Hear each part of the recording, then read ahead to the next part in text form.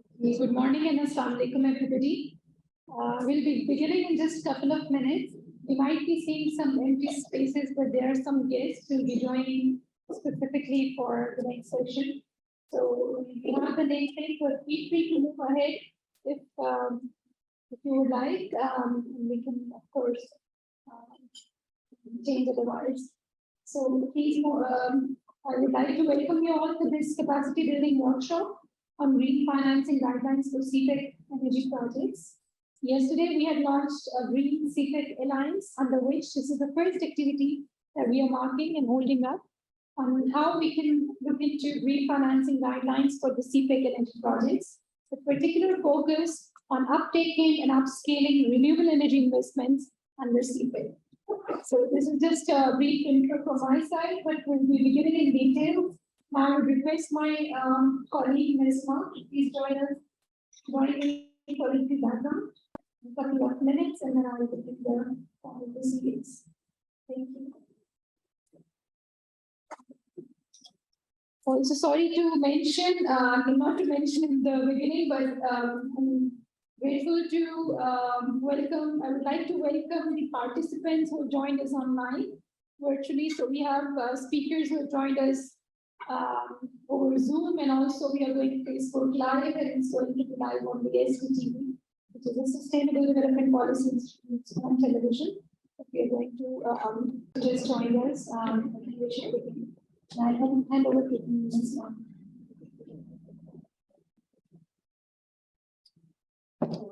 Good morning, everyone. I'm Ms. Wan, a research associate at Sustainable Development Policy Institute. I'll just start off by giving you a brief background of what entails in this workshop. So Pakistan is one of the first countries to align its national development agenda with its commitment to the 2030 Agenda for Sustainable Development. Pakistan and China are increasingly focused on developing greener sources of energy as part of their commitment to offsetting the effects of global warming. China itself has pledged more stringent regulations of outward Belt and Road Initiative investment in line with its growing domestic commitment to promoting green development. President Xi's announcement in his address to United Nations General Assembly last year, that is, China will step up support for other developing countries in developing green and low carbon energy and will not build new coal-fired power projects abroad, has been hailed by policymakers as a practical step towards combating the looming threat of climate change. To combat climate change and protect further environment degradation, global investments of approximately $1 trillion are required to make transition towards a low-carbon economy. The World Economic Forum has also predicted that an annual investment of around $700 billion is required for the promotion of green and clean energy, clean transportation, and the conservation of forests. To mobilize these investments, green financing guidelines are expected to play a very critical role. The green financing guidelines refer to the development of supervision guidelines and issuance of an umbrella of policies on their implementation. As per Pakistan's NDCs, 35% of its projected emissions reduction is subject to international financial support, and it requires $101 billion for its green energy transition alone. Besides the critical need of promoting green financing, there's a lack of policy guidance that creates both opportunities and risks. Therefore, green financing could be promoted through a two-pronged approach, focusing on environmental risk management and green investment, and financing for energy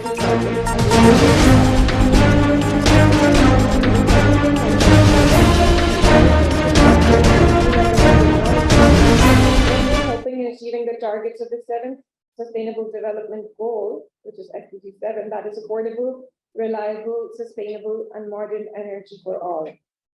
Nevertheless, the first projects for tackling the just energy transition have started with the Asian Development Bank, the World Bank, and the German Development Corporation.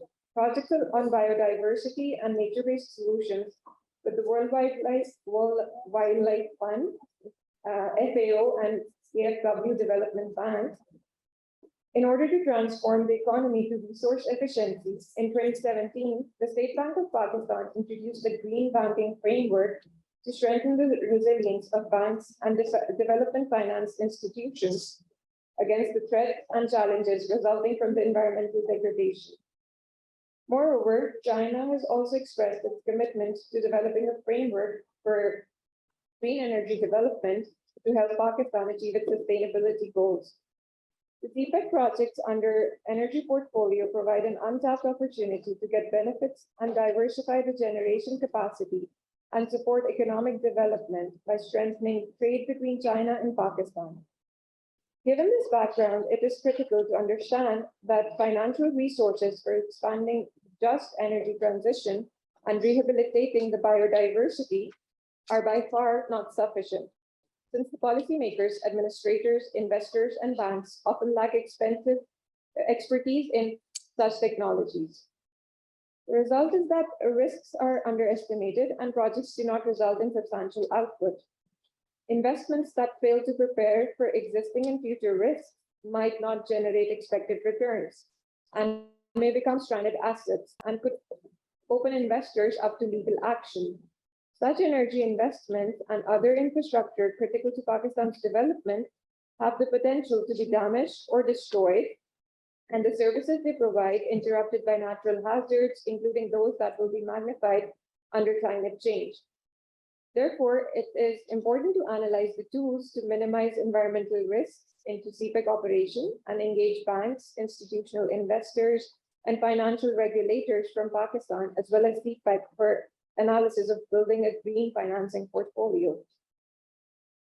In the backdrop of these challenges, the Sustainable Development Policy Institute, Islamabad, in collaboration with the Pak China Institute, Islamabad, is organizing this capacity building workshop to help dissect the green financing mechanisms for Cpec energy projects in perspective of Pakistan's commitment of shifting to 60% renewable energy by 2030. This workshop will address the following objectives. Number one is the identification of key projects and innovative mechanisms to scale access to green finance for Cpec energy projects, to review the existing policy landscape and industry ranking regulations with regards to monitoring, evaluation, and learning mechanisms, such as voluntary and mandatory reporting and emission disclosures in Pakistan. And it also seeks to find a way forward for Pakistan to develop green asset portfolios and disclosure to access fiscal and non-fiscal for Cpec energy projects, introduce incentives, environmental and social indices, and benchmarks and ESG instruments, contingent credit equity facilitation, and review green lending models for Cpec. Now I'd like to hand the mic back over to Dr. Hina. Thank you so much, Nesma. Thank you so much for a background, a comprehensive background, and the scope of and the objectives of this particular workshop. Before I go on to a real background of this workshop, under which we are conducting this capacity building workshop, is the initiative that I've also mentioned earlier, is on the Green Cpec Alliance that we have initiated and launched yesterday in collaboration with Pakistan China Institute and our partners from China, different institutions, and also Chinese embassy and the stakeholders, especially the investors like China Pre-Gorges and all China Enterprises Association, and few of the stakeholders will be joining us today as well. So I'm very pleased to announce this again, and I will give you a brief introduction of what is the Alliance about, what are the objectives under which this is the first activity that we are conducting today, and how we are leading it, and how we are seeing it in the upcoming year, and then what's the plan for 3 to 5 years. So the basic idea is to build capacity around this today and take it forward in a collective effort and to engage all of you in this process. So can I please request MIS team to play the presentation?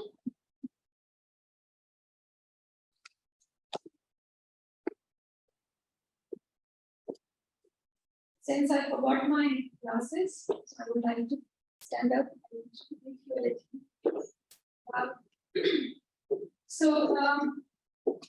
What is really Cpec Alliance? So it is basically focusing on how we could redirect the Chinese investments from the earlier coal-based or fossil fuel-based investments to green, sustainable, and decarbonized alternatives. This is the main theme under which we'll be focusing on our work under the initiative. So as I said earlier, it's just not STPI, but we're also joined by Pakistan-China Institute, the leading organization working on Pakistan-China relations and other projects. Initially, it was Mustafa Sayed Sayed, Executive Director, PCI, who was supposed to be there, but due to some urgent commitment, will be joining us a little later. That allows me to present the whole background, the objectives of the alliance that we're doing.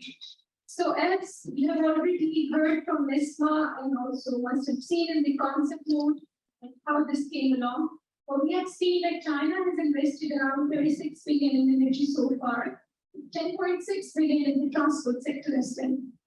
28% are in investment are in coal and 7% is in gas. And this shows us that we need to bring these projects. And how we could do that?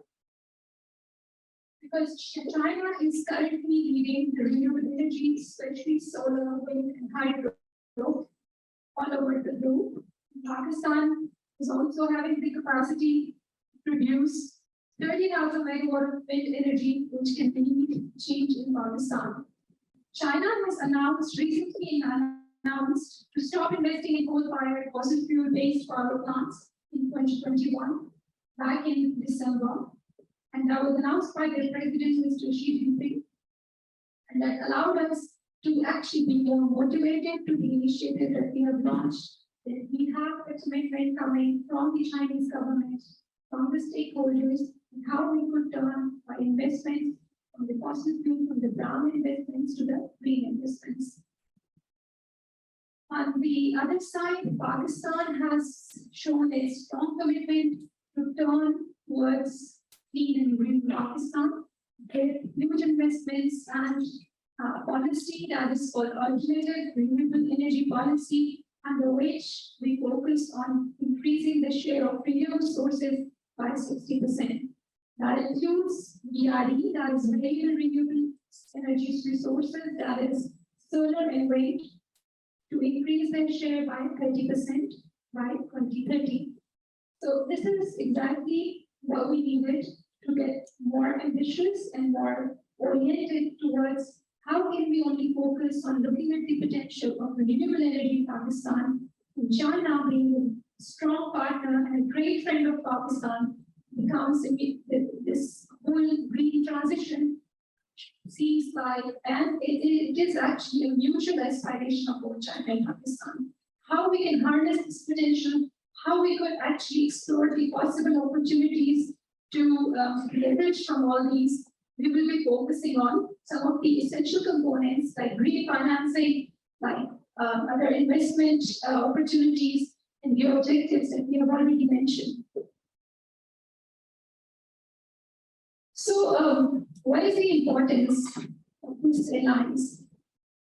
A green Cpec would act as a role model for making other BRI investments sustainable in different countries across the globe. So, as I mentioned, that not only Pakistan, but China is working on bringing the whole BRI, Belt Road Initiative, under which green Cpec could make a flagship model that could play an important role to be portrayed as a successful example of a green development around the globe. So achieving sustainability goals relating to climate change and environmental conservation while simultaneously promoting economic growth through Cpec and the Belt and Road Initiative.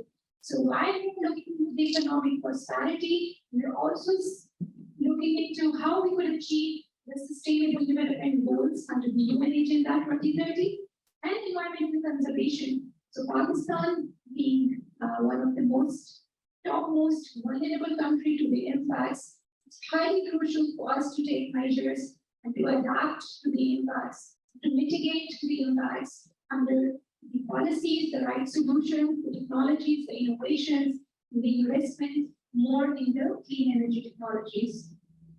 It would address the concern of all stakeholders involved in the process. So one of the apprehension that you all have must heard in the BRI investment and Cpec investment is not just debt, but it's also the environment and sustainability. The biggest component is how these development initiatives and these development investments are taking care of the sustainability indicators, how they are going to mitigate the impacts which are being caused by these investments, how we could mainstream these environmental and the social priorities, that is the sustainability priorities, into the development priorities of Cpec.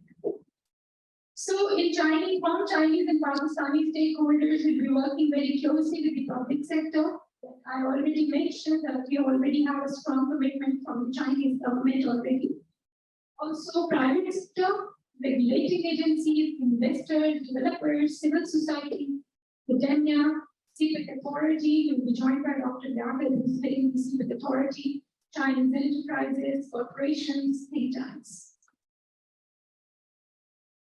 So the overall goal is to support the Green Cpec Alliance, which aims to promote the green development of China-Pakistan economic corridor, particularly in its green transition, energy transition. So if I look into the three specific objectives, we are looking into how we could support redirecting these Chinese investments from carbon emission intensive options to alternative greener options. The second is how we will accelerate both supply and demand for green infrastructure investments, and also making other BRI initiatives green using the experience gained from making Cpec. So it carries a huge importance for China itself, showcase the best practices that it would be implementing, but it has started implementing at the Cpec projects. There are three objectives under which this alliance will be working, and we are kicking off this activity under one of those as well. So we are building capacity in the refinancing guidelines and sustainable development needs of Pakistan to enhance dialogues, communication, and training workshops. They marks the first training workshop that we are conducting. The second is we have started doing research. We have started doing research on how we could go green using case studies of the Cpec projects, and how could we develop green financing guidelines and framework through evidence-based research.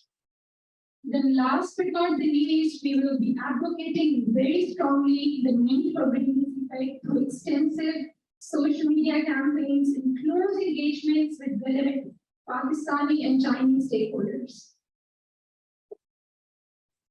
So what needs to be done is to provide appropriate connections to accelerate green investment opportunities, using Chinese experience in green development to ensure a green development of Cpec. This is extremely crucial because China is leading the green transition in their own country. Their practices, their policy measures have been remarkable so far. How we could learn the lessons, how we could use the successful model being implemented, and could incorporate into the development of Cpec with their strong enthusiasm, and of course, the measures that could be taken under the frameworks to make it more green. Ensuring that there is a strong indication or inclination of Pakistan towards opting for the greener policy. There is a strong need to sensitize why we need to switch towards greener options, greener investments, in building capacity, raising awareness. Knowledge sharing is one of the key elements to begin with. Then developing appropriate skills to plan and evaluate green projects in Pakistan. This is again why we talk about how we could actually implement, monitor, and evaluate that we are complying to the standards of the environment, not doing anything that is not sustainable. It is important to see, it is important to develop appropriate skill sets and trainings on specific tools and mechanisms under which the stakeholders and the regulators and the relevant bodies can be well equipped to ensure that this monitoring happens in a more effective manner. So in 3 to 5 years plan, we are looking into ensuring opportunities to phase out the unsustainable projects in accordance with green development guidance for BRI projects, accelerate sustainable projects and provide appropriate support for moderately sustainable projects. And we will be working internationally with Chinese, with the other stakeholders who are working on BRI, who are working on Cpec. And there's a coalition called Belt Road Initiative, Green Coalition, that will be working very closely with a broader stakeholder group. So for the first year, we are focusing on the capacity building workshop, the high-level conference that we will be doing at the end of this year. There will be some focused discussions on the renewable energy investments in Cpec with the stakeholders, public-private dialogues, roundtables, on identifying the challenges and barriers faced by the private sector, and also the government from the government side, and how to look into identifying how to overcome the policies and plans, the challenges in the current policies and plans that could facilitate more uptake of renewable energy investments in Pakistan.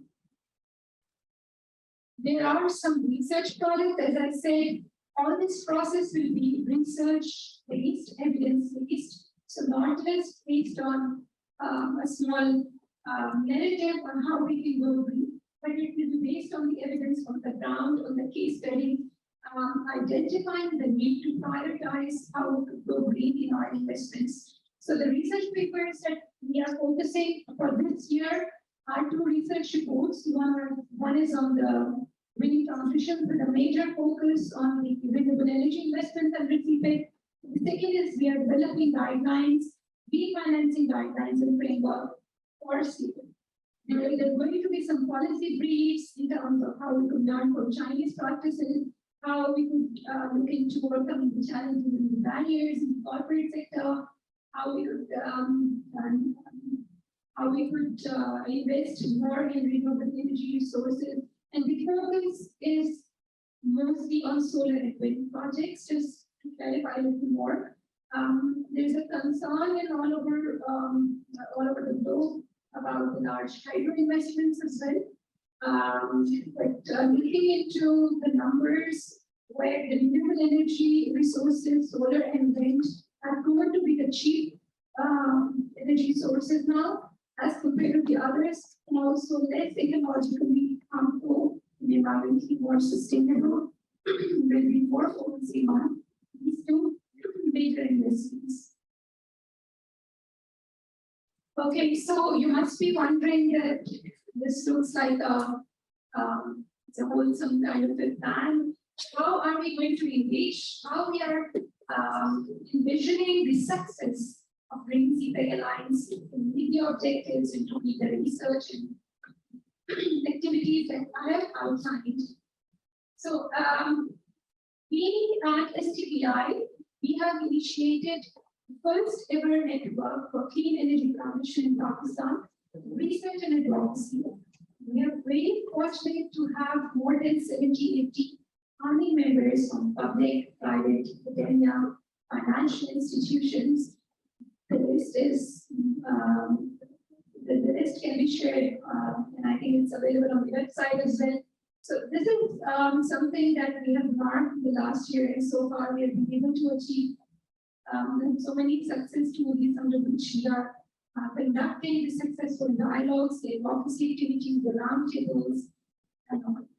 Then also STPI has initiated the establishment of Renewable Energy Parliamentary Caucus in collaboration with the Renewable Energy Coalition that operates in Pakistan and works together for upscaling the renewable energy in Pakistan.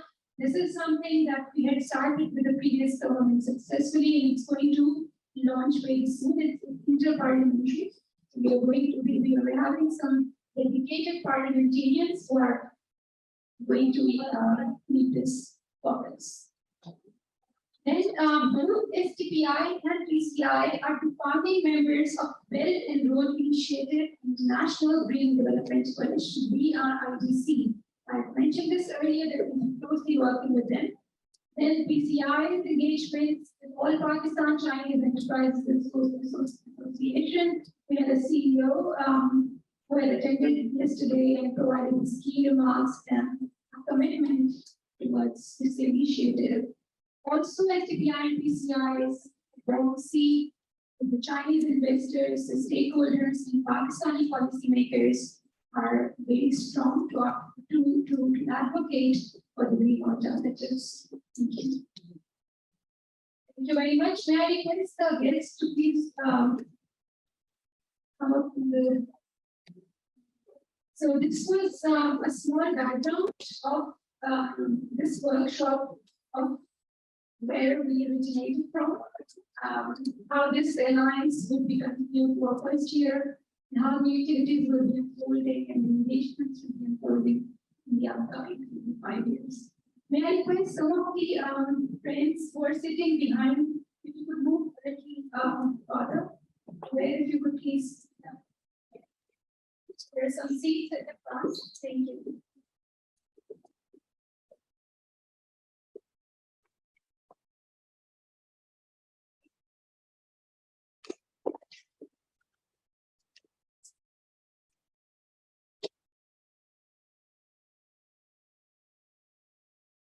So this was the main introduction.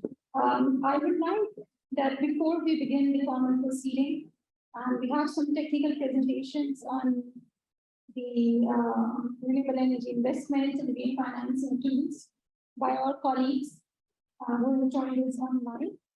I would probably take a round of introduction from the table so that we know and get introduced to each other. So I'll begin with Ms. Najia. Yeah, assalamualaikum everyone. This is Najia Reit from Securities and Exchange Commission of Pakistan. I'm heading the Primary Markets Approval and Development Department.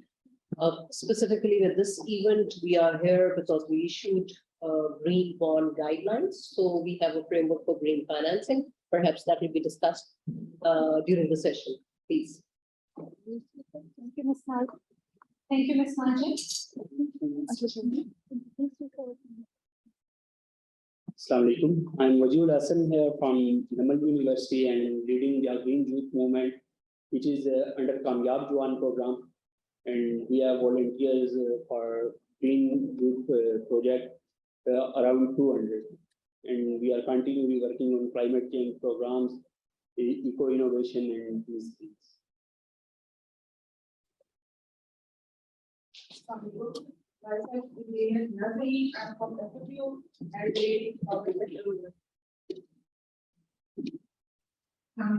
name is Reit. I'm from Pakistan Environment Trust. We work towards green finance for international institutions Pakistan.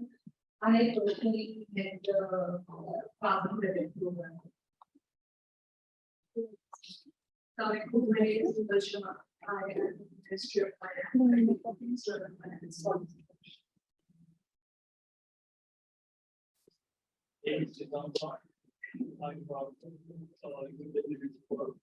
And we the public use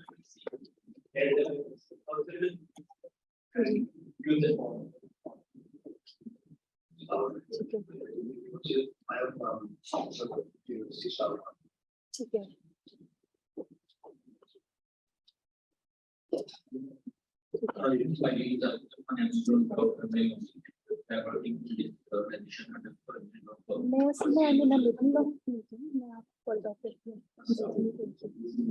I'll call you down.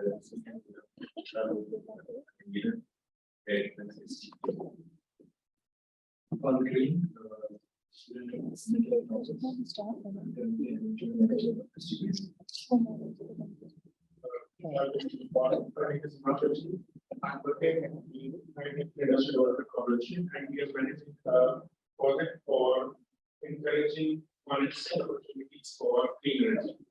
This is a new project, it's called BKC, and we have clean energy projects in basic ones.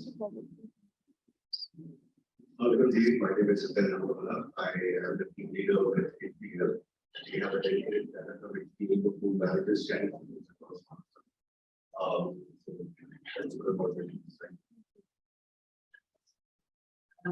Is a creation and I'm working with the investment solution as a managing programs implementation.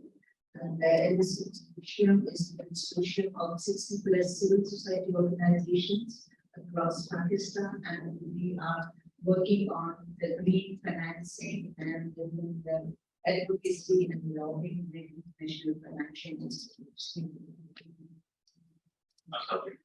My name is Heather, and I am here to tell you that we welcome you back.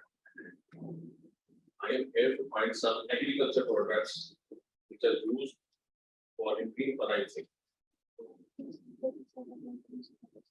My name is Mohammed Ajay. I'm from Global Change Impact Study Center, which is research on the Ministry of Climate Change. We prepare the DIG country of Pakistan and nationally determined and finally updated reports. Assalamualaikum. My name is Yair Rashid. I'm the first to go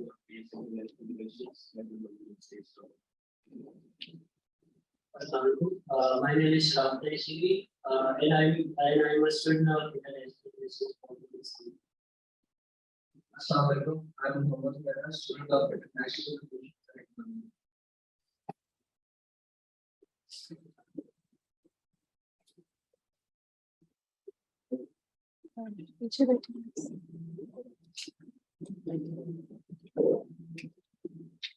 Assalamualaikum. My name is Mohammed Asif.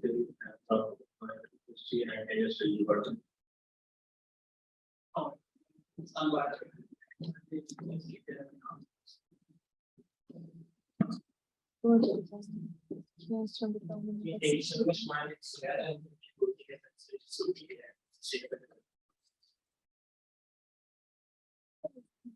I'm sorry for the issue and I'm just Assalamualaikum. My name is Rizwan and I'm an intelligence. I'm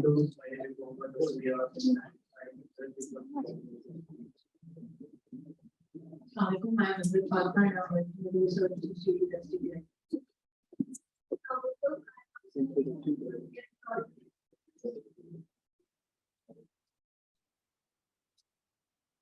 Assalamualaikum. My name is Sakina Singh, student of Northern University. Assalamualaikum. My name is Saira, and I'm a student of National Institute of Modern Languages in Islam.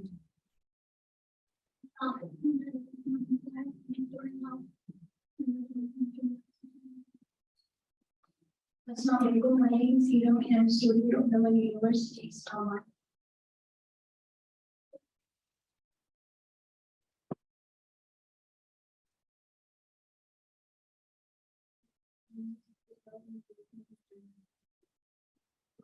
My name is working as a project assistant.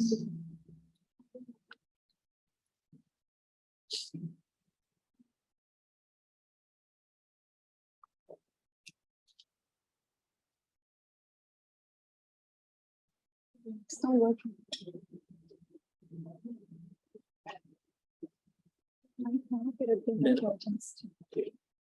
Thank you so much, everybody, for joining us today and for the kind introduction. Now, I would like to move on to the press presentation we have on the green financing tools. And we are joined by our esteemed guest, Dr. Christoph Wang from Fudan University, China. And he has been working extensively on developing green financing guidelines and also has a remarkable work done on these lines. And we have joined hands for this initiative as well. And he will be working very closely on this initiative, representing Chinese side and the stakeholders that are getting involved on their side. So thank you so much, Dr. Christoph, for joining. I know it's not the suitable time for you, but we are very pleased to have you today. So over to you for the presentation. Thank you so much, Hina. Can you hear me? Yes, loud and clear. Wonderful. It's such a pleasure to be here. And I'm absolutely excited, of course, about the Green Cpec Alliance that we've been working on for quite a bit to get this off the ground. And it's very exciting to see the progress. It's such a pleasure to be here with such an esteemed panel and so many esteemed guests.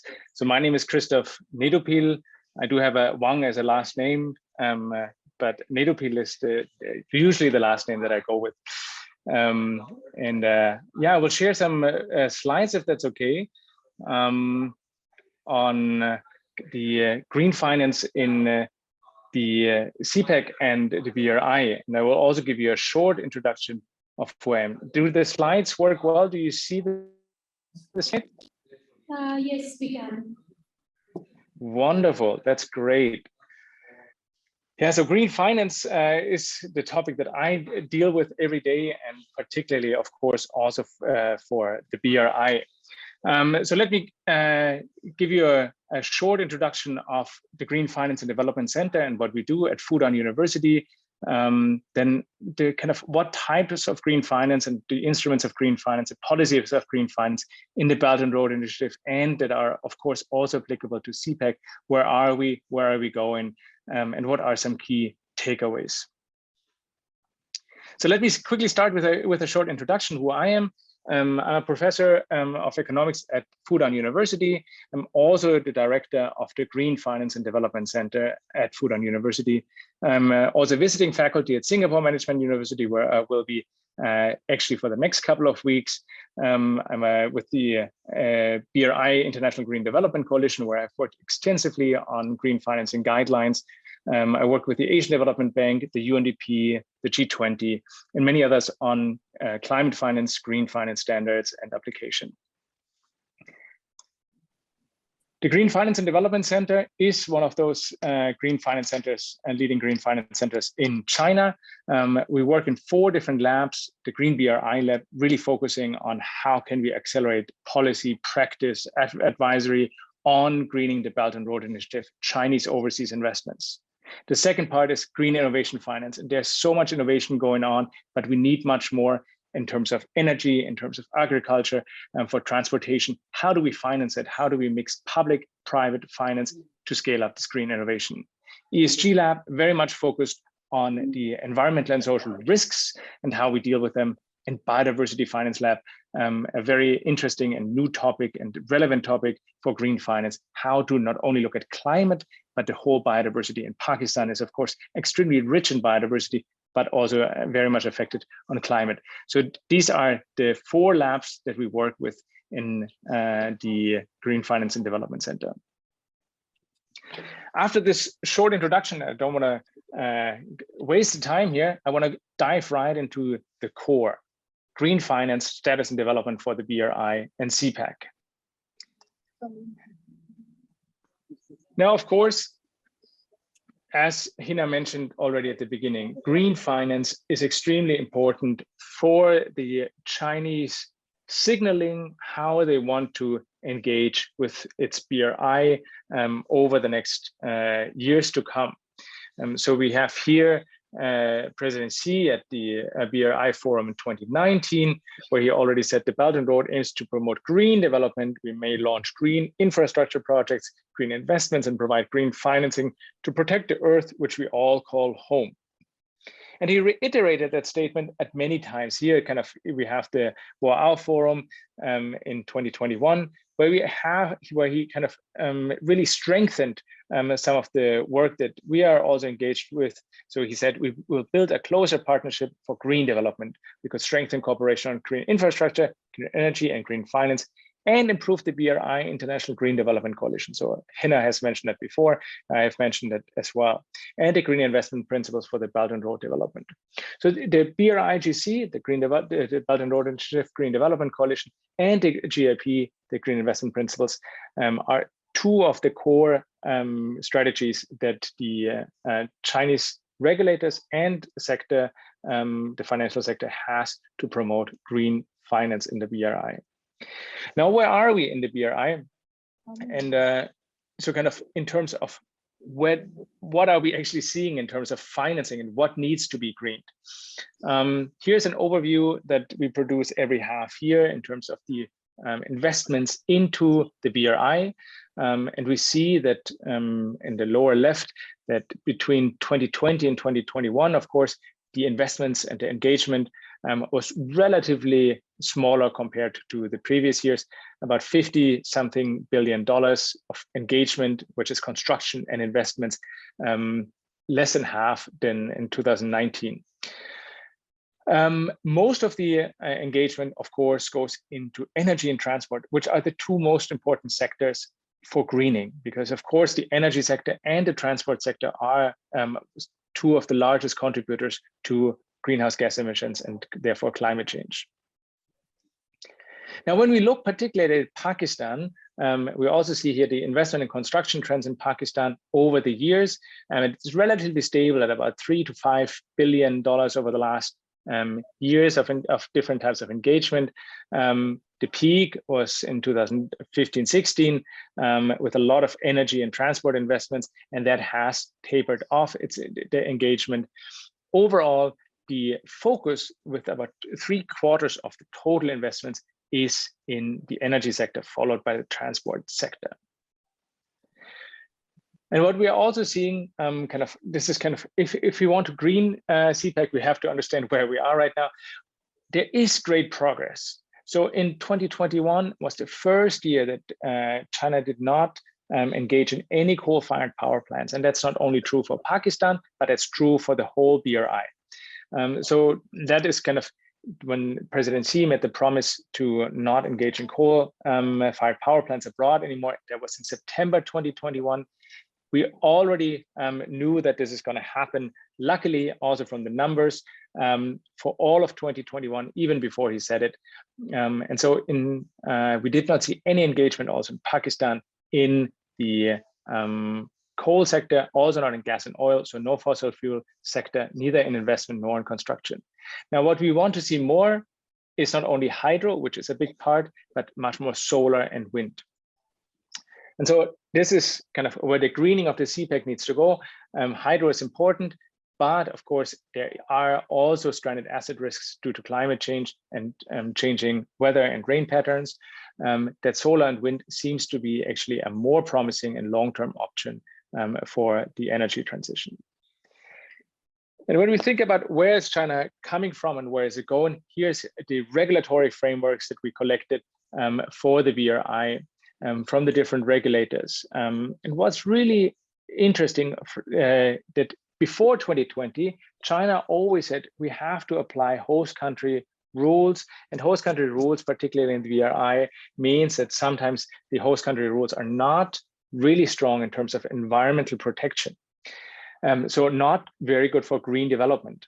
And in 2020, and particularly 2022, we saw this extremely promising shift that the Chinese government says, let's use Chinese or international standards if we do overseas projects in order to protect the environment. Also, if the local environment or the local institutional legal environment is not so good, because in the end, if you want to do green, there is a standard for green. Let's do that for us and for the people on the ground. So this is really a massive shift that has taken place, also thanks to the work of the BRIGC. And there, in the latest opinions that were published in April, there's a clear timeline even that by 2021, of course, we have no more new coal. In 2025, we want the concept of green Silk Road to be recognized by all parties. And by 2030, the green BRI development pattern basically formed.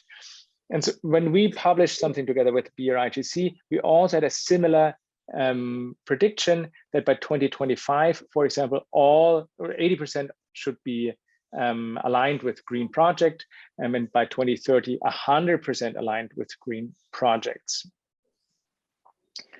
Now, how do we define green projects? This is very important.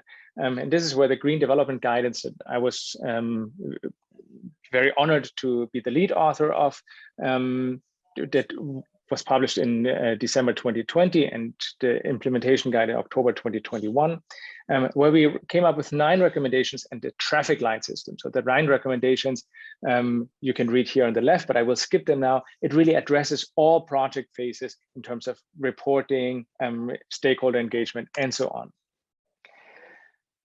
Importantly, the traffic light system addresses all environmental dimensions: climate, biodiversity, and pollution. So this is one of the important things. Second, it has this very interesting 2-stage evaluation process where we say, how can we evaluate projects for their greenness?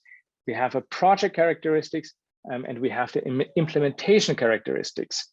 So the project characteristics is, for example, that a hydro dam, which Pakistan, of course, has several, can be green or can be red. But if it's not implemented right, it's of course very harmful for biodiversity. Now, very interesting, in Pakistan, of course, the hydropower plant was implemented with IFC performance standards, and therefore it would be considered not a red project because of the biodiversity risk, but a red-green project because it contributes by doing the right thing to a zero carbon emission energy system. So very clear kind of potential to upgrade projects. It was very important. Then we have kind of in this traffic light system, a list of 36 projects in all categories. So really a taxonomy showing where these projects fall in terms of the red, yellow, green, and what type of mitigation measures can be applied to really make sure that it's green. And then there's also a process for evaluating any type of projects beyond the original taxonomy. And it's applicable really across the whole project lifecycle for government, financial institutions, and enterprises. So everybody kind of has a responsibility in implementing this green financial tool. I will skip some slides. One of the important things that we also worked on was the big question of how can we accelerate green financing, not only from China, but with third-party cooperation. And this is something where we work together with the UK government and the NDRC, the National Development and Reform Commission, to analyze Chinese and international project financing mechanisms and how we can green them. And we found important differences between how the Chinese do project finance and how international partners do project finance. And based on these differences, we came up with 8 recommendations, again, along this project lifecycle, that starts with really focusing on high quality and transparent ways of project initiation, less so on government to government, which has a tendency to favor potentially kind of entrenched interest, and that are harder to do international project financing with. Because if, of course, the Chinese and the Pakistani government decide to do something together, it's very hard for international investors to come in. That might also lead into not ideal financing conditions.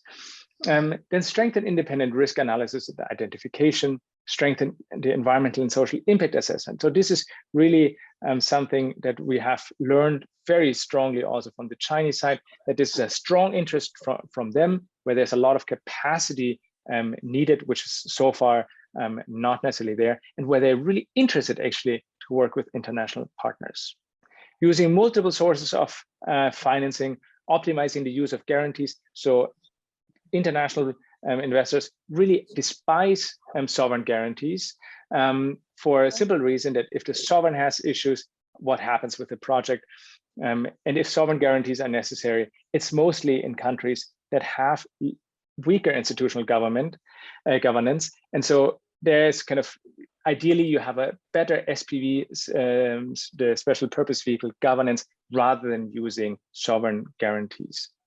And then of course, reporting and the environmental management system. These are all very important kind of recommendations that we worked out with the Chinese contractors and also worked out with the China International Contractors Association. So very important for third-party cooperation, also for Cpec. And finally, the green investment principles.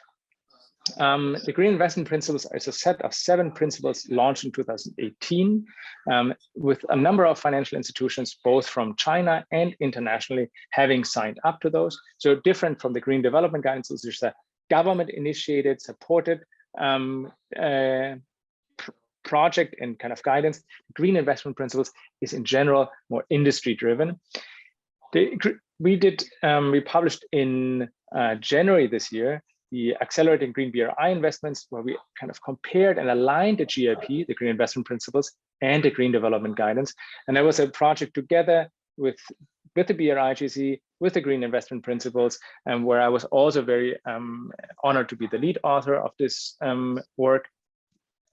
Well, we aligned and compared these 2 initiatives and really found great additionality, but also important ways forward to improve both the application and broaden the application, ideally also for Cpec, and of course to include more partners. It's also really promising to see that Habib Bank has been very supportive, and particularly also for the Green Development Guidance.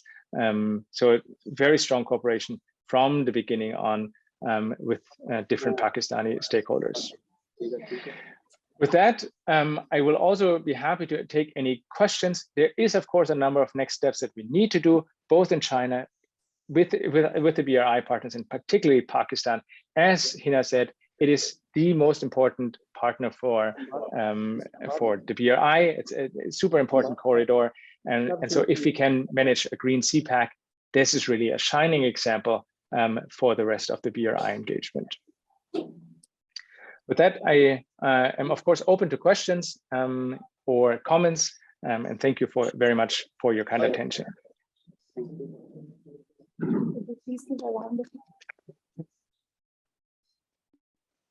Thank you so much, Dr. Presto, and we are extremely grateful for this great presentation, and thrilled to be working with you throughout the process, especially carrying the expertise that you already have on developing the green investment principles, the guidelines that you've already mentioned. That is basically what we need as an encouragement to be able to replicate as a best practice and the environmental standards with the host country like Pakistan to adopt and to lead this initiative forward.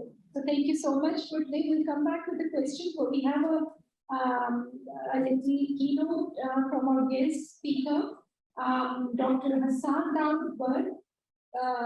He has an extensive knowledge and history of China-Pakistan Economic Corridor, being the former project director of Cpec and currently working as the CEO of Federal Board of Investment. We are also very grateful to him for joining all the way from Turkey, and he's not in Pakistan, but due to the strong commitment that he carries to support us for this initiative, he has been able to take some time out and enrich us through his speech. So Dr. Hassan, up to you.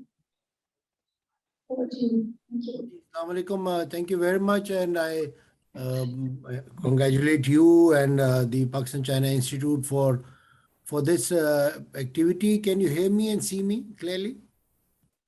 Yes, Dr. Hassan. Okay. Since yourself and our able speaker before me has actually highlighted the key pillars around the green initiative, I would just most succinctly like to highlight some of the facts that we need to understand at this point.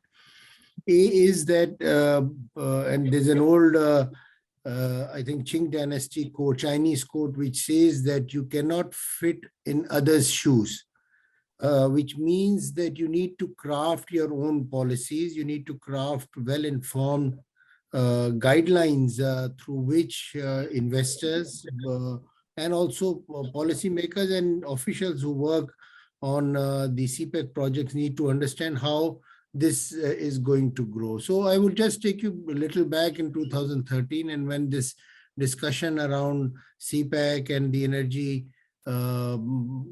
initiative started, because energy was at the forefront of all the discussion, despite the fact that we had other joint working groups, but clearly energy joint working group remained the most active initially till 2015, and thereafter when the project's implementation started. So initially when the project guidelines were prepared and how these projects would work within the overall energy framework of Pakistan, we had extensive discussion with our counterparts in Beijing, and also their teams came to Pakistan, and we had this with dialogue how Pakistan can and because Pakistan at that time was also aware of its importance, and also aware of the fact that once you start hydel projects and other infrastructure development projects, it has its ecological impact. So then when we were discussing with the Chinese,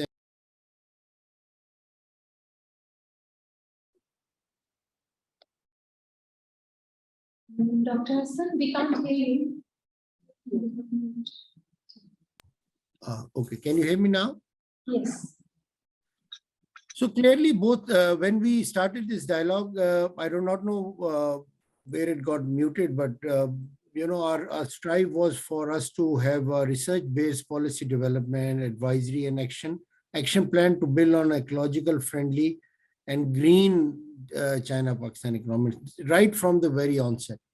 I understand that there was discussion, there were some concerns, but while we were moving along on the path from 2015 till to date, those discussions, those warnings, those risks, those were highlighted, were clearly articulated in our overall understanding with the Chinese. And and therefore, our overall plan were made in a way that we started with hydel projects. We started with hybrid wind-based projects at Jhimpir, and then from there transitioned into a more robust, coal-based projects, and again now moving into hydel projects, which will inshallah be completed very soon.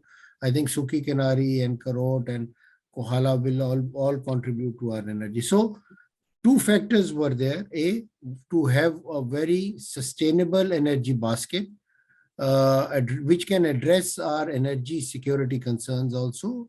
Secondly, address the scarcity of energy in as quick possible time, so that we can move into 2025 into the industrial development phase, because initial phase was addressing the bottlenecks, and then from 2025 moving into industrial development, and by 2030 have a sustainable model with ML1 and in place, so that our environment concerns are addressed. And even when we were working initially on ML1, the issue of environment vis-a-vis the current state, as opposed to what we will get in 2030 when this project is completed, were discussed.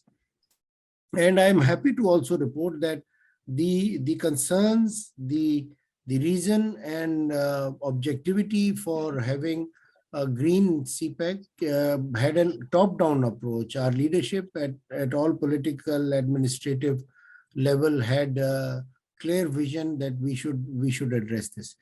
And now moving forward, I think these forums that we are holding now, and your initiative of bringing in discussion around Cpec, green Cpec and green BRI is very important. Now that at the top policy making level, there is synergy of and from both sides, both from China and Pakistan, synergy of ideas and concerns of how to take this forward. I think at operation level, we need to build our capacity. We need to be honest in our policy articulation, and we need to discuss this more often with concerns. I understand that when we build roads and when we build dams and bridges, environment gets impacted. But I think there are ways and means through which these risks can be mitigated very easily. And I would urge Hina, you and your team to give space for open discussion. sometimes because when we address these issues, sometimes we do not go into areas because of various concerns. Do not worry about the narrative it builds, but worry about the good impact that we can all create, each one of us, through our discussion and debate, and involving experts like because I saw in his name Wang also. So our colleague Mr. Wang also could help contribute, and not just the question answer session here, much beyond from here, and discussing the because when I used to ask these questions while sitting in planning commission and coordinating all these projects in the initial phases, we had the environment impact assessment, we have the standard format of doing that. But I think it has to come out of that standard format. It has to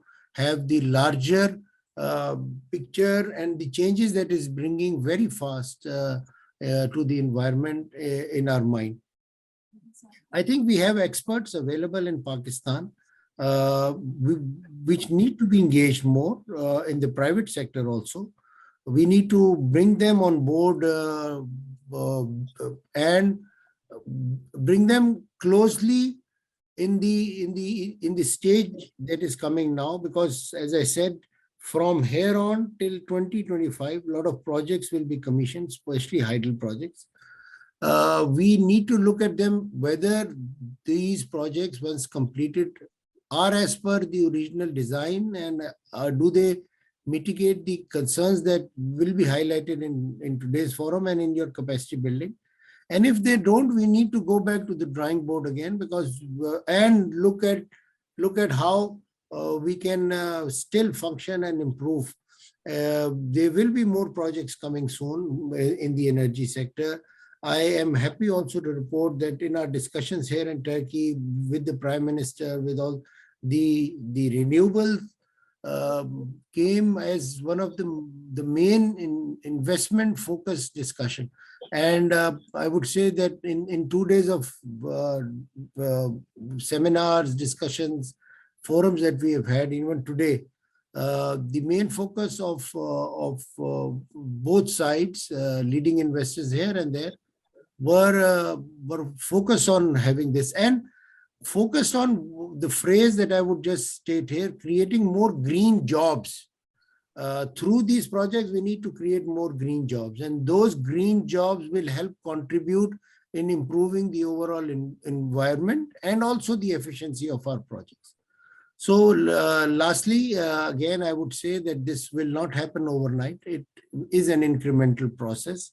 We will cross the river by touching each pebble, and this forum and this capacity building activity that we are doing should not, Hina, I would request, and because of my close association with STPI, should not be a normal tick in the block sort of activity. It should engage more, let people ask as many questions as they want. We will be available right throughout. And perhaps involve more experts at the political leadership level also, because from there we will get our inspirations and aspirations of how we will implement at the operational level. And similarly, the discussions with the Chinese also need to take place. They need to understand our concerns. They need to also look at how their government at the highest level, from President Xi Jinping to the Premier Li Keqiang, are showcasing China's ability for being a country which is leading from the front as far as green initiatives are concerned. I have been involved in some of these discussions. And we need to lastly set up clear timelines with action plans, how we will transition from where we are to where we want to be. In all our policies, I think we must have a clear review of the current situation and give timelines and targets of achieving these green initiatives. So thank you very much. This topic is so dear to me that I can speak more, but I think the most important aspect should be the interactive session that takes place, and then the policy guidelines that we can draw from here and recommend to the leadership. I will be closely following your seminars and this capacity building activity, and also request you that when you make your recommendations, do share them with us so that we can share them with the concerned quarters. Thank you so much. Thank you so much, Dr. Hassan. Thank you so much, Dr. Hassan, and absolutely that's the objective and the aim of this workshop. So as we mark the activity for this capacity building, we are actually hoping to make it as interactive as possible. It's open for discussion. We're having two panel discussions as well, and we have question answers from the audience that are sitting here. And also we would like to engage with them in the future activities as well, so that we have a continued process of engaging with them through the recommendations, through the evidence that can be provided to the policy makers. So this is just a small step that we have taken, and we are envisioning much larger steps in taking it with the right set of timeline and targets. We are focusing, of course, with your guidance and support. And here I would also like to highlight that Dr. Hassan is also a visiting research fellow at the China Space Center of SDPI. So we are very honored to be supported by his expertise and knowledge, and we are with the extremely immense support. I think we would be able to achieve the objectives that we are aiming for. So thank you so much, and the floor is open for a couple of questions. And I would just like to highlight one thing, and I will state this in Urdu.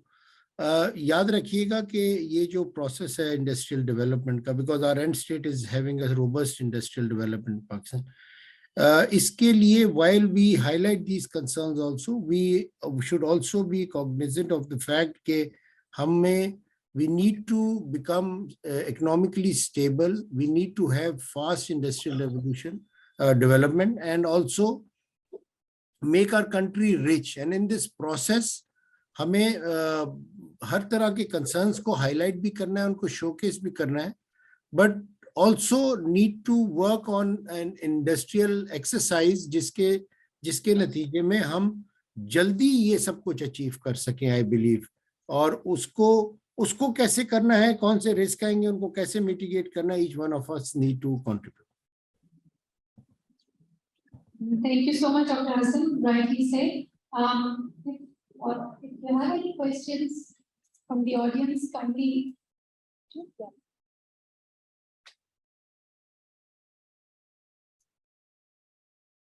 Let us share all the speakers and also the topic. We're talking about green financing. It's somewhat very close to my heart, and also here, as said in my introduction, we're working with green financing for purely green energy projects.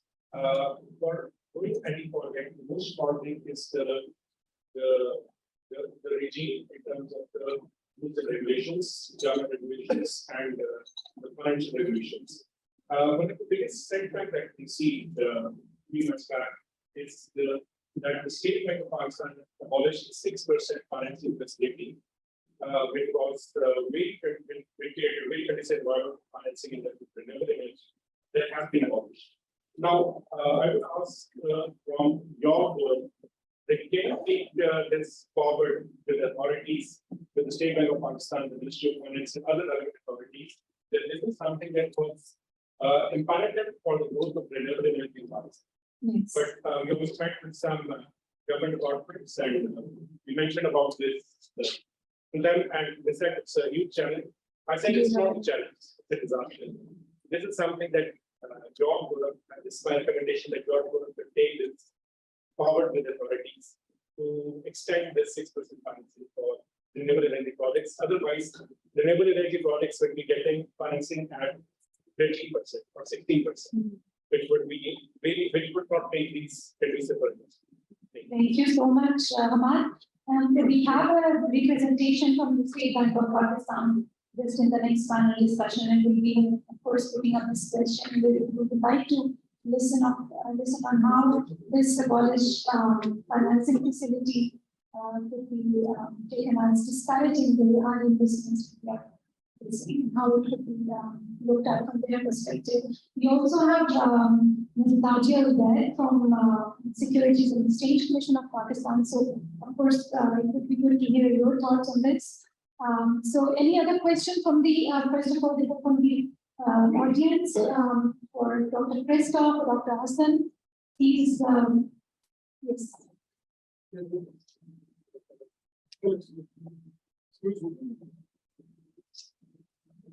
And I would request the participants to kindly introduce yourself and then please question.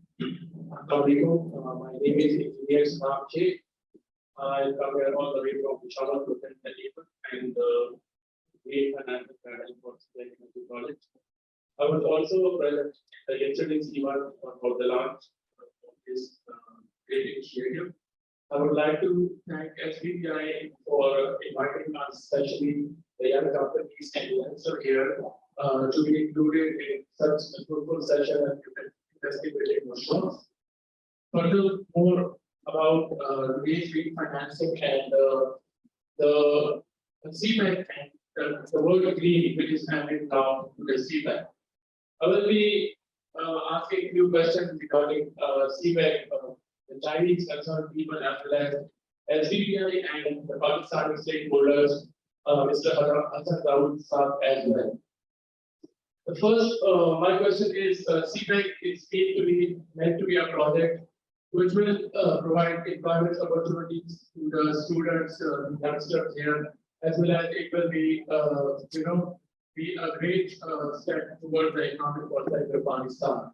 But currently, most of I'm looking there are students and youngsters, but Cpec has just begun from the last few years, and still youngsters are waiting for jobs. We cannot see still now. There is no any output on whatever the student and the youngster want, the young graduate especially.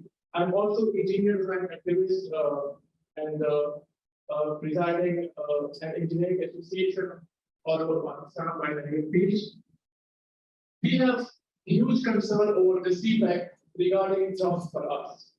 The word green is used, but no green skills is there in our youth. Our youngsters are deprived of these things. They just get deviated from the institution. Whenever they come to the market, the Cpec projects are demanding something else. Either the system is not, including youngsters in these projects. Many of our Chinese brothers, they are coming, they are leading, but our youngsters cannot take a part in that. So we want the Chinese authority and Pakistani stakeholders to just raise the voice of engineers. Let them come and let them be the stakeholder of the Cpec project, because Pakistan is a country which will prosper, and these youngsters will be the future leaders and the future stakeholders of the Cpec project. So it's my request, and this is a question for the policymaker, that up to how much extent you are, considering youth as a stakeholder in the Cpec project. Thank you so much. Secondly, sorry. So you have another question? Yeah. Secondly, I'm a social entrepreneur running my own social enterprise and Renewable Universal Network. I aim and I have initiated this project to equip the youngsters with green skills and make them able to get green jobs. But as far as by this concern, I'm not getting any attention from the government of Pakistan for the skill development and these skills for the youth of Pakistan. So this is another big point we should consider by SBPI in the policy making level in the government of Pakistan. And I'm thankful to the Security Exchange Commission of Pakistan, which has taken a great initiative for making the system online, and it was very easier for me to register my company from Peshawar. So these are some concerns of the youngsters. I would be glad if you do people think it's honestly no? Thank you. Thank you so much, Saddam. I'll take another question from their side and then I'll request the panelists to kindly respond. Do you have any questions? Sir? Yeah.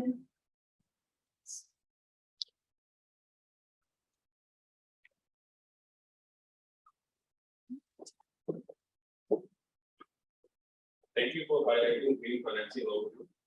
As you know, Pakistan is an agriculture country and agriculture almost contributes 20% in GDP.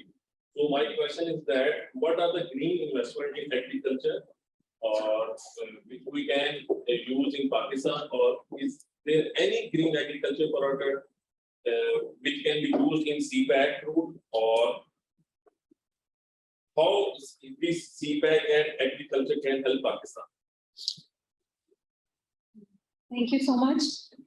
Dr. Hassan, would you like to respond to the first question in terms of how Cpec has brought prospects for the job creation of local students, especially building up green skills? So, would you have any comment? Yeah, surely. First of all, I need to, as I said, let me be very candid on this. First of all, आप ये ज़हन में रखिए, and since do we have a foreigner in this discussion amongst the?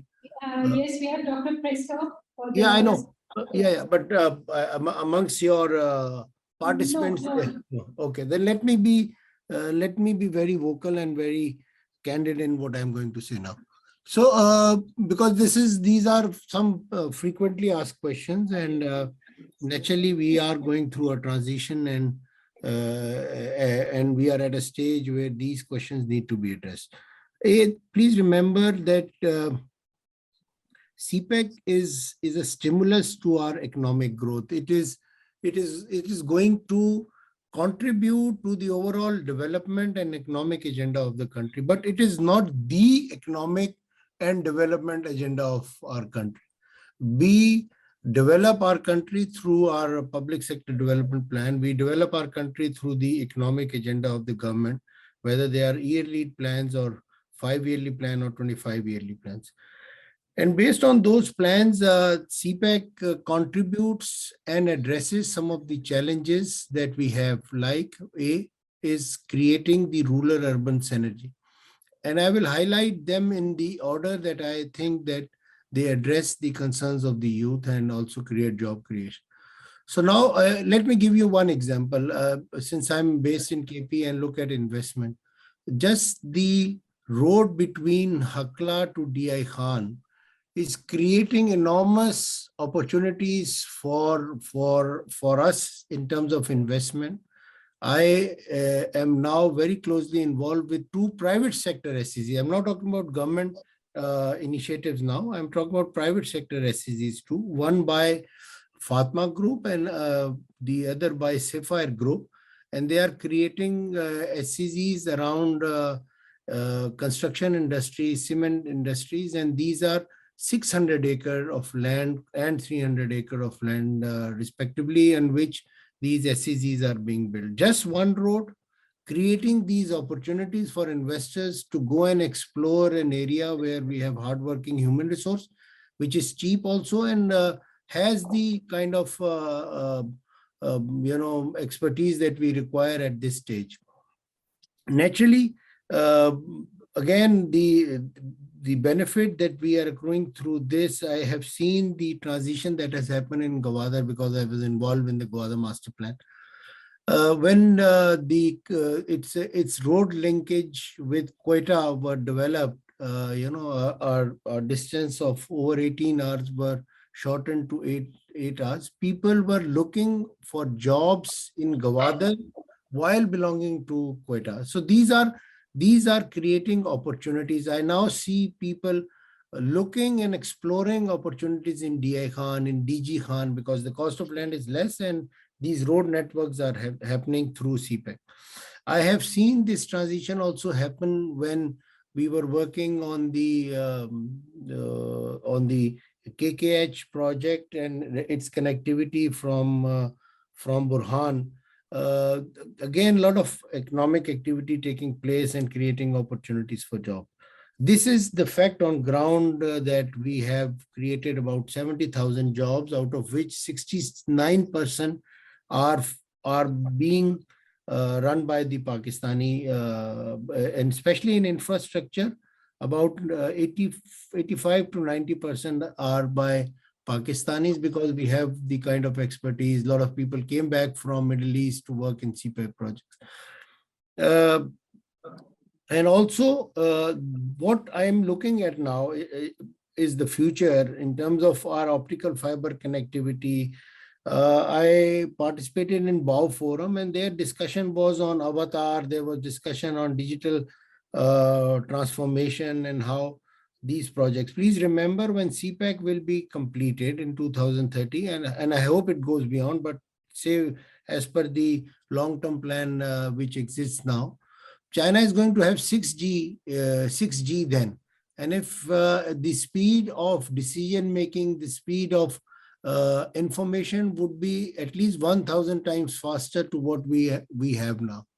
So this is the kind of challenge you have for creating jobs. I think it is creating job, but remember, it is just a project within the overall economic growth. So the overall development agenda of the government, the overall development plan of the government should be robust enough to create these jobs. अच्छा, अब हमने क्या करना है, students and people entering job market, especially for engineers, I'm saying, because people in financial market, people concerned to finance, accounting, and other similar areas are getting opportunities. Challenge for engineers is huge, because the technologies are changing, because the way of doing work is changing, and there is a cultural aspect of doing these jobs. Please याद रखिएगा कि अब जो वो boundaries थी ना jobs के लिए, employment के लिए, information के लिए, वो अब खत्म होती जा रही हैं. अगर हम बाहर के मुल्कों में जाके जॉब कर सकते हैं, तो इंशाल्लाह ऐसा टाइम भी आएगा when we have that kind of environment where people will come from abroad and work here. उस वक्त आपके लिए मजीद चैलेंज बढ़ेगा. But at this time, the only challenge is to look at entrepreneurial activities that these engineers can do and contribute to Cpec. अभी जो मैं देख रहा हूँ, वो अभी तक Cpec में जॉब्स क्रिएट हो रही हैं, जिसमें जाके एम्प्लॉयमेंट लोग ढूंढते हैं और करते हैं, लेकिन उसका जो हमें टर्शरी सपोर्ट और उसके ज़्यादा हमें जो एंटरप्रेन्योरल सपोर्ट चाहिए, वो नहीं उस तरह मिलती. गवर्नमेंट ही इन्वॉल्व रहती है from both side, state owned enterprises involve रहती हैं. अगर आप थोड़ा सा वेंचर कर सकें प्राइवेट सेक्टर में और आइडेंटिफाई कर सकें, क्योंकि हमें फॉर एग्जांपल एट टाइम्स वो रिसोर्स नहीं मिल रही होती जो कि शॉर्ट टर्म के लिए चाहिए होती है, और फिर इवन कैपेसिटी बिल्डिंग एक्सरसाइजेस करानी होती हैं हमने while working in this projects, और उसके लिए हमें right human resource, young human resource नहीं मिल रही होती. एक तरफ आपका कंसर्न है कि आपको जॉब्स उस तरह नहीं मिल रही होती, एक तरफ गवर्नमेंट का कंसर्न होता है कि हमें राइट ह्यूमन स्किल्स वो नहीं मिल रही होती. तो जो गैप है उसको एड्रेस करने के लिए आई थिंक टेफ्टा जो है या नेफ्टेक है या हमारे जो जितने भी टेवेट्स हैं, उनको थोड़ा सा इंटरेक्ट करना पड़ेगा. अच्छा, जहाँ तक चाइनीज के साथ, क्योंकि मैं बहुत क्लोजली काम करता हूँ उनके साथ, that's part of my professional acumen also, ऐसी कोई खास उनकी रिक्वायरमेंट नहीं होती जो हम कहें कि जी हम उसके अंदर नहीं जा सकते बिकॉज कि उनकी पर्टिकुलर कोई रिक्वायरमेंट है. They just want productive human resource. और मैं आपसे बिल्कुल स्ट्रेट फॉरवर्ड बात करूंगा कि मैं चूंकि चाइना के अंदर भी 5 साल प्रोजेक्ट्स कर रहा था, उसके बाद यहाँ पर आके सीपेक पे काम किया, जो चीज लैक कर रही है वो आई थिंक जो प्रोडक्टिविटी एस्पेक्ट है उसको इम्प्रूव करने की जरूरत ऑफ द ह्यूमन रिसोर्स. हमारी प्रोडक्टिविटी विजावी जो हमारे काउंटर पार्ट्स होते हैं जो चाइना से आके यहाँ पे जॉब करते हैं, उनकी जो मैन आवर के अंदर एफिशिएंसी होती है वो थोड़ी सी सुपीरियर होती है. और इसको हमें as youngsters, as somebody who has aspirations to do wonders at this stage, ये देखने की जरूरत है कि कैसे हम उसको compete कर सकें. जहाँ तक आगे जाएगा सीपेक, आई थिंक के इंडस्ट्रियल डेवलपमेंट, रशाकई में जिस तरह अभी हमारे पास आ रही इंडस्ट्री, मैं आपको केपी की बात बताऊं कि एट टाइम्स हमें ह्यूमन रिसोर्स, और मैं इसको सीपेक से रिलेट नहीं कर रहा, जस्ट एक नॉर्मल इंडस्ट्रियल डेवलपमेंट या फैक्ट्री ओनर्स को ह्यूमन रिसोर्स नहीं मिल रही होती, और वो हमें अप्रोच कर रहे होते हैं कि हमें आप कभी पंजाब से ले दें, कभी आप सिंध से ले दें, या इवन अब्रॉड से भी वो मंगाने को रेडी होते हैं। आपने देखा है कि Sri Lankan are coming and work. तो आपको थोड़ा सा इस लिहाज से जो जो ट्रेंड्स हैं वो आइडेंटिफाई करने चाहिए, और बड़ा आसान होता है। आप देखें कि कौन कौन सी जॉब्स आ रही हैं रेगुलर, एडवर्टाइज हो रही हैं रेगुलर, और उसके अंदर आप कैसे सिंक अपने कर सकते हैं अपनी प्रोफेशनल एबिलिटी को। जहाँ तक एग्रीकल्चर सेक्टर का, I think I am happy to report कि अब बहुत ज़्यादा विज़ावी सस्टेनेबल एग्रीकल्चर ग्रोथ की तरफ सीपैक बढ़ रहा है। Why? Because we need sound food security. We do not accrue the right kind of yield from our fields that we have. और इसके लिए चाइनीज की तरफ से बहुत बहुत अच्छी कमिटमेंट है in order to support us in providing the right kind of knowledge first, क्योंकि आपके पास नॉलेज होगी तो फिर आप किसी चीज की डिमांड कर सकते हैं ना। समटाइम्स हमारी डिमांड भी वेल क्राफ्टेड नहीं होती, because they are not based on knowledge based decision making. तो इसलिए अब चाइनीज की तरफ से जो बहुत अच्छी सपोर्ट आ रही है, हमारा एक स्ट्रेटेजिक एग्रीमेंट भी उनके साथ हो गया एग्रीकल्चर सेक्टर में, विच एड्रेसेस एनवायरमेंट कंसर्न, विच एड्रेसेस फूड सिक्योरिटी। और मैं आपको सिर्फ केपी का बता दूं कि जिस तरह मर्दान के अंदर और कुछ एरियाज के अंदर हम रेड चिलीज में चाइनीज के साथ काम कर रहे हैं, को ब्रांडिंग और को मार्केटिंग पे इसके साथ काम कर रहे हैं, प्राइवेट सेक्टर की बहुत अच्छी इन्वॉल्वमेंट हो रही है।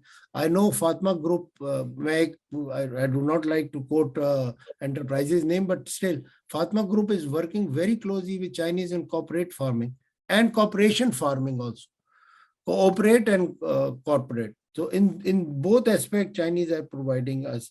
पंजाब के अंदर बहुत एक्टिवली इन्वॉल्वमेंट हो रही है इन दी एग्रीकल्चर सेक्टर, और वो एरियाज जो कि इवन राइस के अंदर हम बहुत एक्सरसाइज कर रहे हैं ताकि हमारी जो वाटर स्केसिटी है उसको भी एड्रेस किया जा सके।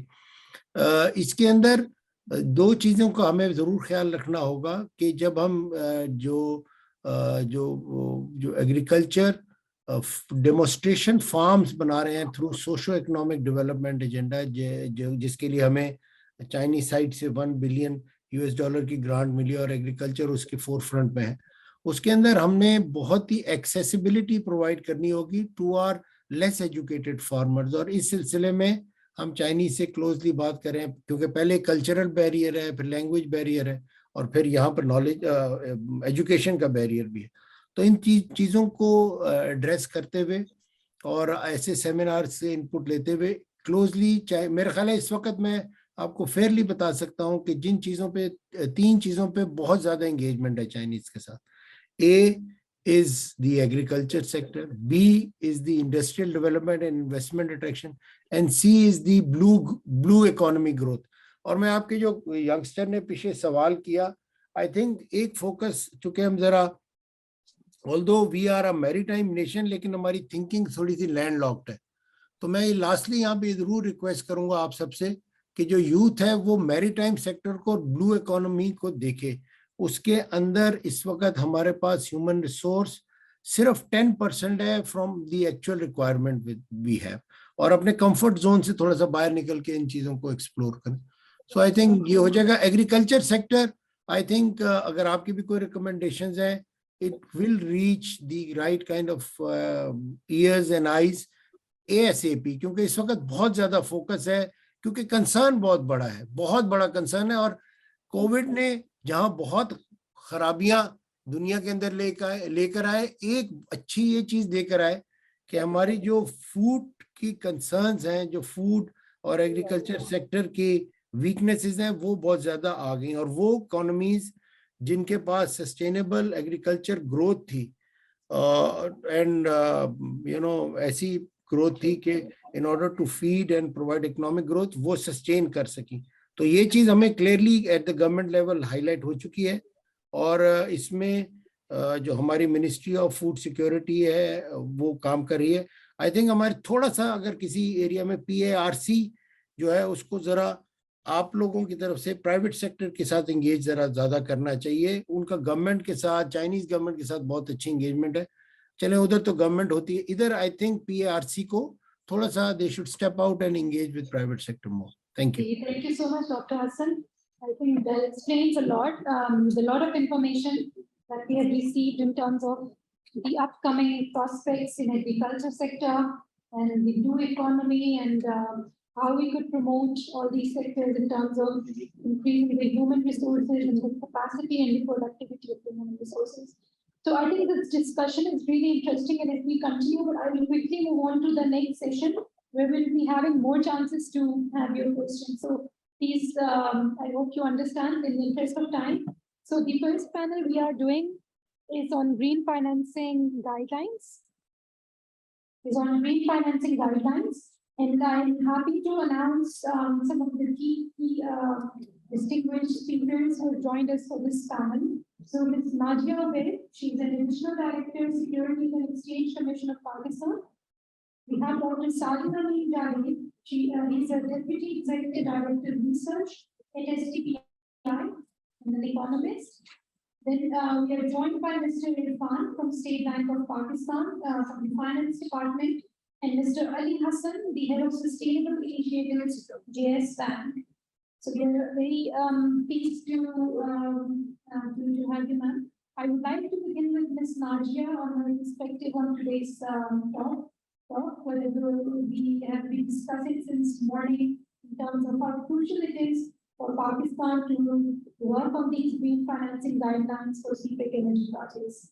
Over to you. Thank you.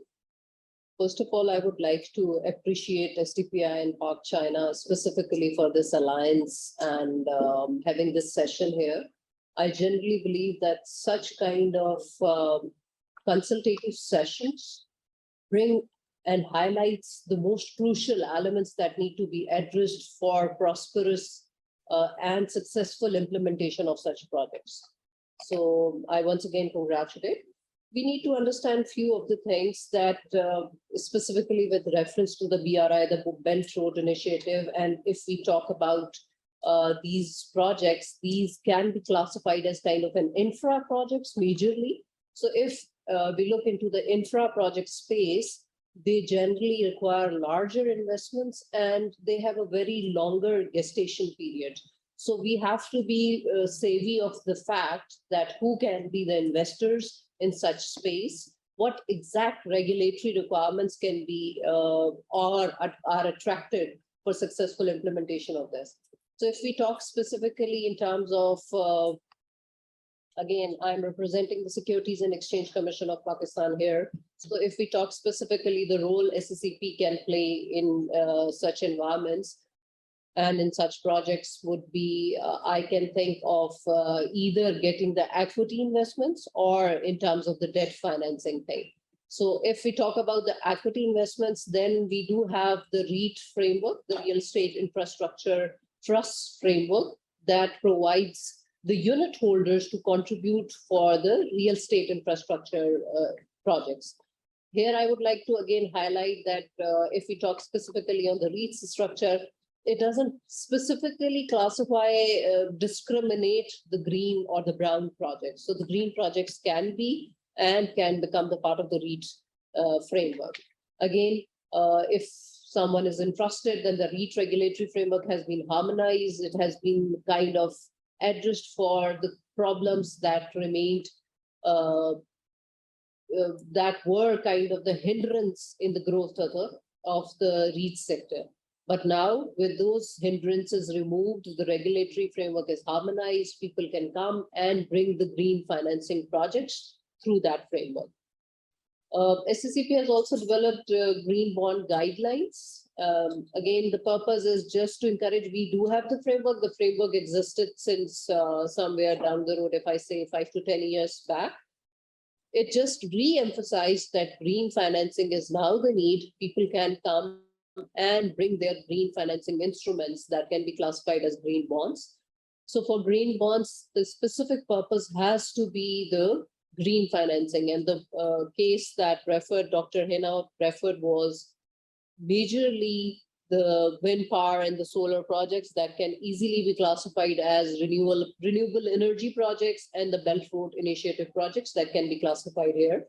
So it provides the guidelines on how a company, or for that matter, any entity that wants to initiate, can launch a green bond. The only requirement is, and majorly a lot of that is voluntary reporting. Nothing is kind of mandatory, but definitely when you involve public funds, it requires some sort of confidence that you need to provide to the public. So for that very reason, it is ideal to have a reviewer and auditor in place who can just highlight that the proceeds that are collected are used for the same purpose, that is green. And again, we need to create, even before the issuance of the instruments or before the launching of the units for raising the equity or the debt financing, we need to launch awareness among the stakeholders that it is important that we contribute towards our own earth, our own planet. If we do not, we won't be able to survive here. I have just summarized kind of things, but over to you, Hina. Thank you. Thank you. Very informative, Ms. Taji. And I think I would like to just quickly go on to Dr. Sajid Amin Javed, who also has an experience in researching around the green bonds and the perspective that he thinks would be important for the discussion happening today, especially in the context of Cpec energy projects. Thank you.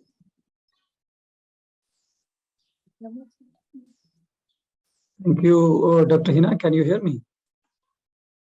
Yes, Dr. Sajid. I'm sorry, I won't be able to open my cam. Actually, no light here since morning. So I'll be just.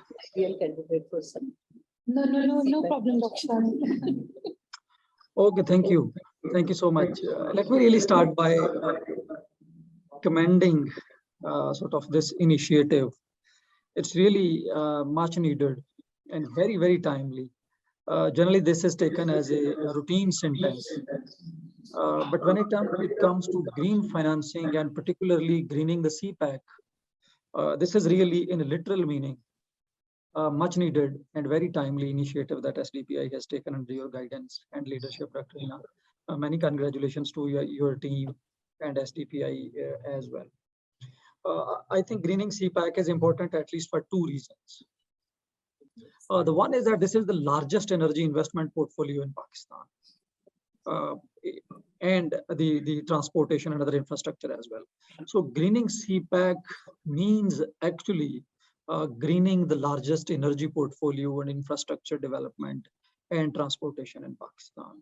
So this is really a big sort of discussion that you have started, and we look forward that gradually it moves towards the implementation on how to green, and it starts then happening, that greening.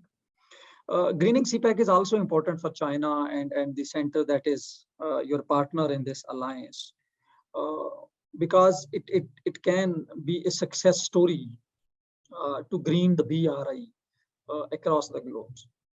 So it's really important in this context that greening Cpec initiative that you have really started.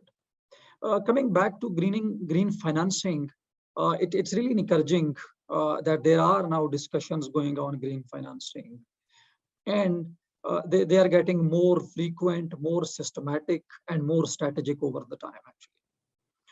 And it's also encouraging that Pakistan, there is a sort of appetite for green financing, and both from the investor side and from the users as well. And if we see in 2021, actually, the WAPDA has already reached to the global green financing market through green Eurobonds to secure roughly $500 million from the international market. While many good things have been already been said by Christopher, Hassan Dawood Saab, and other colleagues. So let me just make 2 to 3 points quickly in today's discussion, and that may be sort of the agenda that may be in short to medium term going forward. And one of them is that we have to engage private sector actively, and this will require sort of minimizing the risks around green financing, green products, and the green services. I mean, if we have to have the private sector engaged, so we need to reduce the risks around those products and services, which we want to sort of bring into the financing market, finance market actually. But particularly one point that we have already been in sort of discussion with Pakistan Stock Exchange has a very critical role in promoting green financing actually. In addition to State Bank of Pakistan and SECP, as we have the participants from there. I think, I'm sure if you have it already, otherwise I would like that we sort of engage Pakistan Stock Exchange very actively on this green financing initiative, because now there is a growing trend of sustainable stock exchanges. And we had a discussion with Dr. Shamshad a couple of months back that Pakistan Stock Exchange needs gradually moving towards sustainable stock exchange. There is now a sort of priority focus on green bonds, green tradings, green share tradings.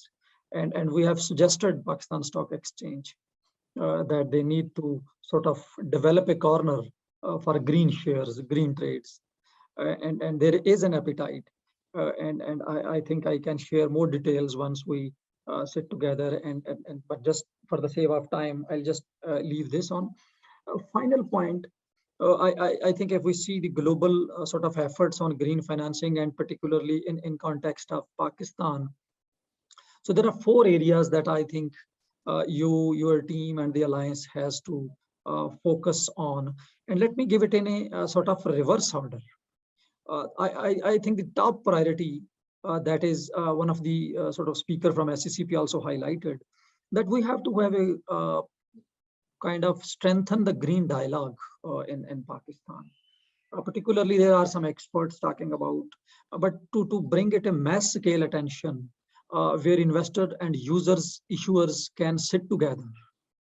There needs to be a dialogue series of what you can call it, a green dialogue or whatever you call it, bringing in together the investors and the issuers and the policy legislatures and the policy dialogues. So I think raising awareness is the first building block. And I think your today's event is the first a big step in this direction. But I think there can be a series of green dialogues that SDPI and your alliances partners can take on. But I think if we have to go for green financing, we have to strengthen environmental disclosures. And for this, I think we need a serious work on guidelines, the training and the capacity building for green reporting and other things. And I think SECP can be a very sort of important partner in this one, where we're deciding firms, disclosures and reporting can be aligned with more in terms of environmental disclosures. Thirdly, I think we need a sort of crash program, sort of literacy programs on green financing market actually itself. There is a low literacy on this one. How do they work? So market education, standards and benchmarking will need a sort of detailed discussion if we have to really have a large scale green financing market, which can help sort of promote green financing of Cpec and beyond Cpec as well. And finally coming, once we do there, then we will be coming to sort of promote kind of providing a conducive environment where we can then sit on how to promote, design and promote green products and services. Particularly green banking will be very critical. And I think our colleagues from State Bank of Pakistan will be speaking most probably on it, because due to the risks, which are not really, unfortunately, climate change is not taken as a systematic risk in our banking sector reporting. There is some, but that is at infant stage. That needs to be very much incorporated as a risk. And then similarly, reporting and trading. These can be combined to sort of provide a conducive environment which can help design and implement affordable, acceptable, and quality green products and services. I hope I have brought much to your plate moving forward in medium to long term. I once again congratulate. Thank you so much. Thank you so much. This mic is not working.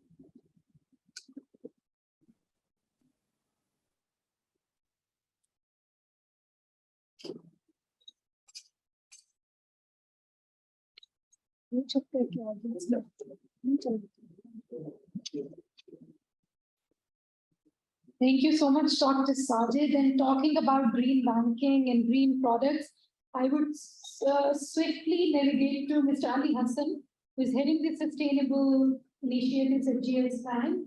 And we have just seen that GS Bank is the first financial institution to be aggregated by the Green Climate Fund, which is the world's largest climate fund. And with many organizations now making the effort for the portfolio transition from traditional to clean energy, I would like to know that how the GS Bank and the GCF would facilitate the private sector's operations in emerging economies like Pakistan for limiting and reducing the emissions, and also to ensure the green, to provide the green services, the green products, and to deliver and to accelerate transition towards these clean energy projects. So over to you, Ali. Is he there? Okay, I just saw him online. Probably we can wait. Or before we wait, I think this question could also be relevant to Mr. Irfan from State Bank of Pakistan. And I think I would like to couple a question from my colleague earlier as well. So Ali is with us. Ali, if you could hear us. Can you hear us? This is Irfan, madam. Okay. Dr. Hina, this is Irfan from Yes, State Bank. yes. So over to you, please.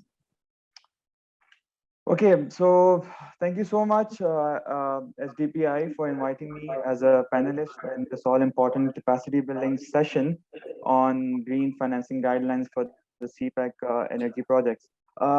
Given global climate risk, I believe it is very important to create such awareness and knowledge sharing on green financing.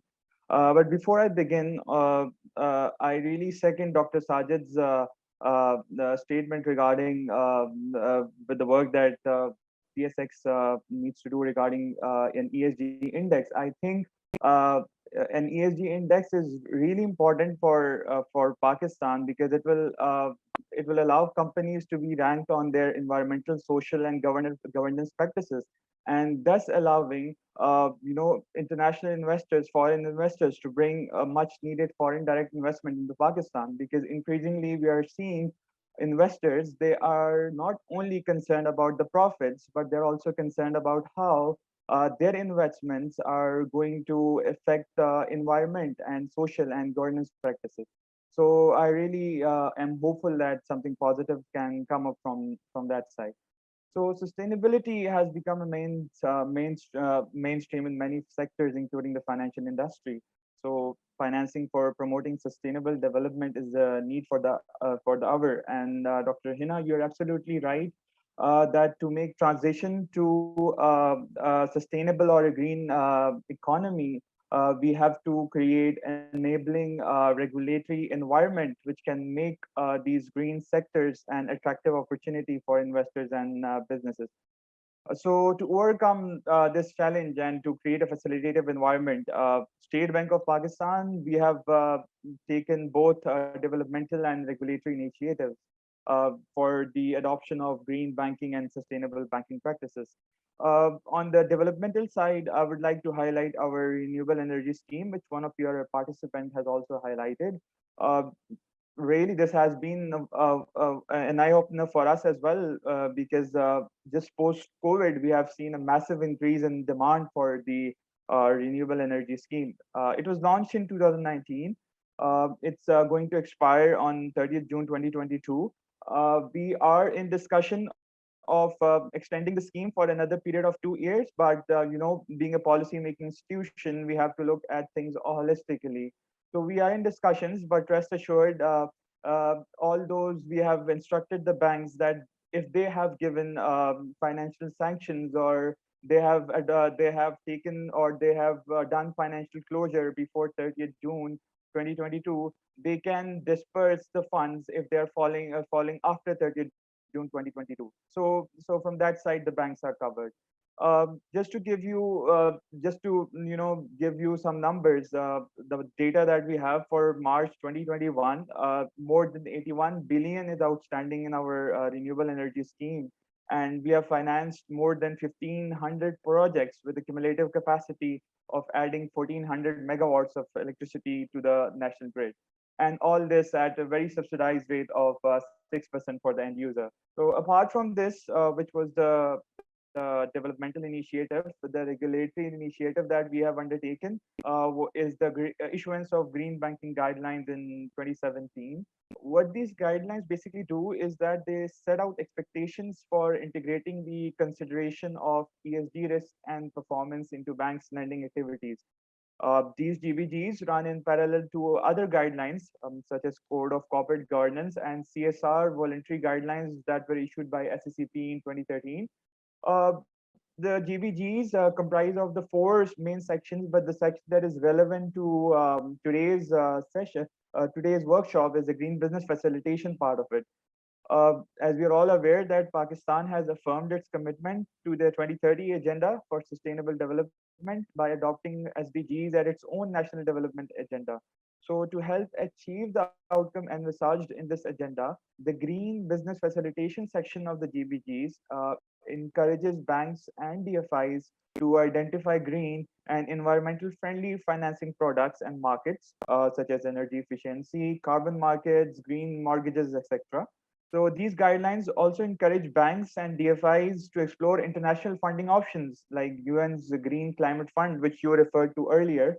And I'm very happy to share that two financial institutions, actually, JS Bank and NRSP, have been accredited by GCF, which is the world's largest climate fund.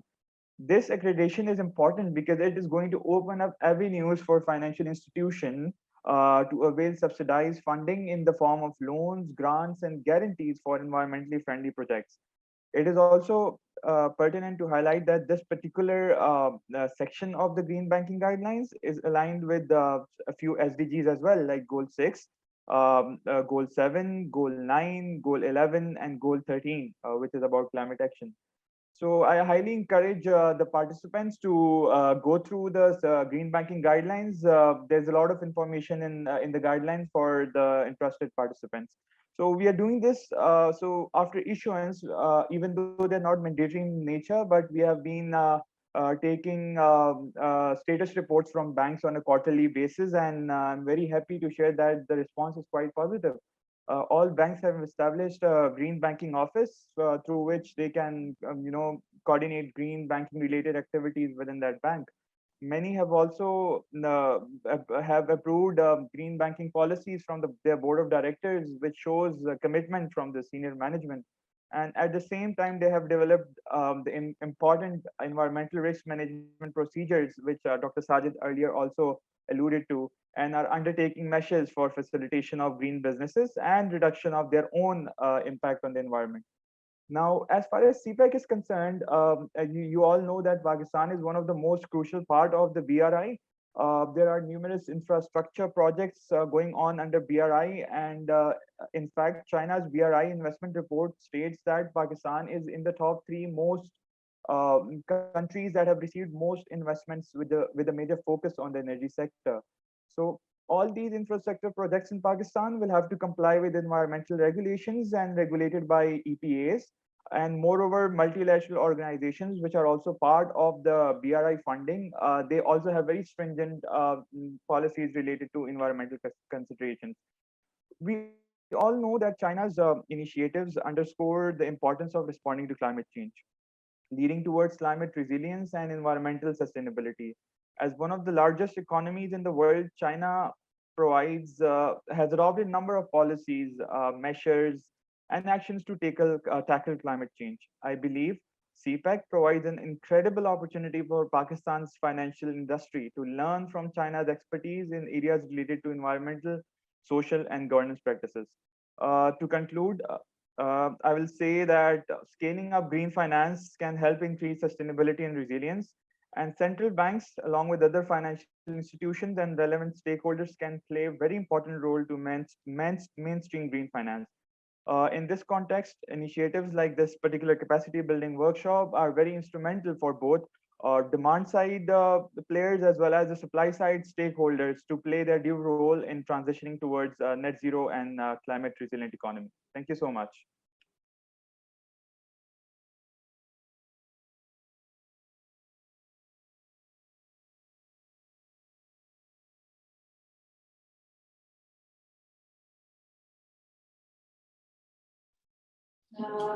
Into the investments and then how financial institutions has already been sensitized on it to make big progress, and I think it's incremental. I would like to head back to if we have Ali Hassan from the GS Bank case. I can see you now.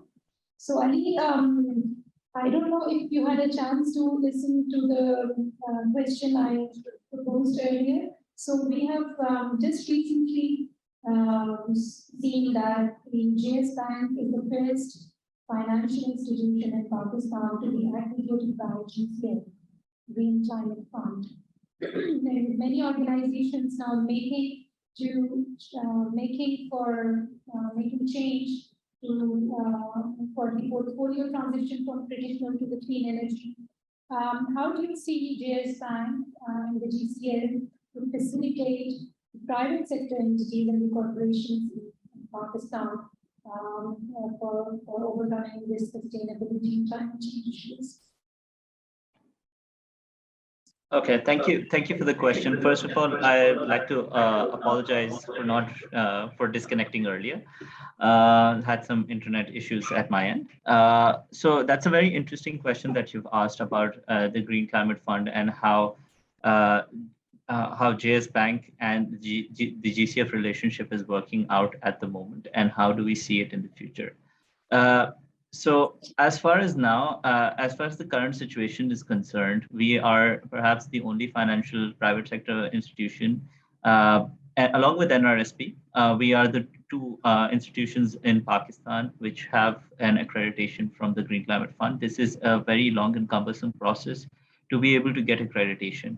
And I would like to connect some of the things that Mohammed Irfan had mentioned earlier with regarding to the environmental risk and the green banking guidelines that have been published and adopted by a lot of commercial banks, which actually were sort of the principles of our relationship with the Green Climate Fund. So just to give you some context, we adopted those policies and we are regularly updating the State Bank about our green initiative and reporting on all those frameworks. Similarly to that, we also got accreditation, which involved following the policies of the Green Climate Fund. Now, this policy or this decision actually stemmed from our board members. Our board members look at this initiative very strongly and foresee that in the future, this industry is going to scale at large. And for that, we want to be able to be prepared and understand how the financial markets are going to work with this particular aspect. Working with the Green Climate Fund is very important for us at the moment. And just to update everyone, we have recently closed our first board approval in earlier this month, which basically awarded JS Bank approximately $10 million. And this is going to mobilize or make rooftop renewable energy solutions, primarily rooftop solar solutions, more easily accessible to the general public. Now, this policy was essentially designed to work in cohesion with the State Bank's renewable energy scheme, but without it, or with regardless of whether the scheme stays or not, the financial inclusivity aspect of this project will still work. How do we see the future? What is very important for us to realize that we shouldn't be the only bank pursuing or being accredited by the Green Climate Fund. We're not working with the Green Climate Fund. We've been able to tap and are working with multiple organizations. It's opened a gateway of organizations that want to work with us because of our green status and the policies that we've adopted. So we're talking to Ecofin, we're talking to Barco, we're talking to FMO and NAMA and GCF. So these are so many institutions, particularly working on climate change, resilience and adaptation building projects. What we need to focus on building our own infrastructures in panels like this and many other capacity building sessions to be able to develop project proposals and get financing that target this specific mitigation and adaptation goals. What we need to focus on is, so traditionally banks understand plain vanilla investing and understands how to make investment memorandums, etc. But this is a more technical field where we have to combine the scientific element with the financial component as well. So the banks do understand the financial element, but severely lack the scientific element or the aspects that convey or which framework to follow, how to showcase how a project will become resilient in the future. So that aspect is really lacking from the banking industry, speaking from our own experiences, which is something that we've started working on, and hopefully we want to lead the way for other banks, other institutions to follow suit in the same direction. Thank you so much, Ali. I would open the floor for discussion and take some questions from the audience who are sitting here, and probably the IT can convey their questions online. So good IT is sent it to me. So I would like to begin with the first question from Hussain Javed Saab, whose hand was raised earlier. Is he there? Okay. Yes, please. I would also request if you could introduce yourself and then. Thank you so much. I'm really grateful to Cpec for arranging this very innovative workshop on green finance guidelines for Cpec project. Although this topic is very close to my heart, my name is Mohammed Ali Qureshi, and I'm working as a grant coordinator at South Malaysian Islamabad. So actually, I believe that this green financing guidelines it's not only should be limited to specific projects, but it should be limited as for should be open for all the renewable energy or energy projects basically. And Cpec would be Cpec projects would be part of that. So my first question, I have a couple of questions. I hope that you don't mind if I ask a couple of questions. So my first question is related to Ms. Nadia from SCP. Thank you so much for guiding us about what exactly SCP is doing in financing and also providing some products that we launched. One of the products which is under consideration as far as my knowledge is concerned is on asset fractionalization, right? So I want to ask you, and from your experience, can you also let us know that how this asset fractionalization, once it comes to enforcement, would help in building finance for the renewable energy and energy efficiency projects, basically. So my next, I think I have another question, and that is from the JF Bank. What specific financing products you are intending to introduce in the future for the energy, renewable energy projects, and if energy efficiency is under consideration with this. And last, I would like to make one suggestion that for the Cpec projects in particular, because since we are moving towards developing this special economic zones and industrial parks, so perhaps we could also look into the concept of this eco-industrial parks. Because once we have this, the shared assets will be there, in terms of captive power generation, that could make the private financing more easier, for accelerating such energy projects, basically. So I think that is one thing, an area that we need to look onto. and explore the opportunity, because this model is being followed in many parts of the world, including Australia and also in EU as well. So we need to focus on that aspect as well. Thank you so much. Thank you, Ms. If you would like to respond. With reference to the asset fractionalization, this is a new concept. The concept note has been made public, and we are at this stage in the process of consultation and seeking feedback from the public, specifically in terms of how and what should be the mechanics for asset fractionalization and what needs to be regulated and what the regulatory framework needs to specifically cater for. But specifically speaking in terms of how the renewable energy or the green financing can be achieved through the asset fractionalization thing, the concept is not limited to the green or the brown field projects. So anything that can be classified, and the purpose specifically provides for that the proceeds shall be utilized for the green financing and the green purpose, that is renewable energy, cleaning, sanitation, anything. This all falls within the definition of green or the climate bonds, or for that matter, I would candidly use the term earth bond. Anything related to earth can be classified here, which is friendly for the earth. So all those assets that can contribute towards the specific purpose and the cause is green can be fractionalized through the same platform. But definitely as of now, there is no regulatory framework. The framework will come down the road, inshallah, as a result of the consultative process. But as of now, it can, any type of asset can be fractionalized. If the purpose is green, then it can be classified as a green bond. Thank you so much. I will request Mr. Ali from JS Bank to respond to the earlier question, and I'll take this. So Ali, the question that was posed to you on what specific financing products is JS Bank offering? Ali, are you with us? Yeah, yes.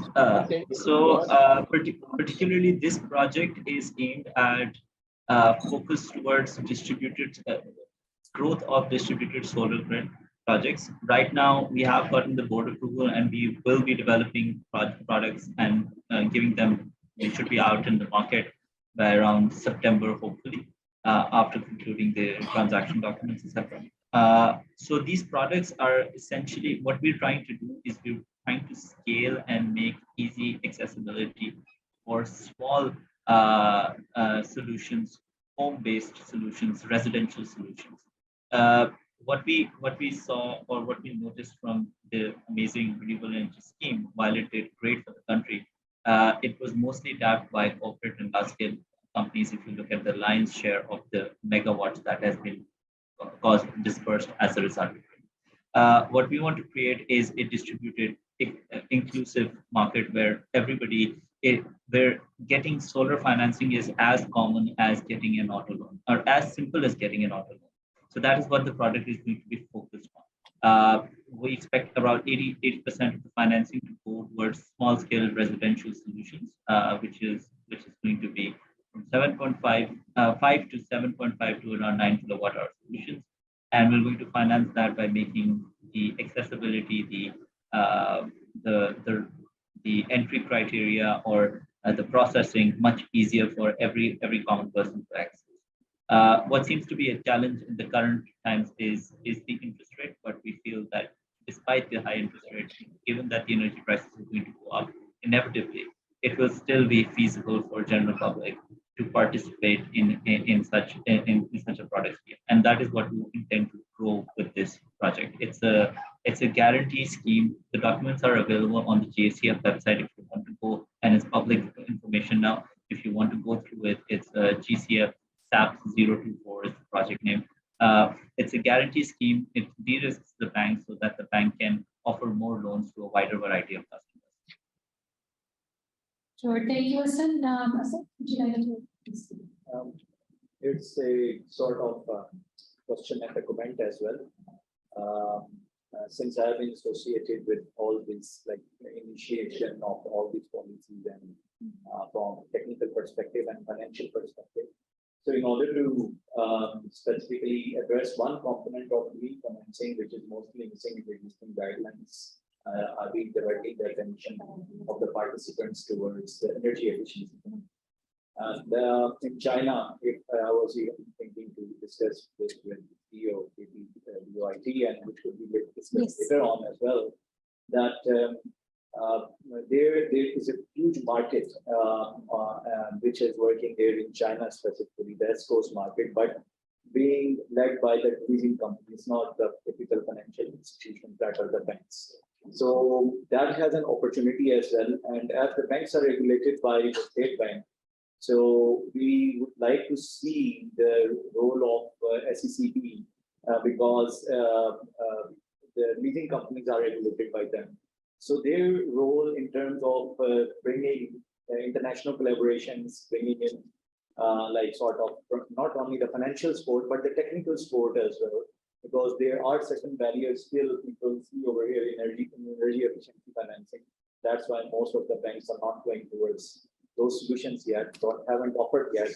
So I think so the channel or the key to that door, opening that door, lies with SECP and bringing in those leading companies going towards B2B sort of agreements over here, and see how we can like take up the task. And specifically again, as discussed, like there is a lot of job generation potential as well.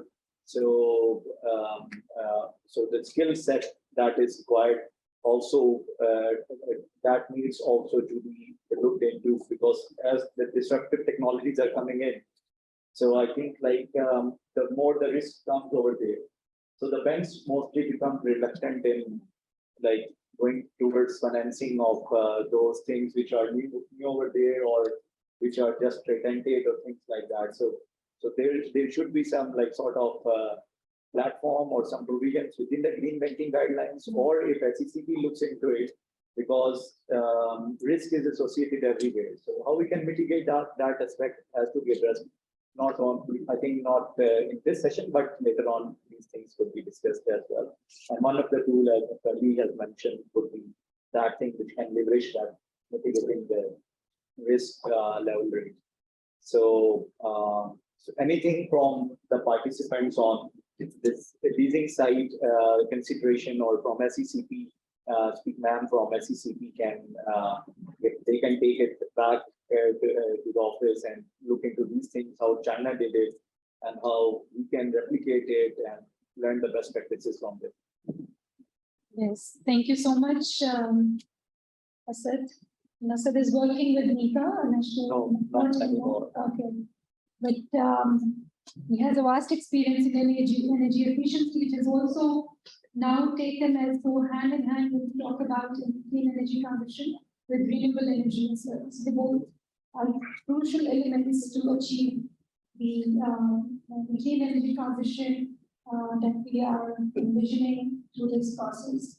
Next, I would like to encourage more participants to, if you have any questions from the panelists. You will also see some panelists who are not here anymore, but we could always convey those questions to email and get back to you.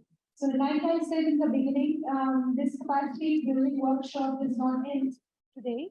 We would like to keep you engaged in the process through email, so please keep us, stay connected, and throughout the activity and throughout the interventions, be it research, be it the consultative sessions, dialogue, and we will be really appreciating the efforts and your suggestions that we can incorporate and convey to the relevant authorities, regulators, and the other banks, financial institutions, and all the relevant institutions that could play a major role in this green financing.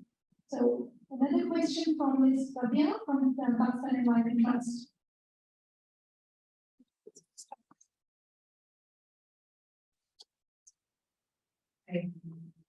So I have a question for the JS Bank. I just want to know what kind of project has JS Bank actually mobilized the GCF capital before, and are the reports of those projects available on the website? I'm sorry, I heard half your question. Can you repeat that, please? Yes, of course. I want to know what kind of project has GFI mobilized the GCF finance for? And whether the reports for those projects are available on GFI's website. Okay, so this is going to be our first project with the Green Climate Fund. Our accreditation process was completed only last year in May, and it has taken almost a year for us to get the first board. At the moment, I can clearly speak about the distributed solar project. The information for that is available on the GCF website, and it is soon going to be also available on our JS Bank's website as well.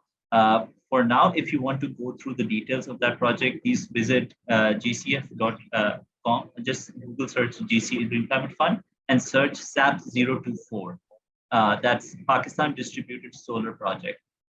That being said, what we intend to work on is going to be focused towards adaptation. The next project that we want to focus on is adaptation centric, and we want to work in a space where we can somehow help assist the agri-silos industry to form the agri-silo industry, basing it on resilience, climate resilience building.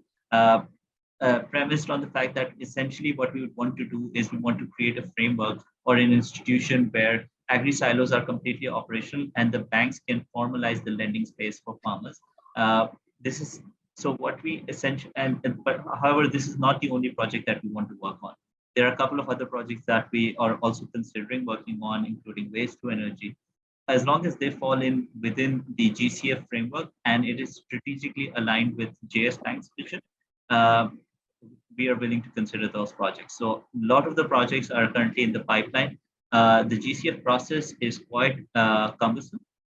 So we start off the project by developing our partners, developing this project proposal, and it takes about a year and a half up to almost 2 years from project concept to board approval and execution eventually. Unfortunately, at the moment, we don't have any execution experience with the Green Climate Fund, but since we have gotten a board approval, we shall have updates for you starting perhaps next year. Thank you, Ali. Thank you, Rabia. We have a representative from HPL, sir. Yeah, would you like to have some comments on how the HPL is working very closely? Because we also saw in Dr. Christoph's presentation that you are playing a major stakeholder role in one of the energy projects and can be crucial.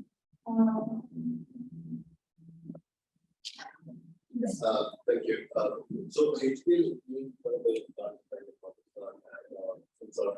I think for the last 2 years we have been pretty good working with a lot of completely organizations involved in the finance.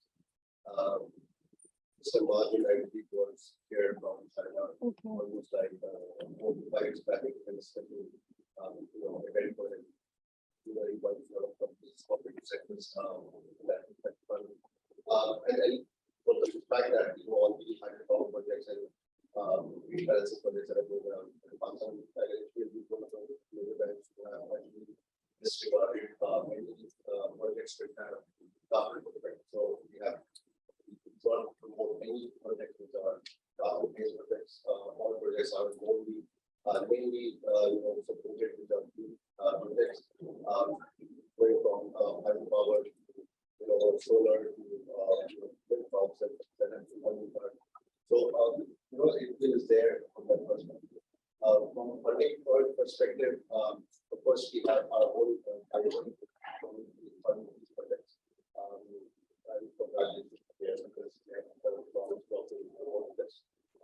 I think all banks should actually know this one. Raising more funding is something that we are right now. So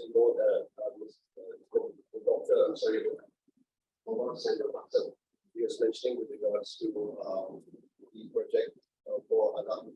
Currently, I believe more than we are facing from China while the funding funds from the United States. It's a big project, right? So certain funding is practically not possible for us. But there is an issue of insurance, which they are not, at this point, I think, able to summarize. So, these factors are considered, of course, as part of funding that we can arrange for institutions. Sorry, that would really help. But, more promotion, more engagement. I know a few years here, but the job opportunities. There should be several linkages that you might be able to do that in the industry. Yeah, partners who are engaging in our organization. Also, play a greater role in creating promotions. And then this is probably one of them, of course. But I think in general, it should become more organized and more online websites. Thank you. Yes, thank you so much. And I think, as we have mentioned a couple of times, that this is only the first step, a tiny baby step that we are facing. One of the suggestions by Ali was also right that not just focus on Cpec projects, but since this workshop is particularly for Cpec energy projects, but as a whole, I would just also like to tell that this process continues for the whole green banking guidelines for SPP. And we are going to have more consultations even within this month. But I will be inviting you guys. So the discussion is ongoing, the dialogue is ongoing.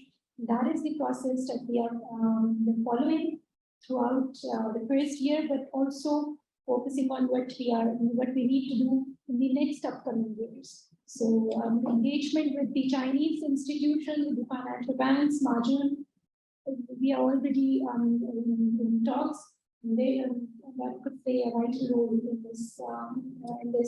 So I think with this, I would like to thank you to all the panelists who could join us. We have another question from Saddam, and I know that we still have time for the lunch, so I would yes.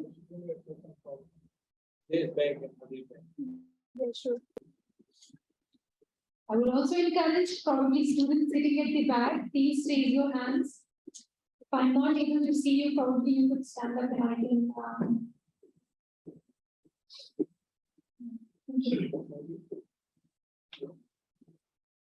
Thank you. Thank you so much for giving me a second opportunity. मेरा question हबीब है और Ajay bank से है। क्योंकि मैं एक solar service provider हूँ, मेरे यूनिवर्सिटी में काम करता हूँ, हमारे लोगों को मसाइल ये है कि वो सर्किट लोड शेडिंग की वजह से उनकी जिंदगी मखलूज होकर रहेंगे। हम बात होती है लोड शेडिंग सोलर की तरफ ट्रांजिशन करना चाह रहे हैं। एक तो ये है कि पाकिस्तान में सोलर का मैन्युफैक्चर करिए कोई भी, चाइना से आ जाए तो 50 पर वॉट पे यहाँ पे 750 के आसपास मार्केट में तकरीबन 14 से 15 रुपए गैस मार्केट में जो कि एंड कंज्यूमर के साथ बढ़ रहा है। ठीक है, एक तो जो लोग जिनके पास फाइनेंस और कैपेबिलिटी है पाकिस्तान में सोलर का मैन्युफैक्चर पैनल का जरूर सजेस्ट करें। दूसरी बात ये है कि अगर मेरे पास कोई कस्टमर आ रहा है तो वो कहता है कि मेरे पास 10 लाख 15 लाख रुपए अगर है नहीं है, आप हमें इंस्टॉलमेंट देंगे। बैंक से इंस्टॉलमेंट बैंक 6% इंटरेस्ट रेट पर, लेकिन इतना मुश्किल करती है उस प्रोसेस को कि आम बंदा उस पर छोड़ेंगे। ठीक है, उस प्रोसेस को फिर वो कहते हैं कि 2 पैनल लगा लें, हमारा 2 पंखे चल जाए तो हम एसी अफोर्ड नहीं कर सकते। इसमें एक और एडिशन है, सीपेक में एग्रीकल्चर पे इन्वेस्टमेंट की जा रही है, स्पीड्स दिए जा रहे हैं, कल्टीवेशन का जो भी है वो एडवांसमेंट आ रही है, फीड चेंज हो रही है। लेकिन किसान के पास उसकी फार्मिंग के लिए उसको फसल को पानी देने के लिए वो मशीन बिजली नहीं है। ठीक है, मुझे सरकार से कहा कि इंडिया वाले से कि हम सोलर ट्यूबवेल लगा देंगे। मैं कहता हूँ कि आपको 25 लाख रुपए खर्चा है, लोगों में 25 लाख रुपए में 100 एकड़ जमीन से भी कमा क्या करो। तो अगर सीपैक के साथ ज़राअत लिंक है तो ज़राअत के लिए पानी भी जरूरी है। पानी हमें सोलर से मिलता है, विंड यहाँ पे चूंकि है नहीं, तो बैंक से ये रिक्वेस्ट की जाती है कि वो इस इंस्टॉलमेंट बैंक को आसान शर्तों पर उनको प्रोवाइड करें। और सोलर पैनल को एफपी बैंक अगर उनके पैनल के साथ लिंक है तो सोलर का मैन्युफैक्चर प्लांट लगाए ताकि हमारी ट्रांसपोर्टेशन का हमें सस्ता पड़ जाए। तो ये इस बैंक से मेरा क्वेश्चन था पॉलिसी के हवाले से। Would you like to?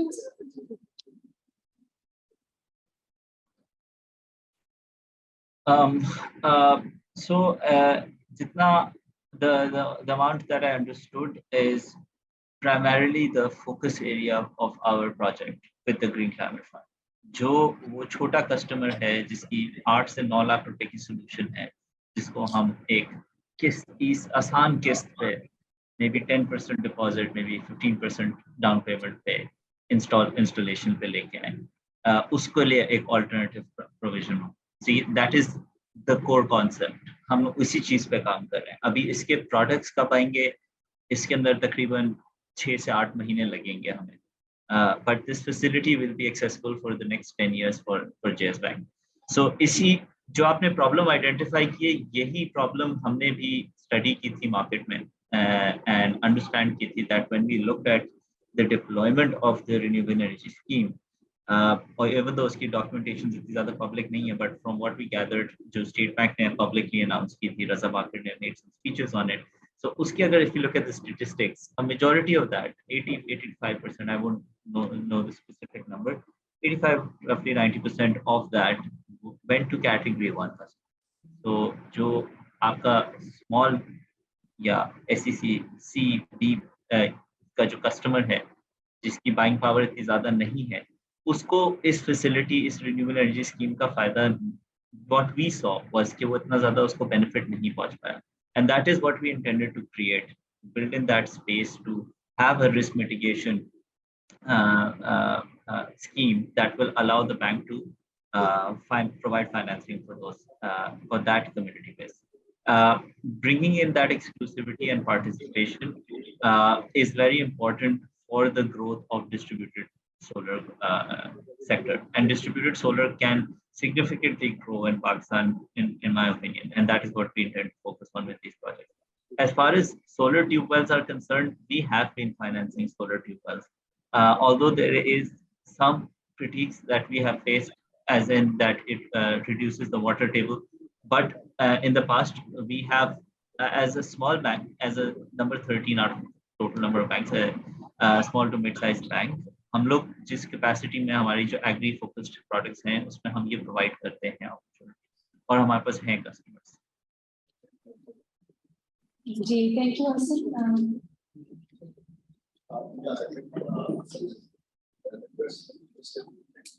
मेरा पॉइंट से कमेटी पर्सपेक्टिव तैयार करना, there are products available, job 6% की state type of company.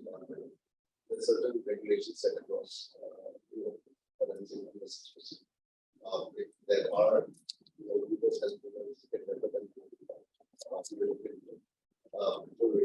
that we should follow, I think state banks will probably add to that, where they can ease those requirements, maybe ease for these consumers, and then I understand there are certain level of requirements for compliance.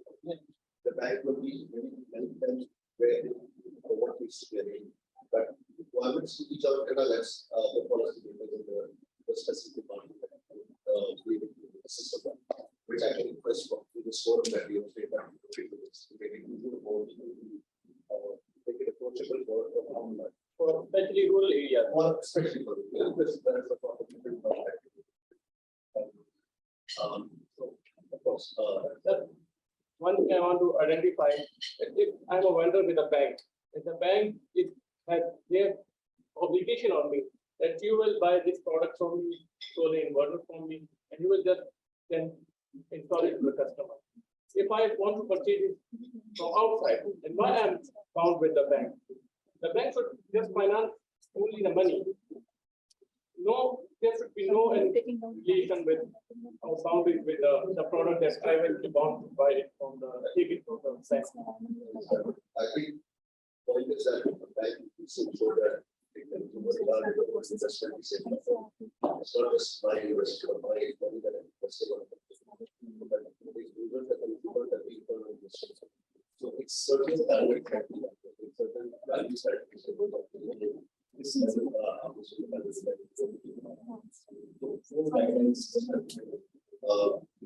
that's why certain people have experience in the market and understand the products because certain standards insulation आपने गलत तुम्हारे नाम से बात अगर आपका asset investment है मतलब बेसिकली बैंक इन्वेस्टमेंट हो जाएगा बट आप रिटर्न नहीं कर पाएंगे आपकी लॉस है right there are certain side but there is different policies different routes अगर आपकी कोई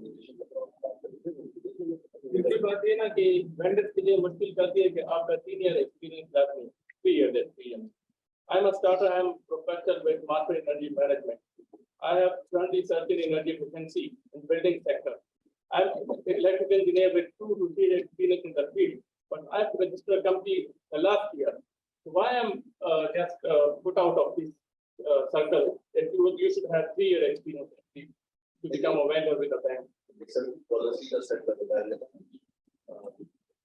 किसी लोगी को आप एक सर्टेन सेट ऑफ एक्सपीरियंस के बगैर आप एक लोन परफॉर्म कर सकते हैं किसी भी ऑर्गेनाइजेशन में किसी डिपार्टमेंट हेड की तरह तो एक certain value and certain standard set करती है जिसके बेसिस पे आगे आपको वैल्यू करते हैं so I understand what your question was I think promotion but after the story gradually after the experience build up automatically after cycle by तो मैंने 50 प्रोजेक्ट किए 1 साल में ये मेरा एक्सपीरियंस सही रहा 3 साल लाजमी ये टेन्योर के लिए लाइक डिग्री तो है वो 6 महीने में भी लोग स्किल सीख सकते हैं लेकिन अब 3 साल या 4 साल की डिग्री लेनी जरूरी है अब तो कंप्यूटर की बेसिस हम आ गया तो बैंक की क्यों नहीं फॉलो कर जी जी सदाम आई थिंक ये तो ओवरऑल एक सिस्टम के बारे में बात कर रहे हैं आई थिंक इस प्लेटफॉर्म का ये भी मकसद है कि हम ये सारी recommendations right policy makers relevant institution तक पहुंचाएं और हम पहुंचाएंगे so of course there are some issues और इसीलिए हम यहाँ पे बैठे हुए हैं to identify those issues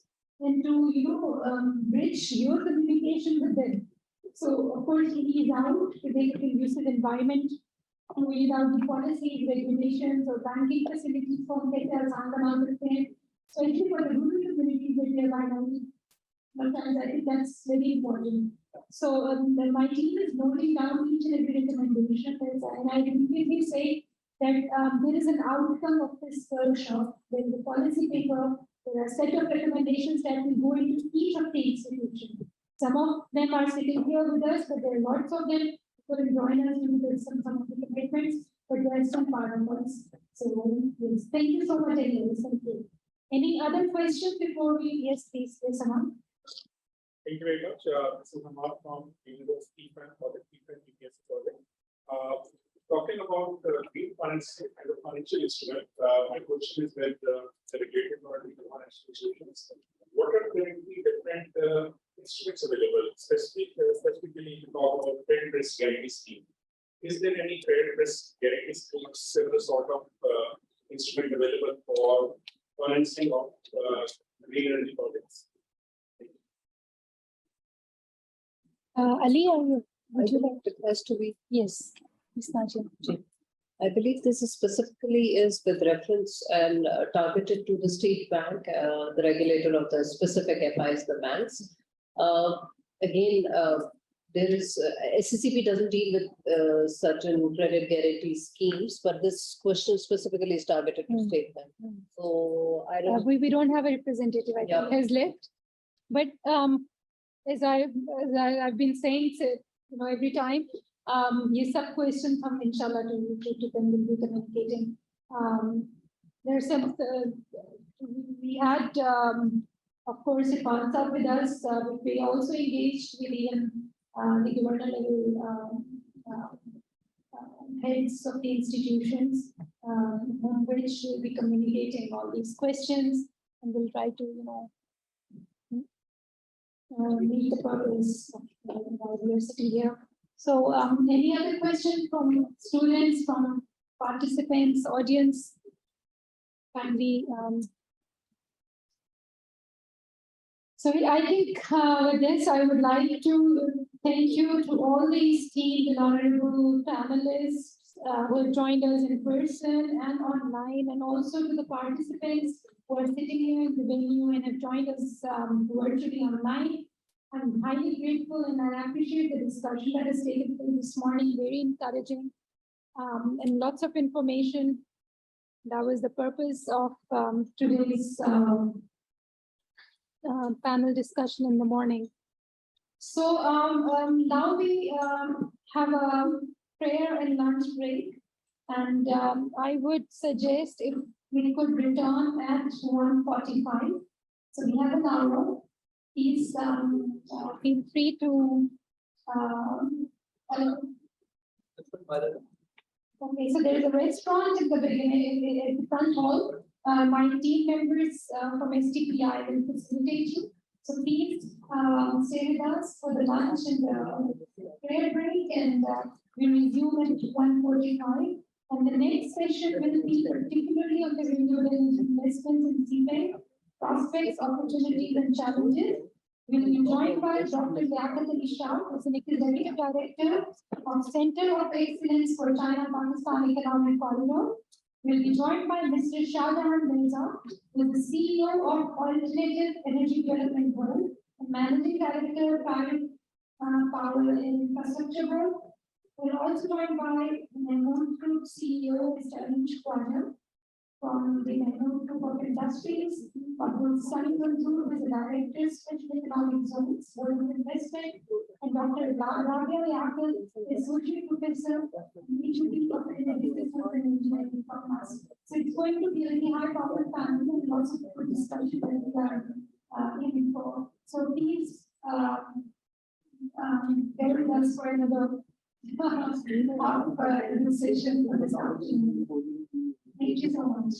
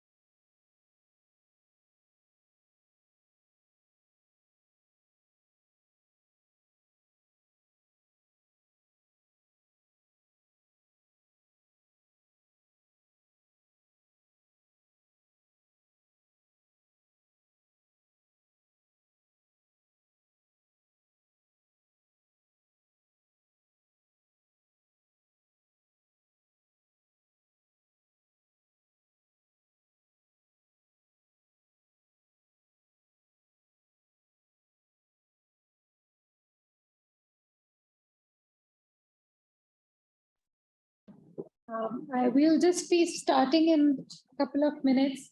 We're still waiting for some of the speakers to arrive for this session. So of course we cannot begin without them.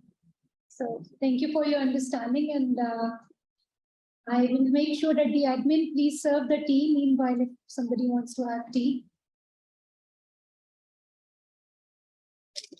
We'll just be starting the session as soon as the guests arrive. Thank you.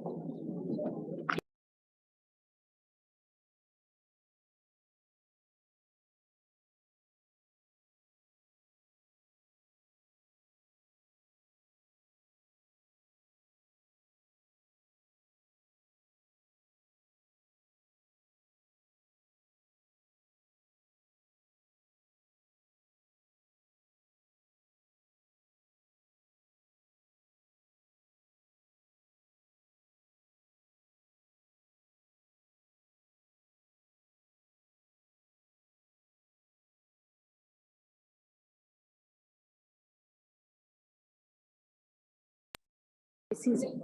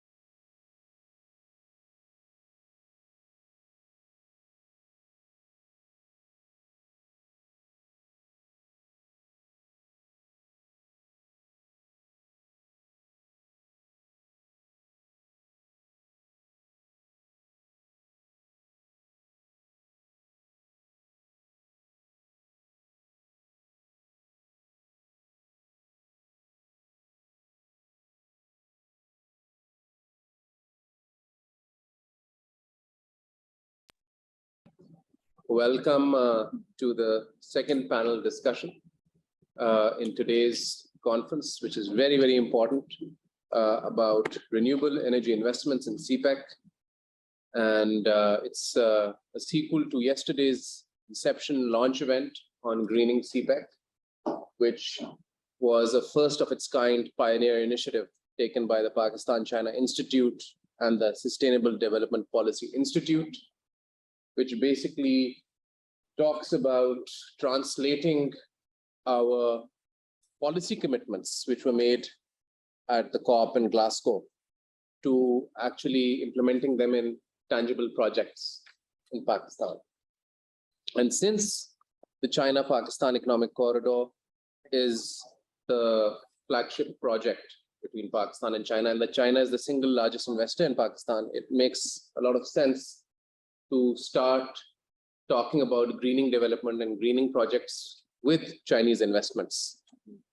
We are very proud to do it together, SDPI and Pakistan-China Institute. I'm the executive director of the Pakistan-China Institute, and this is just the beginning, and we really look forward to engaging with everyone. So today we are going to have a very interesting discussion, and the great part of today's conversation is that it will be interactive. It won't be a monologue, it will be a dialogue. And of how, and substantive, of how we can actually, what can the next steps be into transitioning to renewable energy investments from fossil fuel. And when we talk about that, and I'm glad you're here, from a business perspective, it has to be attractive. It has to be commercially viable. It has to be profitable when we talk about renewable energy investments. So we have to look at how the regulatory regime can be upgraded, because we've been wired to invest and take forward regular fossil fuel projects.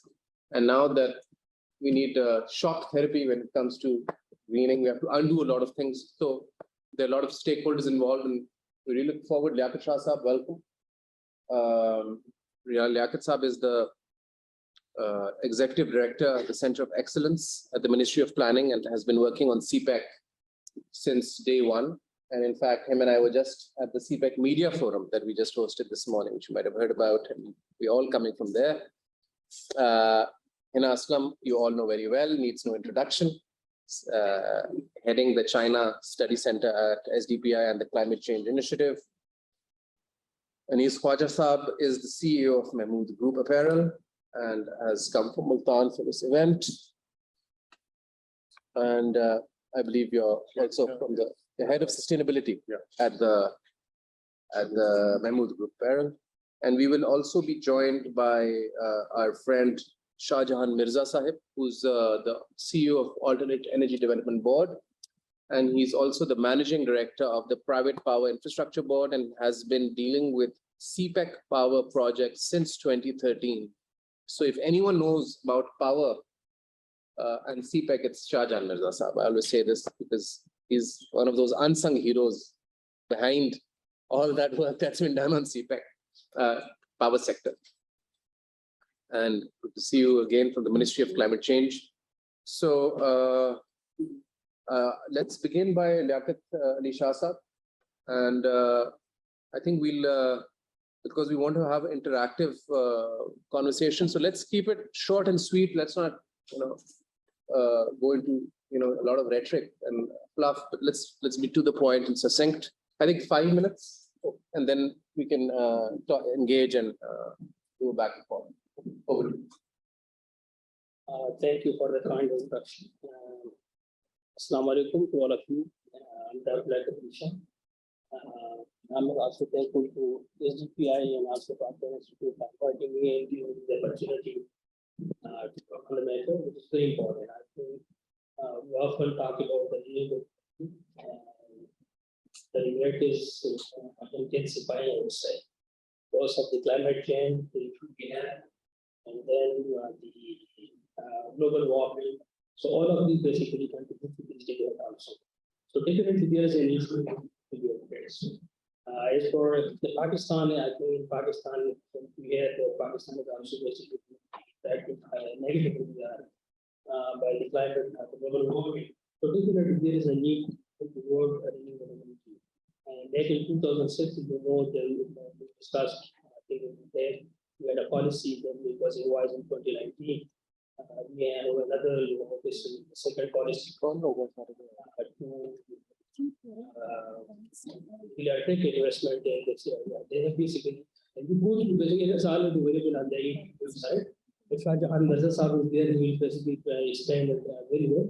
But I think the point I want to make here is we think they're available, they will discuss. But what is important, when I look at renewable energy implementation, definitely there is a laboratory experiment, then comes, you know, scaling up and commercialization of I will be touching upon those constraints based in the implementation of renewable energy. So you know, solar energy is there. So the first issue I will discuss it, I think it's about supply chain. We're talking about renewable energy. It should be there, should be scaled up. Fossil fuels are basically making problems. Global warming, it's contributes to carbon emissions. But the problem is, what you know, all the technologies they are used in the renewable energy, mostly they use rare earth metals. And why do we call it rare earth? Because they are rare. So the problem is, if I scale it up at a global scale, would these materials be available? I quote one thing. Things, you know, about the thin, you know, the solar panel basically they create. Indian are being seen as per basically the statistic available. If we consume even at this rate, because they are also used in the LED, if we consume this indium at this rate, so in 13 years it will be consumed. So I think the problem is we should not basically look at only the cost. Okay, this is basically the renewable energy, the solar energy, the cost is this much and that much.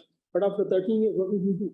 Hopefully, we will find another result, but there are issues. And same is the case for other technologies that are basically used in the renewable energy. So this is another issue. Second is about the renewable energy basically have energy density is another issue, because normally how much land you would require. For example, for a 10-gallon gasoline normally, it basically produces to 1200 megajoule. But if you generate the same amount of energy from, for example, lithium ion, normally used in the electric car, you would require 5,000 pounds of. I think is it feasible to have a 5,000 car just battery, 5,000 pound of battery in a car? So this basically these are the issues. So this is basically the land requirement is available for one megawatt. We require roughly 5 acre of land. So I think 5 acre of land just for 1 megawatt. If you look at the carbon, so the coal basically by best power plant it requires 1 to 4 kilometers square. But for that it requires a huge space that is required. So definitely the road center they are in city and city the land is expensive. And normally in Pakistan we have conducted a study also it's available it's been published. What they have basically identified the potential, the solar potential in Pakistan. Normally we found all the potential there available in the road side. If we take the 95 percentile. Bahawalpur is there, Shahjahan Sahib is there, we will discuss it also.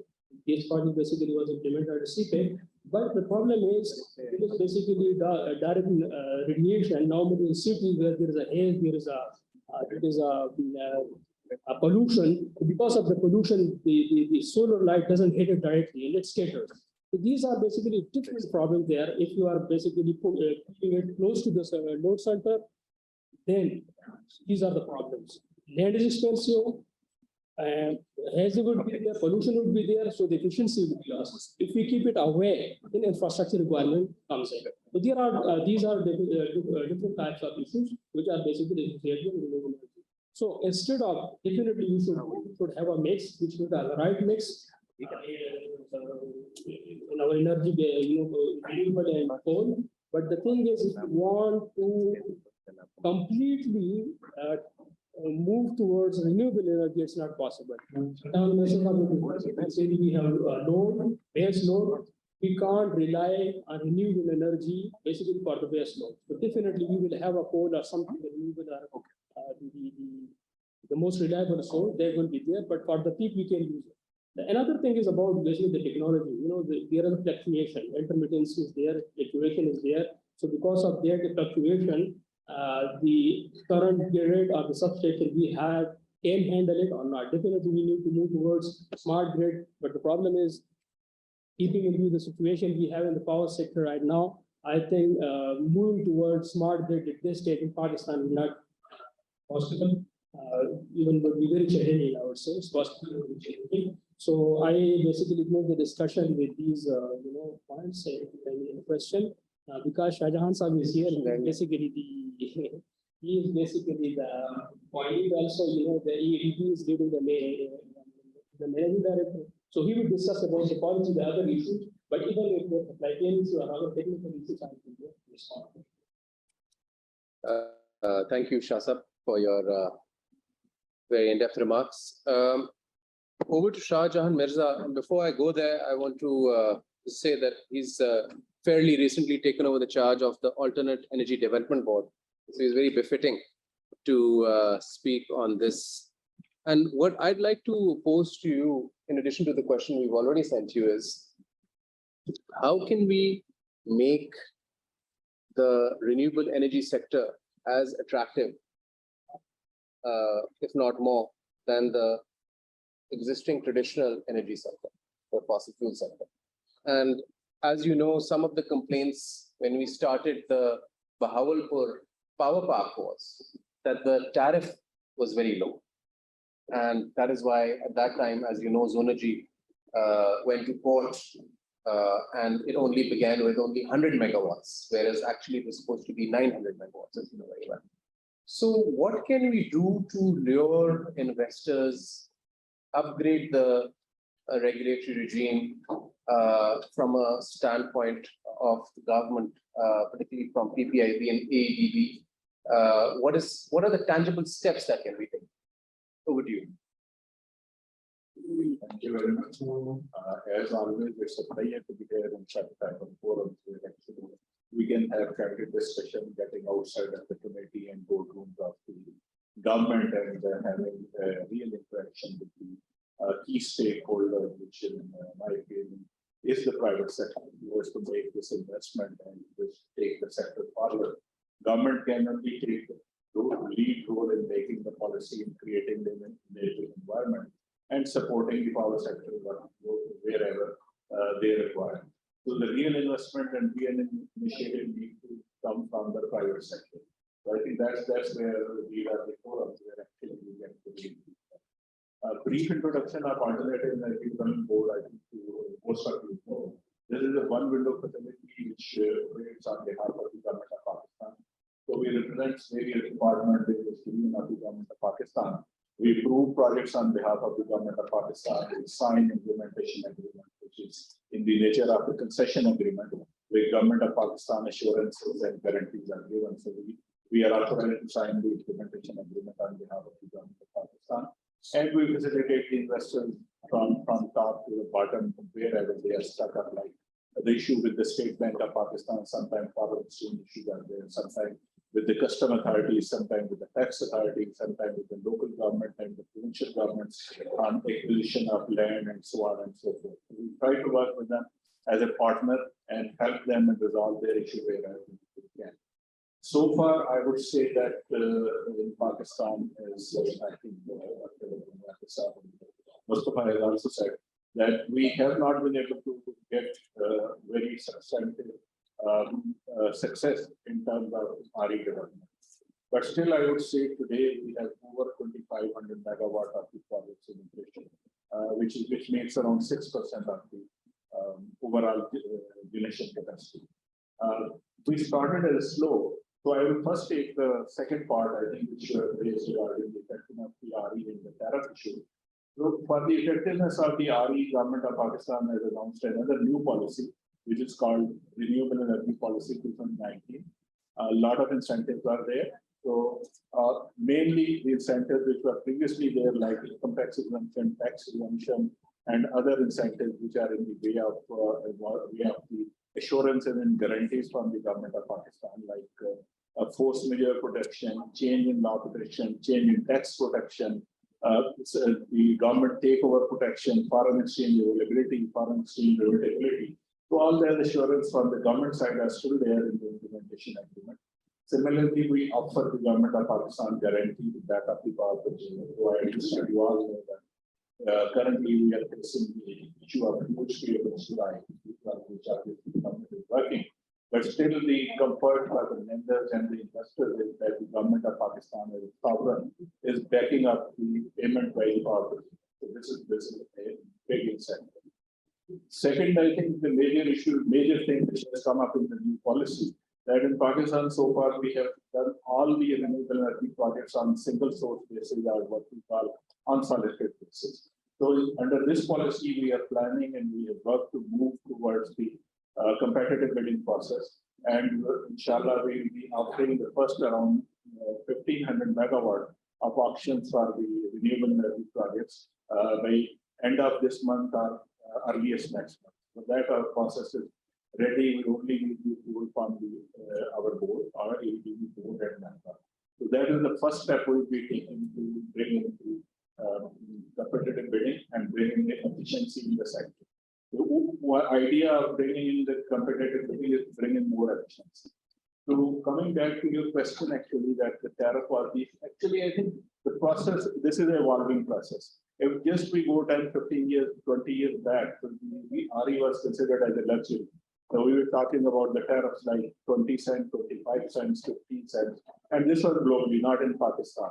But due to climate change consideration, the technology has evolved so rapidly that now the prices have dropped, the efficiency has improved. And the result is that the initial phase when we approved these projects, RE projects, very initial projects in 2011 and 2012, the tariff was like 17 cents. In the next round in 2013, 14, this came down to 11 cents. Then it came down to around 6.5 cents, and this was the which Mustafa was referring on, which Energy actually refused to do the project. But again, this is now reality that our last solar project, which has been completed in April, it's 100 megawatt solar project by Zenfire Playa. Its tariff is 3.72 cents. And now we are targeting in the bidding process, we expect this tariff to reduce further. Similarly, the tariff for last wind projects, which have been commissioned in last 2-3 months, those tariffs are also in the range of 3.6 to 3.8 cents. So with the advent of the technology and with the confidence of both government and the investor on the Pakistan market, Pakistan policy, the prices are dropping. And we expect it to be dropping further. In terms of Cpec, we have around 1,400 megawatt of projects in the Cpec. Some of them we have put into the competitive bidding process, like the megawatt. We're trying that they should come into the competitive process. Because in 2019, government decided that will not do anything without competitive process. Though I think from the investor perspective, this is probably a hard decision. But again, in terms of broader perspective of the sector and broader perspective of the country, where we want to abandon this practice of cost plus tariff, where nobody knows what is the exact market price, the revelation of market price never. So NEPRA do on its own estimation, sponsor which estimate, and then there is a sort of a middle number which is agreed. So there is no price revelation through the competitive process. So we have the point which Rapsar has made, and I think this was my main topic. That is the integration of renewable energy and a large scale in our grid system. I think this is one of the critical issues which we need to address. Obviously, in the current global conditions and economic reality, we have to see that what are the targets which we can realistically achieve in terms of increasing prices of the materials, increasing demand for the RE equipment, constrained supply due to China closing up and other issues. So we are up against, I would say, huge challenges. There's not only one channel. But focusing on the transmission side, we have done quite a lot of work on that. The first thing I would like to mention from the Alternate Energy Development Board, AEDB Forum, we have carried out a BRE integration study about a year or so back with the help of World Bank. And that study gives quite encouraging result that in our current grid system, we can actually integrate about 33 to 37% of RE projects with small improvements. We don't need huge changes in the infrastructure, so we can do that around 33 to 37%. And looking at this second step we've taken, we have also carried out with the help of World Bank and USAID a locational study, BRE locational study. So that locational study exactly identified that where in the grid and where in the from the perspective of resource like solar radiation, like wind resource, where are the locations where we can safely set up power plants in the medium and long-term solution. So in the medium-term perspective, we're looking at the 2025 scenario. That's going very fast. So it's only 3 years away now. And we have looked at all those things. And we are another step, I think, which is a fundamental step which we have done before. But I was saying that we'll be going for the auction process and the bidding process within a month time. That we have done, that we are doing exercise with the NTDC and the distribution company. We have exactly identified the locations where the capacity is available with the grid. So we have come up around 2,300 megawatt of the location where the capacity is even available today in the grid. And we'll be, inshallah, carrying out this bidding around 1,500 megawatt to create a two competition. So this is the first step we have done. Similarly, to facilitate the existing investors, this first bidding, which I'm saying, that will be carried out among the LI. So this is not exactly truly open competitive bidding. The provinces have issued many LOIs, to size 106 LOIs for our RE projects, totaling around 6,000 megawatt. So what we're trying to create a competition that in the first go, we'll invite those 6,000 megawatt LOI holders that you come in and you compete for the capacity, which will be around 1,500 megawatts. So it's, I would say it's a very good and very tough competition, because we are actually offering about 25% of the capacity will be taken with 6,000 megawatt of them. So that is the first step we are doing. And now we have exactly identified where the grid can absorb the capacity, where the land, where are the LOI holders and where is the land available for these projects. So that's why we are targeting that these projects should be commissioned by mid of 2024. So we are trying to further compress the time frame so that we can bring in more and more renewable energy projects. Regarding the overall grid stability and grid acquisition issue, you all be knowing that there's the indicative emission expansion capacity expansion plan, which was approved last year by NAPRA prepared by NTDC. So that plan, I would say, a fundamental step in the right direction. We have actually planned that in the next 10 years, what we want to do, what is our demand side, and how we want to meet these demands. And mostly this demand is being met through the hydropower projects and the wind and solar projects. The result is that if our plan goes right, which will, inshallah, by 2030, we'll be able to actually generate 61,000 energy from hydro, wind, and solar. The three RE resources will be providing 61% in terms of installed capacity. And if we look at the indigenous resources, which is the aspect of energy security, so our local indigenous resources will be generating over 85% of electricity in Pakistan. So these are the targets we are looking at under the IGSEP. Now the next step in the IGSEP, after the IGSEP, is preparation of a transmission system expansion plan, which is being prepared by NTDC, and hopefully it will be ready by in the next 3 to 4 months. So that transmission system expansion plan will give us a clear roadmap that to meet the targets of the IGSEP, what we need to do on the transmission side. Obviously, the supply side, as I said, in terms of emission, the supply side, the financing side are big challenges. But once we have a long-term 10-year plan and we know what we want to do, it's always easier. Rather than what I generally say that in Pakistan, we have been moving in cycle in the last 30, 40 years, that we get into the shortages and then we try to get whatever put we get earliest. So that is the process, I think, where we see a lot of issues with the power sector, because when you are constrained against time, the country is facing 18-20 hours load shedding. So the negotiation position of the government and the government institution is generally very weak. And it's difficult to optimize on the fuel, on the resource, on the prices.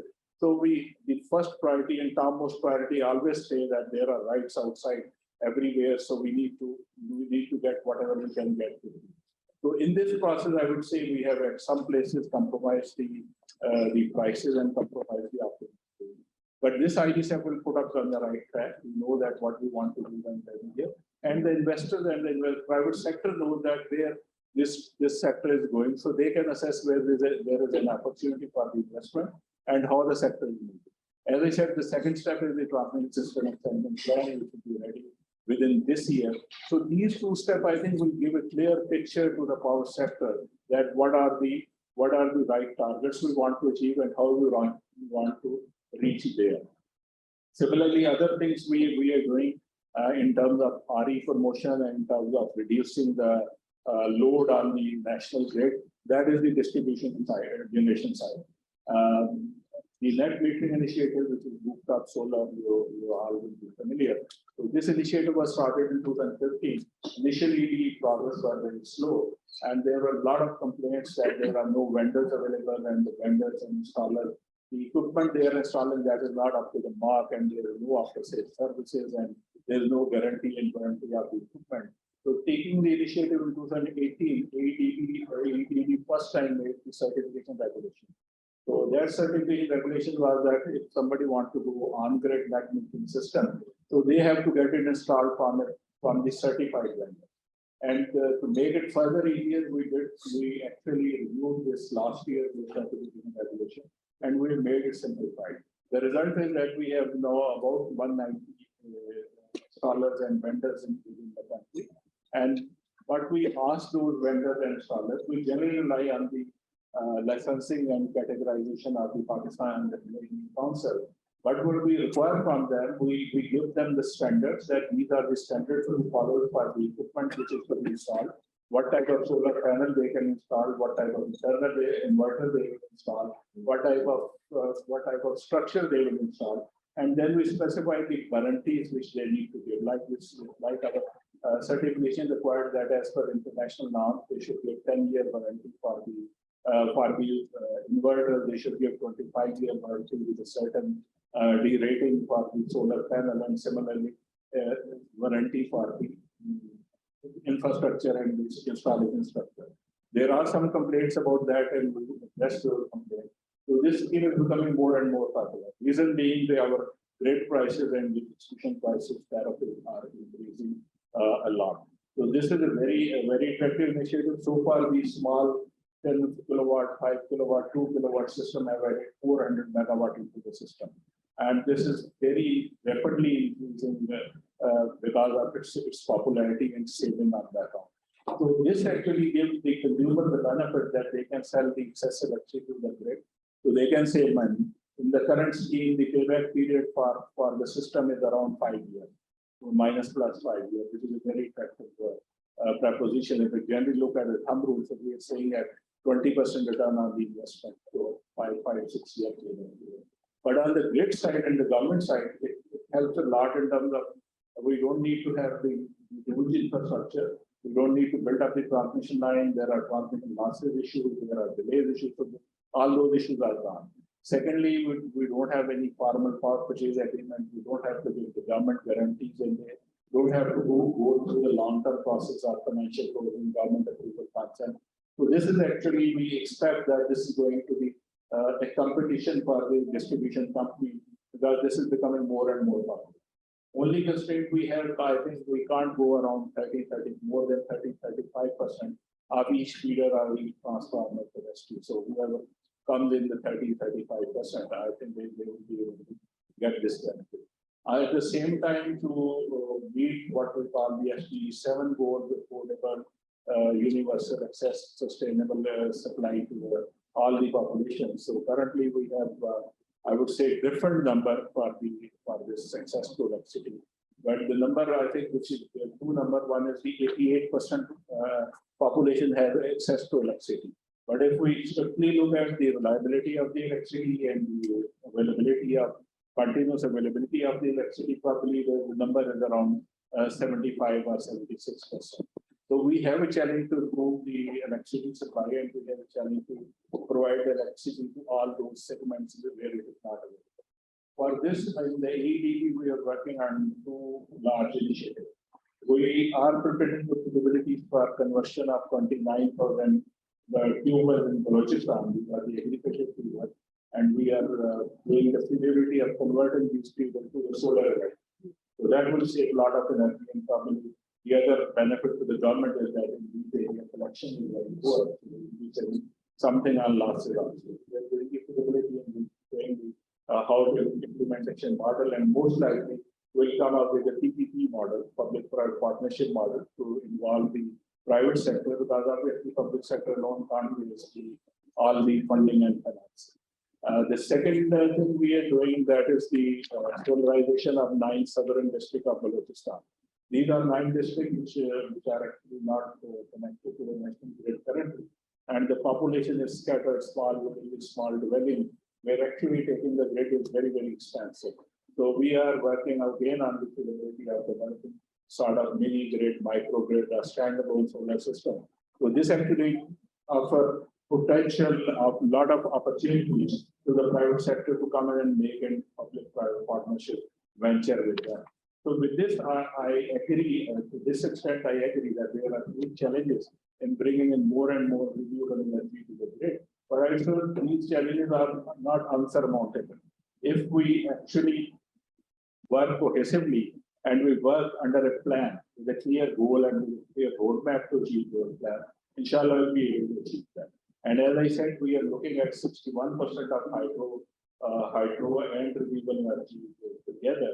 The positive side is that we are looking at reducing the CO2 emission, which is currently about 398 grams per kilowatt hour in Pakistan, to take it to about 190 grams per kilowatt hour.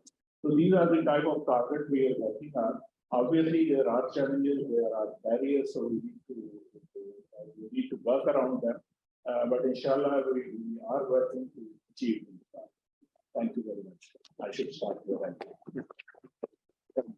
Thank you, Shahjahan Mehta sir. Very comprehensive briefing on the latest, what is happening on the renewable energy sector. I have 3 points. One is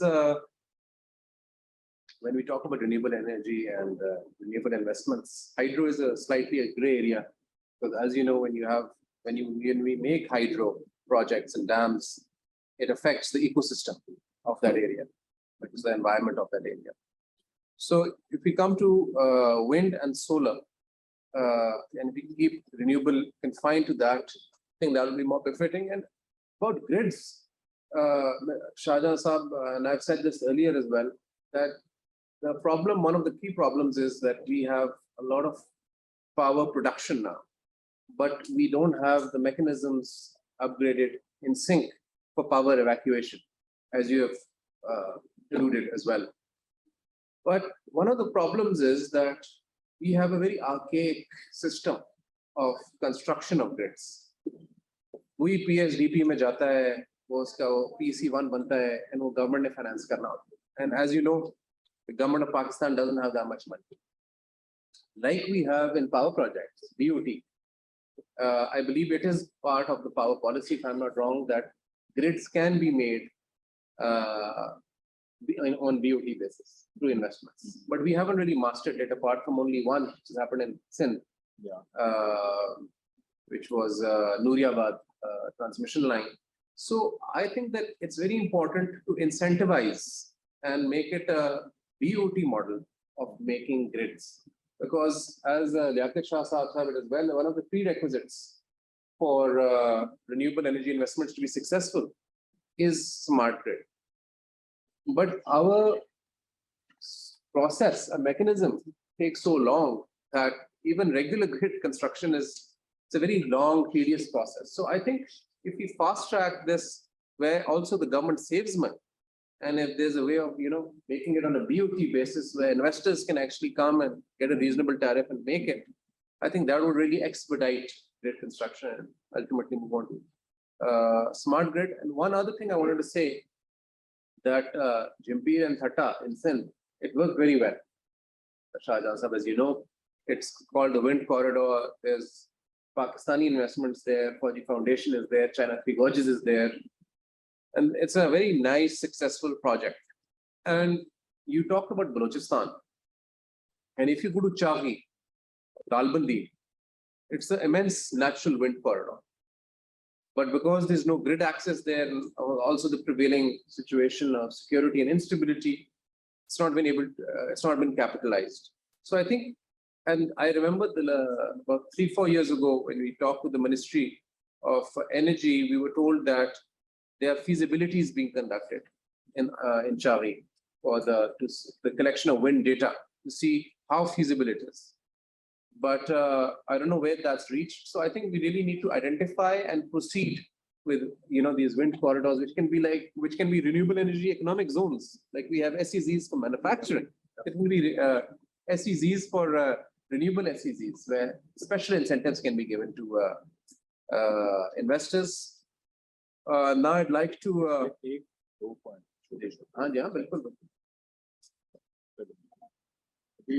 Thank you. I think you have raised a very important area which this. Actually, today we have a 2015 transmission line policy where we can affect investment from the private sector. And the largest investment which we have made so far, which is not by the NTPC, that is our actually DC transmission line from Madiari to Lahore. So this is 900 kilometer transmission line, investment of $1.6 billion, which has been done under Cpec. So this is the first transmission line which we fall in the private sector system. We want to do more projects under this policy, which is the DOT policy, 25-year DOT policy. So we want to do more projects, but we're just waiting for this transmission system expansion plan. Once that is ready, then there will be UBC, and then these projects will be done by UBC, and these projects will be offered to the private sector. That is a very good point, and we will certainly get private investment from there. One thing which I forget from the perspective of stability of the grid from the renewable energy, that is the SCADA system.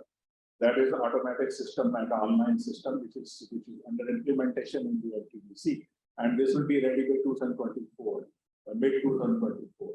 So that system will actually provide a lot of flexibility to the system, because with the SCADA there will be automated emission control. So we don't have to rely on the manual means actually to off and on the power plant. So it will take some time. Obviously, we need to install ADCs on all the power plants, but gradually it will be in a position where we can control this intermittency of the renewable energy through automatic generation control and the SCADA system. That will also happen. So the big induction of the RE, if you are right, is not possible. Second thing on which we are getting international access and the international software, the crux of the more and more renewable energy is the proper and scientific projections of the wind and solar resource. So we are also working on that. Currently, we're just relying on the data which is given by our Met department and other sources, but there are sophisticated software available, and sophisticated services are provided by international companies, where actually they provide minute-to-minute prediction of the wind resource and the solar resource. So on that we are also, I would say, the dream of taking this renewable to 61% area. Thank you.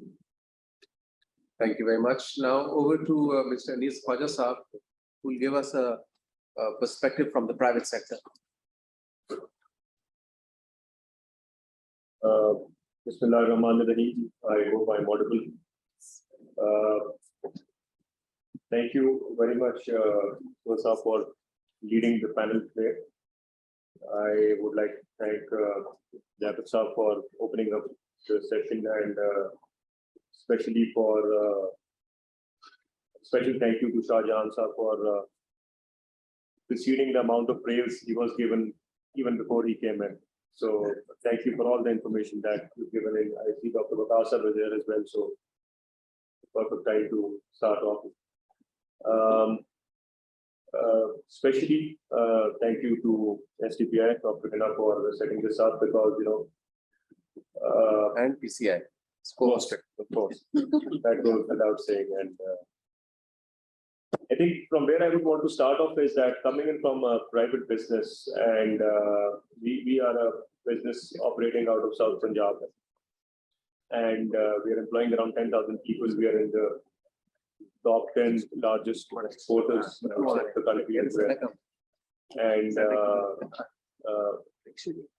proudly for the panel, especially for you, Dr.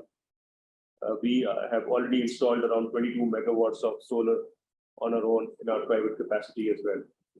And also in one of the solar plants in Sindh, we are one of the larger stakeholders in that company as well, which is a 50 megawatt solar megawatt project as well.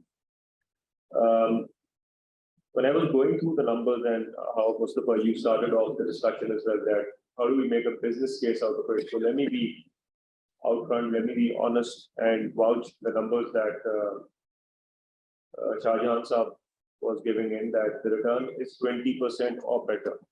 So it is never a matter of we can create a business case out of it or not, but I think it is more of a matter of how an industrialist or an investor or a manufacturer thinks about solar. End of the day is an investment. So when it comes to investment, a businessman thinks about either if this money should be used in the expansion of the existing facility, or go into the mindset of reducing the cost of energy by going renewable as well, which in terms of the other benefits of sustainability are there as well. So it is more of a mindset that we need to track. I personally was one of the first ones to start solar about 7 years ago. I started the installation, and I could not find a single person out of my industry who would support me in that. And nobody was in agreement of it. And now I see, alhamdulillah, people putting up 5 megawatts, 7 megawatts, just at the blink of an eye. And of course, to support that, the policies of State Bank, where cheaper financing is available for that, always helps. So when you were asking Shahjahan Saab on how we can instigate this, so I think one of the main perspective also came in with the cheapest source of financing, which has always been available for that. And I think right now, we are at a point where we need to make our case again very valid. And I would request not just this room, but also the panel here to do the lobbying, and the Dr. aware as well, that we do our utmost effort in making that happen. I think one of the important element which I would like to highlight here as well, that this is not just a business case for us anymore, for us businesses. It is also a matter of how we are going to place ourselves in the world right now as, let's say, the textile manufacturers who are producing the trousers or garments here in Pakistan. And these are to be competed with the rest of the world, with our region as well. So sustainability becomes a key element for us, and that is why our sustainability head is sitting with me here, and he'll add 2 cents to the whole discussion as well.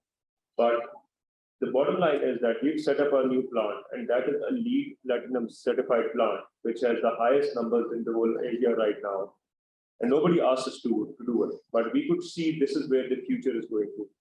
And that has pushed us, not just in terms of being a corporate responsible citizen here, or somebody who would care about their country and the world, but also for the fact that we see that down the road, this is how businesses will be gauged in when it comes to their performances, and sustainability and giving back to earth will be something very important. Now, one of the easiest way, like I mentioned in my start, is solar.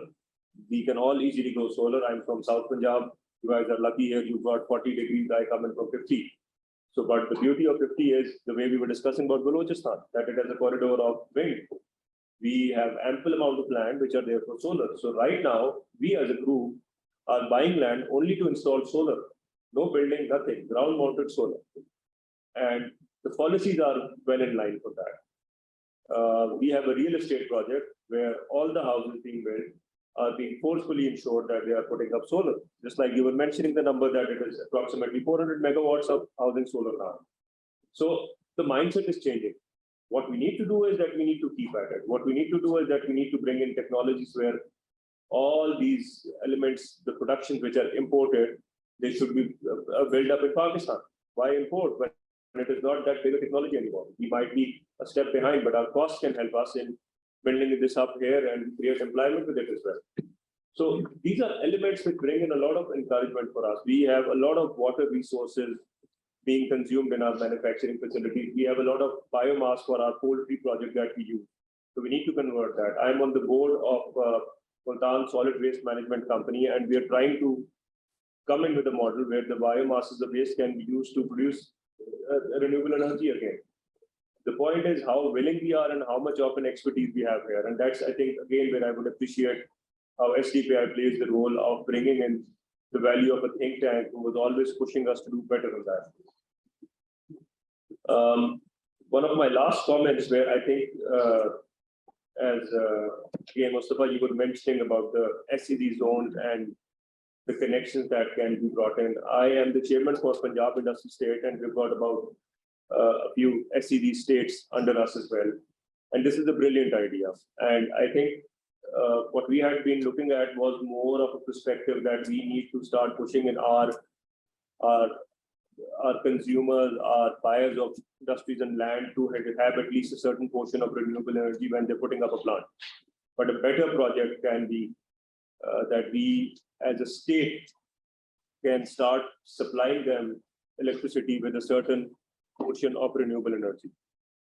So these are ideas, I think, which are coming out of these panel, and credit to you as well as Shah Jahan sir for building up this discussion as well. And from our side, from Punjab Industry State, will be very open to giving our complete support to such a thing.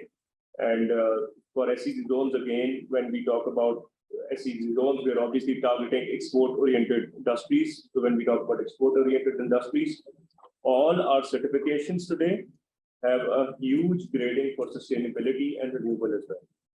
So if my fellow industrialists, my fellow people from different industries are trying to think that they will be saved by not going into renewable energies, I think they are being misled, because the future is all about renewable energy. So it's a win-win for not just the industry, but for the country and for all the people in this room, that when we talk about sustainability, we talk about renewable.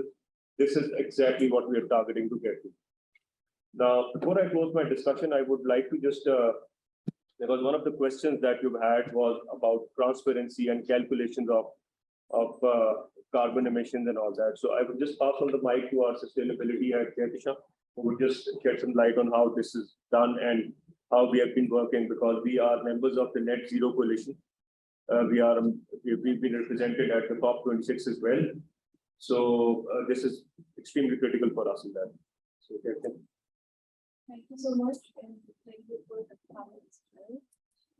So adding on to the subject, I think greenhouse gases, related emissions are really important.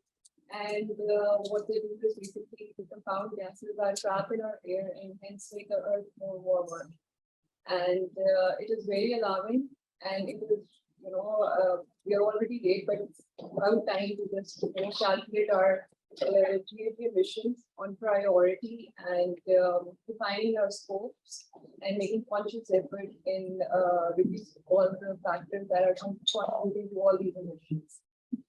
So I think it's really important to devise a strategy for it, and it's a very crucial step. And then constant monitoring and tracking is really important to we are part in not to increase the emissions in our environment. Can you give a bit of an idea on the smart village and how we are incorporating solar into that as well? Yeah, so one of the current initiatives of ours is that we have, in collaboration with Uptake, we are also in the district of Hanewal. We have started this Smart Village program where we are upgrading 6 villages, where we will be turning the solar village into the solar and creating right awareness from at the beginning level, to the elderly as well, so that they can improve the elements of water conservation and water filtration and treatment of wetland and recycling.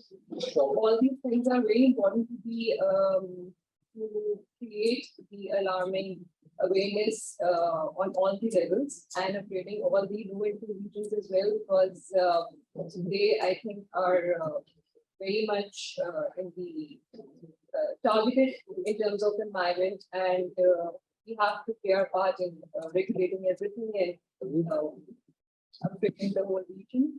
So one of the objectives is to creating awareness on the younger level, because the children can obviously make conscious efforts in coming up with things where they take all these things very seriously and reduce all the things which are contributing to the environment.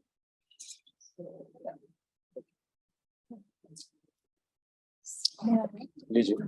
Yes, thank you so much. And I think this is exactly the focus of our the initiative under which we are holding this workshop today, is how we could actually overcome the barriers and the challenges being faced by the private sector.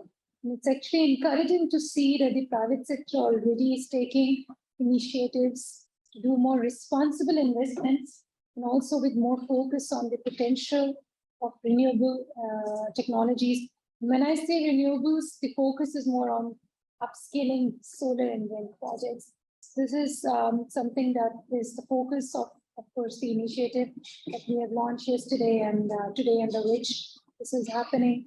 So we'll keep you, of course, from both sides, Pakistan and China, will keep each other engaged and see the prospects and how we could take it forward. So I think we can take questions. Thank you, Anna. Khwaja Sahab, very refreshing to know the initiative that your company has taken. And I think that while you were talking, I was thinking that I think the time has come for us to stop waiting, because in Pakistan, we've always been waiting. When will the government do this? When will the government do that? And I think the time has come to take initiative. And I think you're taking initiative. And I think there's no harm if, like you said, that the renewable energy, SEZ, or something along those lines, or other initiatives which require urgency are taken by the private sector, and the government can support wherever required. Because things with the problem with climate change is that it's a race against time, and we're already very late. We should have done this yesterday. So we look forward to keeping engaged with you, Dr. Waqar. Welcome. Good to see you. And now we'll open it up to the whole room. And I would appreciate whoever wants to comment or question can raise their hand and introduce themselves, and then make their comment and question. Please keep it brief.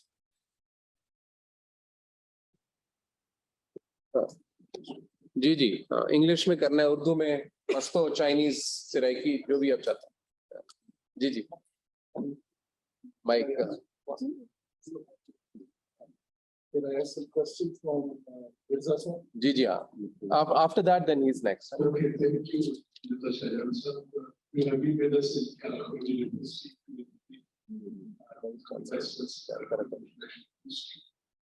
We have three big problems where we are talking about GP and renewable. First is the investment policies are still not very common, very protected, because we brought some very good investors from Norway Energy last year, but the GB government was not having any protective regime for their investment. That is the first question. The grid connectivity is another issue within the GB. We are not connected to the national grid. The third is the net metering. I will have started a project of 200 kilowatt Calcutta University this year, but we don't have any net metering, and I don't have the solution that how can we use the surface energy while producing from solar. We have three questions from GB perspective. Sir, thank you. I think all these three questions are very, very important. I would say that he might have some long answers, so I'll try to be brief. Actually, investment policy, I think you are not in the picture. My main assignment where I am the private power and infrastructure board, we have actually prepared a policy for investment in the GB power projects as we did in Pakistan. But that policy somehow is stuck up between the government of GB and our GB Council or the Ministry of Kashmir Affairs and North Kashmir and Northern Affairs, for which we are pushing. So once this policy is approved, I think the change in the government has actually delayed further. Once this policy is approved, actually as PPIB and as AEB will be provided the same kind of protection and same kind of service and implementation which we are providing in Pakistan. We are basically operating under an act, and that act actually authorizes us to work as an agent of the government of AGK and government of GB.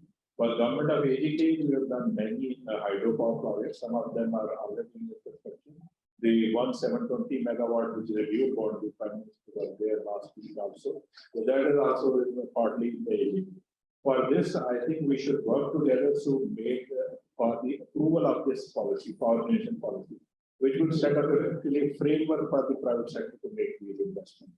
On grid connectivity, government has approved, I think, a couple of years back, a huge project for the linkage of GB with the national grid. But I think that's a long-term project, 5, 7, 8 years project, because obviously the terrain is very difficult and the investment is huge. So immediately what we can look into, I will be very happy to help the government of GB and the coordination issue also. I think that the net metering is probably the easiest thing which could be done and which could resolve the issue of GB. I'm aware that in the GB there are areas where no electricity supply, but even the best, I think, in the grid, we not supply 24 hours. And we supply, we generate it at the diesel, which is like 30, say maybe at 30, 40 rupees per unit.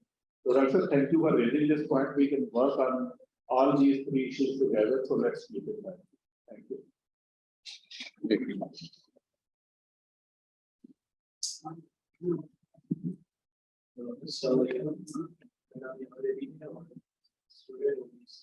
थोड़ा सा जोर का बोलो। और मैं student हूँ BSc के life में सर मेरा बहुत ही छोटे से ये मेरा तो पेरेंट्स जब भी हम कोई बजट करेंगे चाहे तो लीगल वगैरह हमें लेके और इस लैंड की जरूरत होगी तो फिर उसके बाद कोई मॉडल भी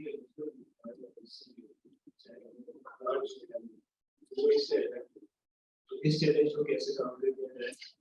और दूसरा मेरा अनीस साहब से पूछेंगे कि उन्होंने कहा कि सोलर हमारे लिए एक इन्वेस्टमेंट, तो पाकिस्तान जो है सॉलिड वेस्ट 50,000 टन जो है solid waste 50 million ton waste energy produce करता है और साथ ही हमारे पास जो है 50,000 टन का जो है ई वेस्ट एनर्जी हमारे पास। तो क्या इन्वेस्टमेंट इनके थ्रू इनमें भी इन्वेस्टमेंट करती हुई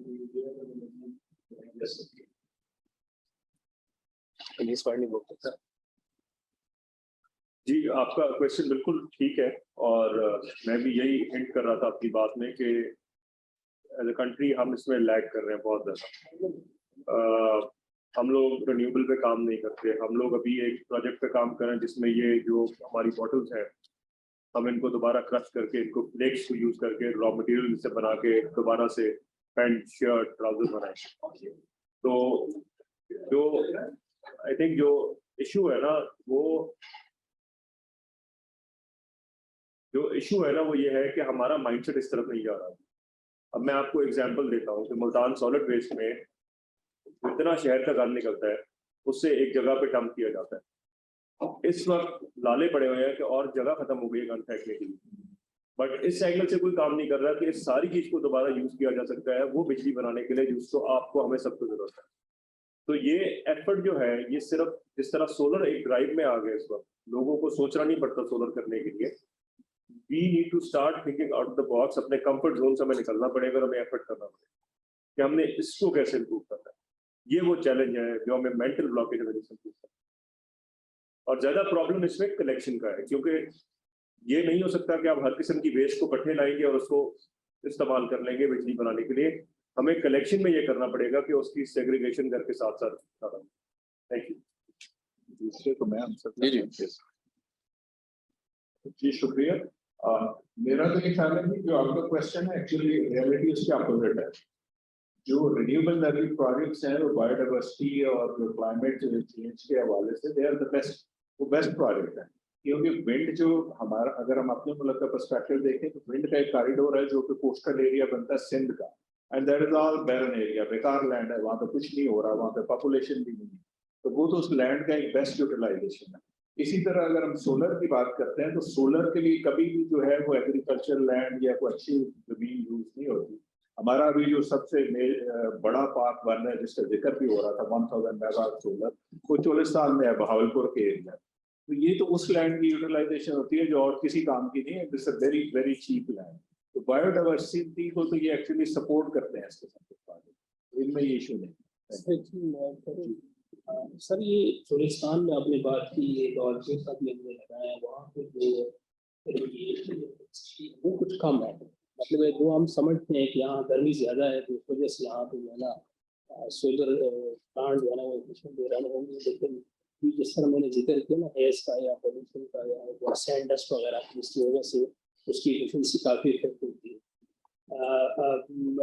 जो हमारी स्टडी है सर, मैं आपके साथ शेयर भी कर लेता हूँ सर। उस स्टडी हमने पूरे पाकिस्तान की मैपिंग की है सोलर की, और हम 95% पे क्राइटेरिया मतलब थोड़ा सा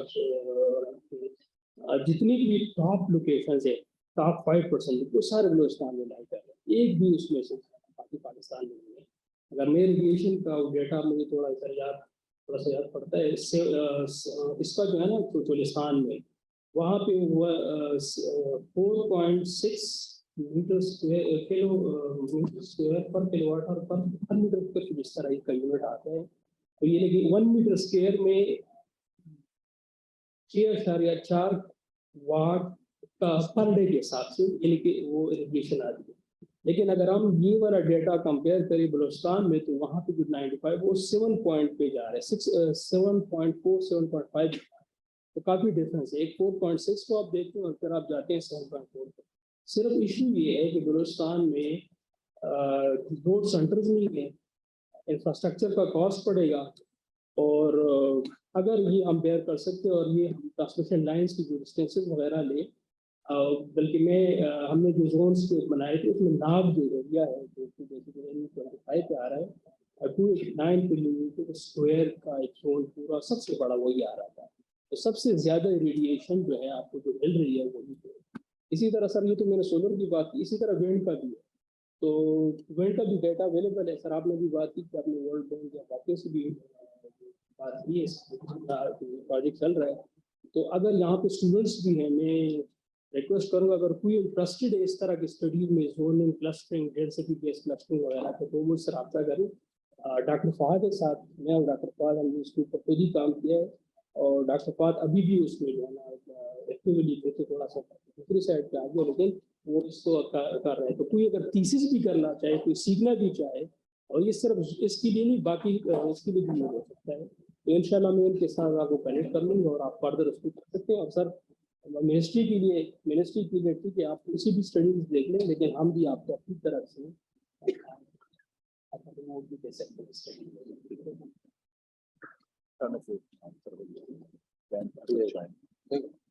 और जी वेल्स जी please. Thank you very much. I think wonderful initiatives from all the panelists. I really appreciate it. I think there is one lagging area what we have discussed until now since morning. As we know that when we shifted our power sector to oil and then to gas, they all were very cheap. The same is the case with renewable side. Since we are talking about Cpec, and I think these solar panels and wind infrastructure, they also have a kind of I have little experience of visiting China, and based on my personal knowledge, I think the real challenge is to translate that industry, because that industry has trillions of dollars, and they have like huge potential, both in terms of job opportunities as well as economic viability. So, because I'm looking that if people will not able to transfer even just that kind of industry in Pakistan, then perhaps we didn't be anything from Cpec. So I think the real objective should be for us, because green and other like business case models, they are not sustainable.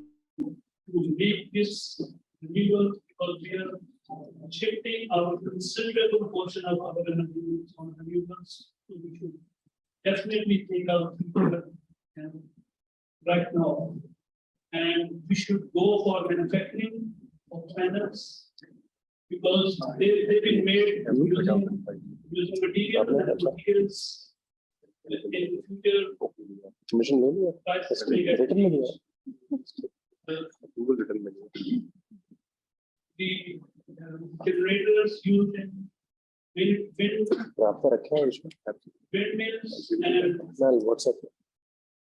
and like I hope I can make my point and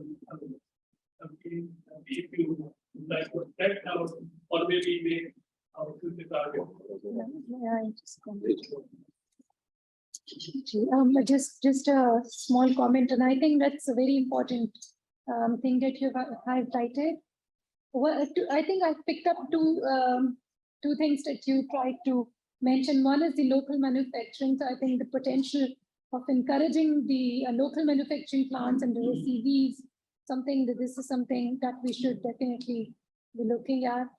The second is end of cycle is if you're referring to the electronic waste or something, how to manage after the life of that, it has to be looked at as well. This company generating energy from waste. Similarly, there's a lot of manufacturing, for example, for the wind and the other things. They can use waste even to produce infrastructure things. So, thank you. Over to you.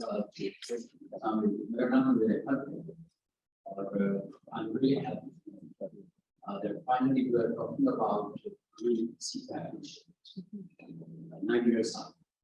We should have thought about it and signed it in 2013, but it's never too late. And my concern is that we installed a crop of coal-fired power projects.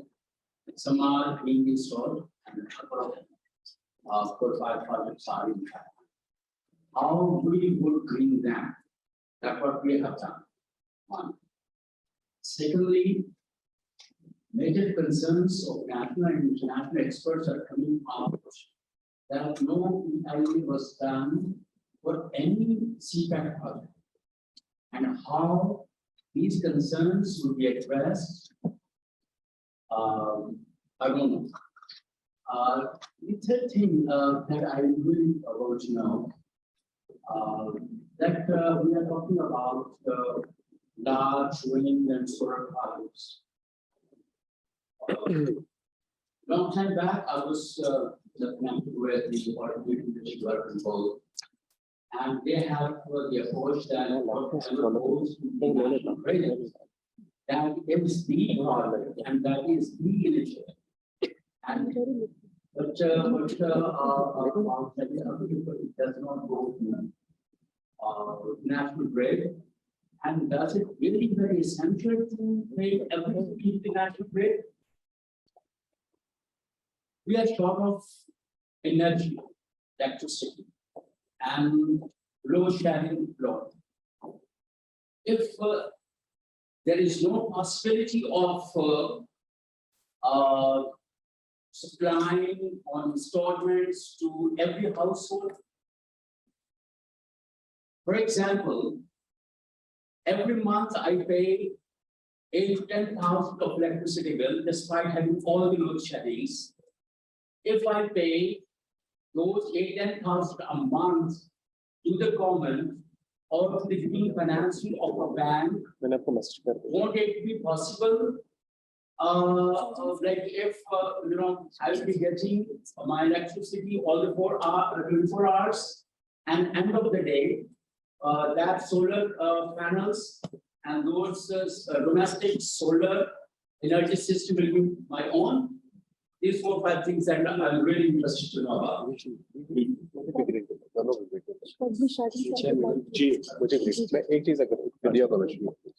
मैं एक ये technical जो आपने बात की है power की, तो शाहजहां साहब दे देंगे, लेकिन जो एनवायरमेंटल इम्पैक्ट की जो आपने बात की है, सारे सीपैक प्रोजेक्ट्स की एनवायरमेंटल इम्पैक्ट स्टडी हुए हैं, all of them, and so that was not circumvented. जो प्रॉब्लम है सर वो ये है कि हमारी जो एनवायरमेंटल प्रोटेक्शन एजेंसी है, that needs to be strengthened. उसकी कैपेसिटी बिल्ड करने की जरूरत है, उसकी ड्यू डिलिजेंस करने की बेहतर जरूरत है. It needs to be better funded, needs to have more experts. आप देखें कि CPEC से पहले we never had any project of this magnitude in such a short time, and all of a sudden there's this EPA body which has to do environmental protection due diligence of so many projects. तो एक ये बड़ा important point है. और दूसरा उसकी जो autonomy है उसके लिए बेहतर legislation की जरूरत है. It needs to have more autonomy and independence. It is technically an autonomous organization, but it needs to be strengthened and independent, become more independent, so it doesn't have to go to the federal government for funding every 2 years, every 1 year. Apart from that, CPEC सारे projects से environmental studies हैं. शाहजहां साहब. बात करता हूँ, ये आपने बहुत इम्पोर्टेंट पॉइंट रेज़ किया कि देश की लोकल इस पे काम भी हो रहा है. इंडियन डेवलपमेंट बोर्ड के साथ एक पॉलिसी बना रहे हैं सोलर मैन्युफैक्चरिंग, लेकिन हमारे सामने जो एक बहुत बड़ा चैलेंज है ना, अगर आपके इलाके में हो कि इस वक्त पूरे यूरोप में एक भी फैक्ट्री नहीं है जो ये पैनल पीवी पैनल बना रही है, सोलर वेफर और पीवी पैनल, ये सब चाइना में बन रहे हैं. 4-5 फैक्ट्रीज हैं जो पूरी दुनिया को सप्लाई कर रहे हैं. तो जैसे so much economy of scale उनको इतनी मिलती है, और ये जो फैक्ट्री लगाना है something like if I am not wrong $10-11 billion की इन्वेस्टमेंट है ऑन फैक्ट्री. तो वी नीड टू सी कि हम कितना को क्वांटम दे सकते हैं, क्योंकि जब कोई मैन्युफैक्चरर यहाँ पे आके इन्वेस्टमेंट करता है तो देखता है कि मेरे पास पोटेंशियल क्या है सेल करने में, and our biggest competitor is China. लेकिन हम जो फोकस कर रहे हैं वो कर रहे हैं इन्वर्टर साइड पे, जो बैलेंस ऑफ इक्विपमेंट छोटी छोटी चीजें लगती हैं, प्रोडक्टर लगते हैं, जो स्विचिंग होती है, जो केबलिंग होती है, इस तरह की चीजें उन पे फोकस है. सिमिलरली जो टर्बाइन्स के पार्ट्स हैं जो यहाँ पे बन सकते हैं उस पर फोकस है. हम इस पे काम कर रहे हैं, but I think this is a neglected area. But again हमारी कंस्ट्रेंट ये आती है कि हम जनरली इंडिया से कंपेयर करते हैं, इंडिया की पॉपुलेशन हमसे 7 गुना ज्यादा है, सो शायद हम वो काम नहीं कर सकते. We need to think our own policy कि हम कैसे इसको मैनेज करेंगे. जो आपने क्वेश्चन किया है वो मुस्तफा साहब ने जवाब दे दिए कि ये सबके लिए, लेकिन मैं थोड़ा सा ये कहूँगा कि हमें देखना ये है कि रियलिटी क्या है on ground, not to defend कि हम बेसिकली जो है वो चूंकि कोल प्लांट लगाए हैं हम उसको डिफेंड कर रहे हैं. बात ये कि पहला कोल प्लांट जो पाकिस्तान में आया साहिवाल वाला कोल प्लांट, उससे पहले पाकिस्तान की 0 कोल जनरेशन, कोल पे बिल्कुल भी जनरेशन नहीं थी. हमारे क्रॉस इंडिया उसको 67% कोल जनरेशन थी. चाइना जो थी वो इससे भी ऊपर थी. America even at that time was 37% कोल. तो आप ये देखिए कि जिन लोगों ने कोल की प्रोडक्शन, कोल की जनरेशन यूज की है, वो पहले कहाँ स्टैंड कर रहे थे. World average was like 40-45%. तो उस सिलसिले में हमें शुरू इसलिए करना पड़ा कि हर कंट्री के अपने डायनामिक्स होते हैं कि हमने कोल में कुछ नहीं किया था, और हमारे पास दुनिया का 6th लार्जेस्ट रिजर्वायर है जो थर में है. तो और एनवायरमेंटल प्रोटेक्शन की बात नहीं, मैं आपको बताता हूँ कि PPIB में which is my other organization, हम इस चीज को देखते हैं, हमारी डायरेक्ट रिस्पॉन्सिबिलिटी नहीं लेकिन मॉनिटर करते हैं. और मैं आपको बड़े कॉन्फिडेंस से ये बात कह सकता हूँ, इस वक्त हमारे जो 3 कोल के पावर प्लांट चल रहे हैं, बल्कि 4 चल रहे हैं, वो सारे के सारे पाकिस्तानी ही वो जो वर्ल्ड बैंक की और IFC की एनवायरमेंटल मिशन स्टैंडर्ड्स हैं वो सबको मीट कर रहे हैं, उससे लो है. रीजन ये है कि अब दुनिया चेंज हो गई है। ना चाइना वो है जो आज से 25 साल पहले था, वो भी इन सारी चीजों को कंसिडर करते हैं। बैंक्स जब लोन देते हैं तो वो अपनी ड्यू डिलिजेंस करते हैं, जैसे आज से पहले यूरोपियन बैंक और वर्ल्ड बैंक किया करते थे, वो सारी ड्यू डिलिजेंस करते हैं कि उनकी कंडीशनलिटी होती है कि आपने वर्ल्ड बैंक के स्टैंडर्ड मेंटेन करना। एंड आई मस्ट एडमिट कि सीपैक में चाइनीज ने बहुत अच्छा काम किया है, और ये जो सारे plant there are all world class standard, super critical plants है, and emission levels are much lower than international standard. एक और छोटी बात मैं ऐड कर दूं, इसकी एक जो सोशल इम्पैक्ट है या जो एनवायरमेंटल इम्पैक्ट है, वो तो एमिशन से कंट्रोल हो रहा है। लेकिन अगर आप लोगों को कभी थार का मौका मिले, मैं 2-3 दफा गया हूँ थार में, सिंध में, और अभी लास्ट विजिट मैंने मार्च में किया, आपको लगता नहीं कि आप थार में आए। वो जो एरिया है 15-20 किलोमीटर का एरिया है, दैट लुक्स आउटसाइड थार, वो शायद आपको कराची से भी बेहतर लगे।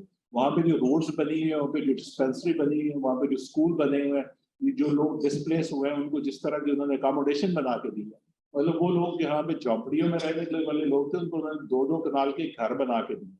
तो this is the kind of social work और जो इसका है एनवायरमेंटल कंसिडरेशन। स्कूल है वहाँ पे, आधी पॉपुलेशन जो है वो, क्योंकि वहाँ पे हिंदू है, वहाँ पे मंदिर बनाए हैं उन्होंने, मस्जिदें बनाई हैं, स्कूल बनाए हैं। तो I think that's a model to be followed जो सिंध एंग्रो कोल माइनिंग ने किया। ऑल्दो उसमें एक पॉजिटिव चीज, उसमें एक स्ट्रेंथ ये है कि उसमें 50% से ज्यादा गवर्नमेंट ऑफ सिंध की शेयर होल्डिंग, तो पब्लिक सेक्टर का भी प्रोजेक्ट चलाया जा सकता है, तो उन्होंने काम वर्क किया। But that is a model to be follow, that is a PPP project, और वो मॉडल फॉलो करने वाला है। तो वो अपार्ट फ्रॉम जनरेशन और बाकी चीजों के, उसने थार को चेंज करने में बड़ा काम किया। वहाँ पे वो स्लाइड वाटर से जो है वो सब्जियां उगा रहे हैं, स्लाइड वाटर से एग्रीकल्चर हो रहा है। तो I have seen it with my own eyes, ये नहीं कि मैं आपको सदी सुनाई कहानियां सुना रहा हूँ। तो आई थिंक मैं तो इसको प्रोजेक्ट करता हूँ कि ये वो मॉडल है जो सबको फॉलो करना। Thank you. एक चीज ऐड कर दो, एक चीज मैं ऐड कर दूं कि ये जो शाहजहान मिर्जा साहब ने सीपैक प्रोजेक्ट की बात की, जो करोड़ हाइड्रो पावर प्रोजेक्ट है, जिसके सीईओ हमने इंसेप्शन पे बुलाया भी था, he shed light on the projects that he is doing. Crore तो उसमें 15% IFC का शेयर है, 15% सिल्क रोड फंड का शेयर है, and IFC is an extension of the World Bank, so it meets international standards. Cpec project and AJK. तो काफी काम हुआ असल में. It needs to be disseminated more, this information, and we actually Pakistan China Institute took media delegation to Thar, and we'll do it again. सबको लेके जाएंगे. थार लेके गए थे, और उसके अलावा बाकी प्रोजेक्ट्स पॉडकास्ट वगैरह भी लेके गए थे, for people to actually see what's happening, because a lot of people don't, when they go into the power plant, it's like a small city. वहाँ अपने जैसे बिल्कुल ठीक है, वो शहर है पूरा, और वहाँ जो थर में women are driving dumper trucks, they are cooking, they are doing a business, वो खाना बना रही हैं पूरे society के लिए, and they are earning money. They were not working before, they were unemployed before. Now they are the bread earners of their house. उनके day shift में they are all women drivers. Exactly. और तो दूसरा जो मैंने पूछा है कि ये घरों को हम कोई इंस्टॉलमेंट पे कैसा हो सकता है जी, उस पे हमने रिसेंटली काम शुरू किया, उस पे हम काम कर रहे हैं power division, ministry of energy के साथ और AEDB। हम आजकल यही एक्सरसाइज कर रहे हैं जो स्कीम बनाई जाए, क्योंकि गवर्नमेंट के अपने पास तो पैसे नहीं है, तो ये फंडिंग या तो ग्रीन फाइनेंसिंग जैसे आप कह रहे हैं बैंकों के साथ मिलकर अरेंज होगी, कुछ उसमें हम इंटरनेशनल जो ऑर्गेनाइजेशन है उनसे भी बात कर रहे हैं कि उसमें कोई अगर उनका रोल हो जाए। मॉडल ये PPP का ही होगा, पब्लिक पार्टनरशिप। जैसे वो हाउसिंग वाला पे आते हैं तो बड़े सॉफ्ट लोन जिसको पढ़ाए थे, अगर साथ उसके लिए कंडीशन हो कि इसको सोलर एनर्जी या कोई ऐसी, अभी स्टेट बैंक 6% पे उसकी फाइनेंसिंग दे रहा है। आप अगर अपना सिस्टम लगाते हैं तो 6% कन्वेंशनल मार्कअप रेट पे स्टेट बैंक फाइनेंसिंग दे रहा है, 50% ऑफ द कास्ट। अगर आप लाख का सिस्टम लगाते हैं तो आप 50,000 बैंकों से ले सकते हैं 6% मार्कअप। उस स्कीम को हम कोशिश कर रहे हैं कि और आसान बनाएं, क्योंकि बैंक जरा थोड़ी सी उनकी अपनी रिक्वायरमेंट होती है, तो ये कर्जा लेना इतना आसान नहीं होता। उसको हम कोशिश कर रहे हैं और उसको बेहतर बनाएं।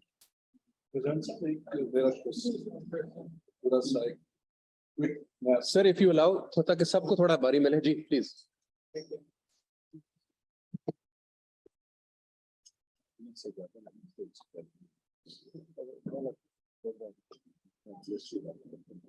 तो भी अच्छी एक सीरियस कंसर्न है ये अल्टरनेटिव एनर्जी डेवलपमेंट बोर्ड के शाहजहां साहब से। आजकल ये जो बात हो रही है रिन्यूएबल एनर्जी की प्रोसेस अपॉर्चुनिटीज और चैलेंजेस अपॉर्चुनिटी तो हमारे सब लोगों को है रिमोट केबल की तरफ कन्वर्ट होता है और एनर्जी ट्रांजिशन की तरफ से है ताकि हमारा जो कार्बन शेड है वो कम हो। इसमें चैलेंज कॉमनली हमारे पब्लिक को ये आ रहा है कि डेफिनेटली का सब्जेक्ट अभी एक प्रोविंशियल सब्जेक्ट बनते हैं वो डिस्कोर्स के साथ होता है और एससी के अंदर मतलब ये प्रोसेस चल रहा होता है। पहले सरकार के पास एप्लीकेशन जाती थी, अब 50 किलोवाट से कम गवर्नमेंट से चला गया। ठीक है, लोग ये समझ रहे होते हैं कि हमारे बिल में जो हम एक्स्ट्रा एनर्जी जनरेट करेंगे वो होगा भी चाहिए, हम सेव करेंगे और हमें जो है बदले में हमें पैसे मिलेंगे, वो तो एक्चुअली यूनिट्स मिल रहे होते हैं। लेकिन आम आदमी ये सोच रहा होता है कि जिस रेट पर मुझे बिजली दी जा रही है उस रेट पर मुझसे वादा वो बिजली खरीदेगी, लेकिन ऐसा नहीं है। अगर आपको 18 रुपए यूनिट मिल रहा है या 28 रुपए यूनिट मिल रहा है कमर्शियल, तो 6 या 7 रुपए की ये लोग हुकूमत बातें दे रही है। ठीक है, एक तो आवाम को थोड़ा इस पर इंसेंटिवाइज करना चाहिए।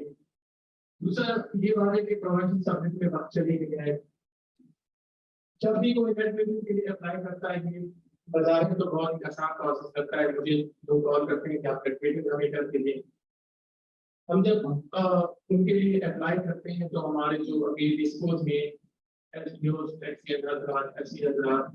और लोअर लेवल तक वहाँ पर ऑफिस में डिटेल्ड एप्लीकेशन किए जाते हैं। वो लोग 3 दिन चलने के बाद और लोग रिन्यूएबल एनर्जी की तरफ काम करेंगे। तो एक तो हमारे जो वाटर के एम्प्लॉइज हैं, पावर सेक्टर के लोग हैं, उनको ये अवेयरनेस देनी चाहिए कि इस मुल्क के इंटरेस्ट में है कि हमारी जब रिन्यूएबल में जाएगा तो हमें ही फायदा होगा। दूसरा ये कि जो ब्यूरोक्रेटिक प्रोसेस है वहाँ पे फाइल को मूव किया जाता है जिसकी तरह डेफिनेटली के लिए 1 महीने का उसमें वो देते हैं कि आपके लिए फाइल बनाएंगे और एक जो है प्रोसेस आपकी सब्जेक्ट है। तो अगर नेट मीटिंग का प्रोसेस ऑनलाइन किया जाए तो कस्टमर को भी फैसिलिटी हो कि वो अपने सोलर पैनल का डेटा पुट करेगी और लाइसेंस कंपनी को प्रोवाइड करेगी, रोज में ऐड करेगी, तो इनके लिए आसानी होगी। कम से कम 50 से 60,000 रुपए अदरवाइज पूरा तक कॉस्ट आपकी 1 लाख हमारी वहाँ 1 लाख 30,000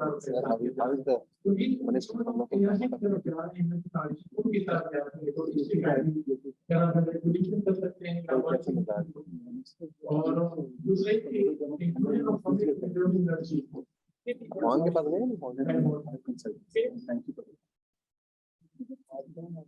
जी बेसिक थैंक यू। आपने ये दोनों इम्पोर्टेंट पॉइंट रेज किए। जो पहला पॉइंट है आपका वो मुझे समझ नहीं आया कि आप तो 50 किलोवाट प्रोग्रेस पे चला गया।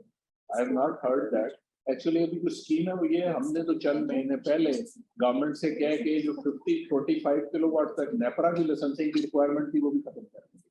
आज की डेट में अगर आपने 25 किलोवाट तक का सिस्टम लगाना है तो आप नेपरा की कोई लाइसेंस नहीं करेंगे।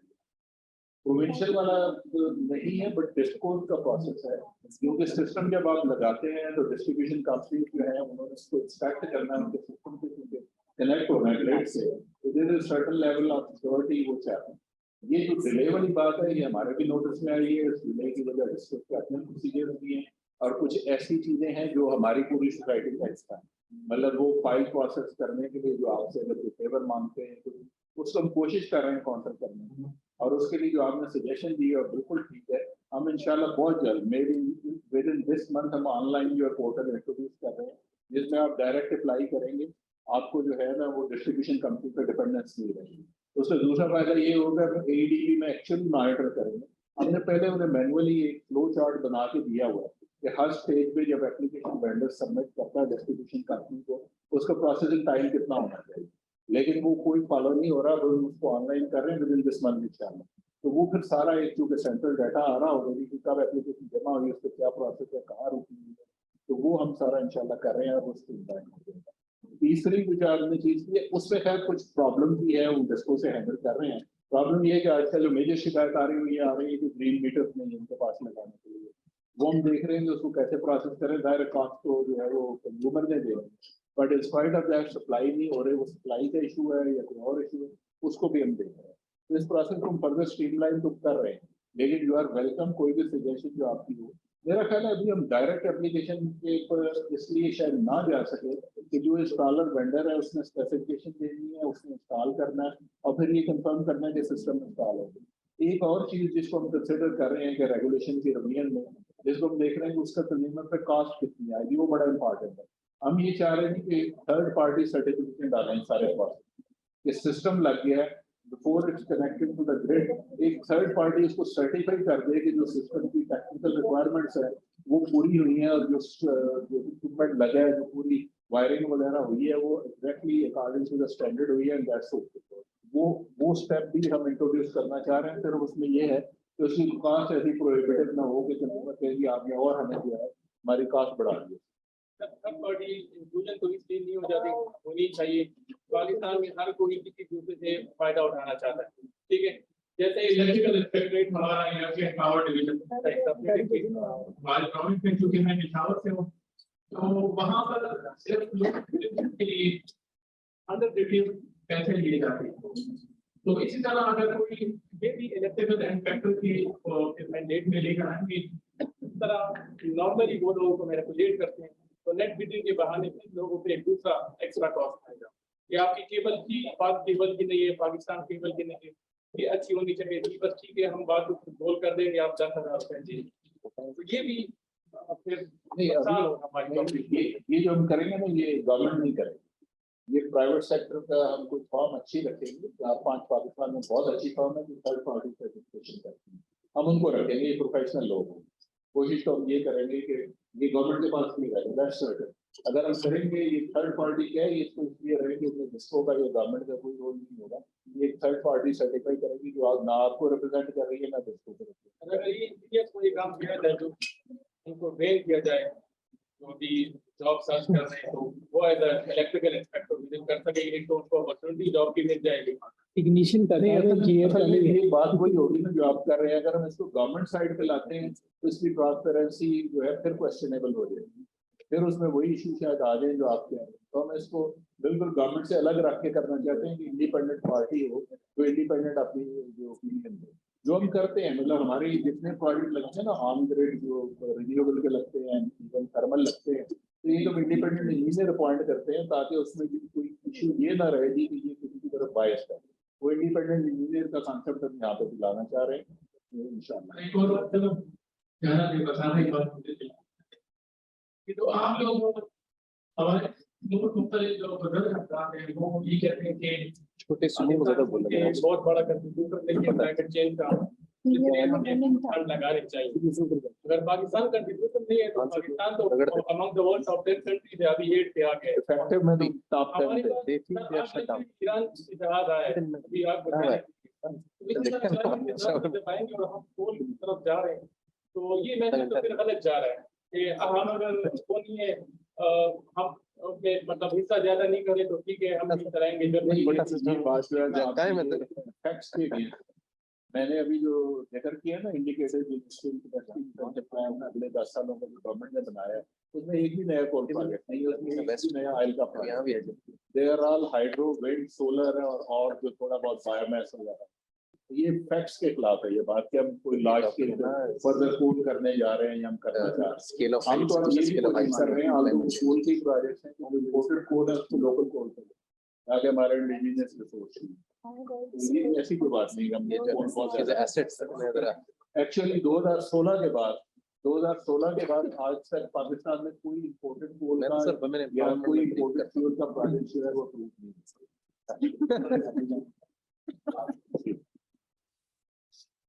जी जनाब, who else? वो उधर है पिंक शर्ट, अच्छा वो जो है ब्लैक शर्ट। मेरा नाम अयूब राशिद है, मैं सर सारी बहुत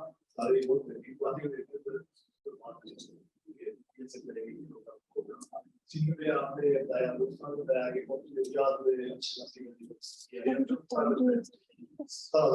में सब ऐसा कोई क्या है कि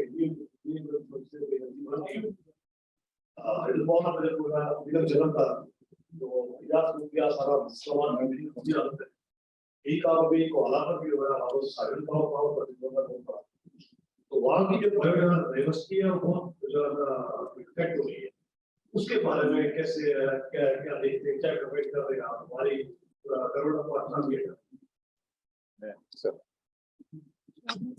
ये पॉइंट मेरा ख्याल है पहले भी हो चुका है। ये कोहाला में भी हमारे जो स्पॉन्सर है उसमें 15% जो है वो IFC शेयर हो रहा है। तो ये जितने प्रोजेक्ट्स की बायोडाइवर्सिटी के और ये हमारे पैरामीटर हैं ये वर्ल्ड बैंक के IFC के पास इसमें गवर्नमेंट ऑफ इंडिया का इशू ना है वो डाउनस्ट्रीम ई फ्लो है, एनवायरमेंटल फ्लो वो कम है, वो हमने उसको 22 क्यूबिक से बढ़ा के 42 क्यूबिक कर दिया। तो बायोडाइवर्सिटी का पूरा ध्यान रखा जा सकता है उस प्रोजेक्ट में हम इसको सपोर्ट करने के लिए। मतलब ये अब हमारी एज ए कंट्री हम कहूँगा कि हमारी ड्रॉबैक या नालायकी है कि पूरे झेलम रिवर में इसको जितना वो पानी वेस्टेज का सीवरेज का वो बगैर प्रोसेस किए डाला जा रहा है। तो हम तो ये कर रहे हैं कि उस पूरे एरिया में जितना करने सही आ रहा है, ये कोई 30-40 किलोमीटर का एरिया है जिसमें हम उस कंपनी से कह रहे हैं कि आपने सीपीएक प्लांट लगा दें ताकि ये सारा पानी भी प्रोसेस हो जा रहा है डायरेक्टली झेलम रिवर में, ये ट्रीट हो के झेलम रिवर में जाए या प्रोसेस सीवरेज ना। तो ये एक्चुअली अपोजिट है, हम उनसे वो काम करा रहे हैं जो कि बायोडाइवर्सिटी के इंटरनेशनल एनवायरमेंट स्टैंडर्ड के मुताबिक उनकी जिम्मेदारी नहीं, मतलब वो प्रोजेक्ट के एरिया में एक ऐसा काम कर रहे हैं कि गवर्नमेंट ऑफ इंडिया के नहीं है। एक्चुअली ये गवर्नमेंट की जिम्मेदारी होती है कि आप वहाँ पे सीवरेज ट्रीटमेंट प्लांट लगाएं, पानी अगर रिवर में जा रहा है तो क्लीन वाटर हो, तो ये तो उनके जिम्मे लगा रहे हैं। एक्चुअली ऐसी कोई बात नहीं, पूरा जो बायोडाइवर्सिटी का प्लान है और पूरा जो इन्वायरमेंटल इम्प्रूवमेंट का प्लान है वो सारा प्लान है। दूसरा जो आप क्या है कि ये गवर्नमेंट ऑफ एजीके से हम टेकअप कर सकते हैं, आप ही करें। मेरा ये ख्याल है कि एजीके में ना विंड का सोलर इतना का जो है रिसोर्स इतना स्ट्रॉन्ग है ना सोलर रेडिएशन। तो एजीके का मेन पोटेंशियल है वो हाइड्रो है, जिस पर हम एटी में भी काम कर रहे हैं, गवर्नमेंट ऑफ पाकिस्तान सपोर्ट भी कर रहे हैं।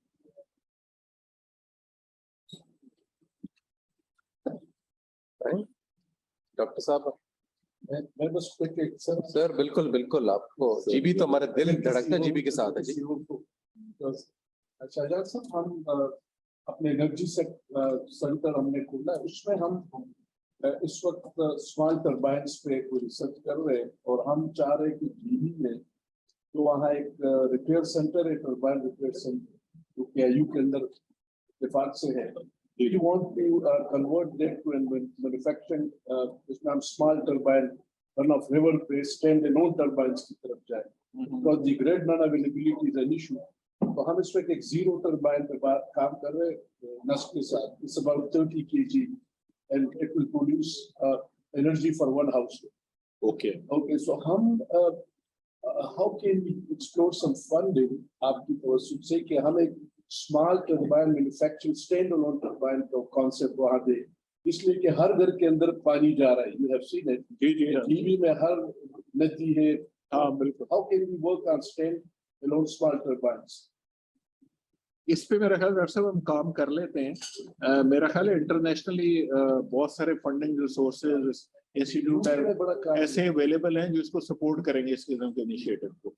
तो हम इस पे आपके साथ मिलके आपका कॉन्सेप्ट समझ के जो आप काम कर रहे हैं इसको टेकअप करते हैं। जो इंटरनेशनल जो NGOs भी हैं उसमें मल्टीलेटरल्स भी हैं जो इसको सपोर्ट करेंगे। आपके वैसे तो वहाँ पे आफान फाउंडेशन वाले काफी काम कर रहे हैं। आई डोंट नो उससे आपकी इस चीज को मेनली तो एज NGO तो शायद सबसे एक्टिव वही है कि एक दो और NGOs भी हैं मल्टीलेटरल हैं, उनसे बात करते हैं। सर इसमें ये है कि ये जो प्रोडक्ट है ना कमर्शियली वायबल भी, कोई भी प्राइवेट इन्वेस्टर इसमें भी इन्वेस्ट कर सकता है। वही मैं कह रहा हूँ, अगर लेट सपोज एक मरतबा प्रोडक्ट बन गया और एक प्रोटोटाइप तो बना रहे हैं, कमर्शलाइजेशन की कोई कंपनी भी ले सकती है क्योंकि वायबल एक स्ट्रीम से वहाँ पे तो जितने आप मतलब ये सिर्फ वहाँ की नहीं होंगी बल्कि पूरे जो है ना टेकी साइड पे भी और बाकी भी हमने डॉक्टर साहब फंडिंग लिए पाकिस्तान साइंस फाउंडेशन से अबाउट 7 बिलियन और हम ये प्रोटोटाइप बना रहे हैं। Product we would need someone to commercialize it. इसके लिए जो है ना नॉर्मली अगर प्रोटोटाइप अगर बन जाए प्रपोजल अगर हो इन्वेस्टर यूआई भी आते हैं, किसी भी इन्वेस्टर के सामने। हाँ,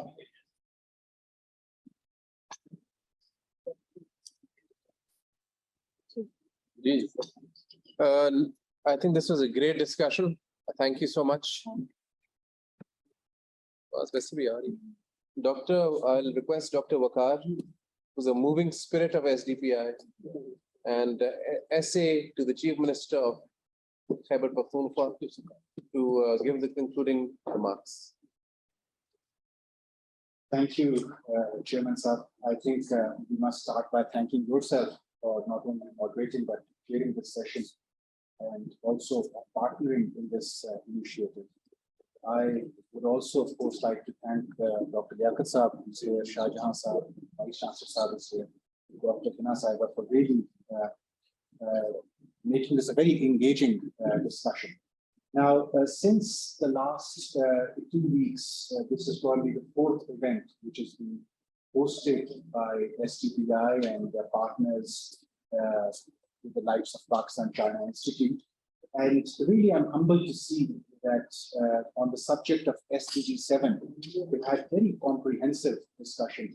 I was just noticing that the comments on Facebook Live and Twitter, which of course one cannot take all the comments over here, but there's been a very engaging discussion virtually as well. And I think these proceedings have, while of course given us a background of a stock taking, we've actually gone a bit forward in our understanding around the launch of Green Cpec Alliance, the way we wanted to inform about that, the roadmap for SDG 7 in Pakistan. If I recall correctly, there was also a capacity building element on electric vehicles, which was also there. So I'm happy to see that the green financing guidelines now provide a benchmark the transition towards clean and clean energy, especially under the context of Pakistan's moratorium of coal and China's very welcome announcement to stop coal-based energy investments overseas. The green financing guidelines are now also providing environmental value to help adapt against climate change impact, something which I'm sure all of us would like to see. And of course, these guidelines also provide a pathway towards achieving the NDGs to which, of course, the government is committed. So while we understand that green financing has impact on China and even non-China bilateral cooperation, bilateral investment on green energy, but we would also like to, of course, submit that a predictable fiscal policy is also important to retain that investment, to expand that investment by Chinese as well as non-Chinese investment. And of course, one thing that any investor would hate to see is too much change in the fiscal policy, in our framework of incentives which have been given to the energy sector, particularly the renewable energy sector. So that is probably where we need to bring greater certainty when we are negotiating with the fund, with IMF and other multilaterals. We've already, of course, embarked on greening of SEZs, which is a welcome move. And one of our suggestions has been that the same greening initiatives should apply to the existing industrial processing and export processing zones across Pakistan, almost 82 of them. And now, because there is indigenous knowledge, so it won't be very hard to do that. We have Chinese experts who can help us do this. And certainly Pakistan-China Institute has been on the forefront, bringing Chinese experts over here and informing us and giving us that knowledge about that. The other aspect about this is also blended finance. So within the blended finance, we have this issue that our banks also need to understand, particularly the commercial banks, that there have to be more innovative models for those who are willing to take a risk on green and clean energy. And it's not just the responsibility of central bank to come up with perhaps a differential policy rate. Commercial banks should also have a rating mechanism, which is there abroad as well, where their loaning out to green projects should in fact return to them a better rating, through which, of course, their other incentives or better or conducive prudential regulations can be accessed by them with the central bank. with, when they deal with the central bank. Now, we also have learnings from COP26, some of which, of course, we urgently need to apply so that we demonstrate some progress before going into COP27. On energy equity, I think our understanding has grown greatly. And one of the things that we now need to, of course, advocate is that greening of our energy framework and introduction of greater intensity of renewable energy would be far more equitable. And this is something which would be more from the sustainable development lens. This will have a more pro-welfare, more pro-community impact, something which Shah Jahan Saab also alluded to.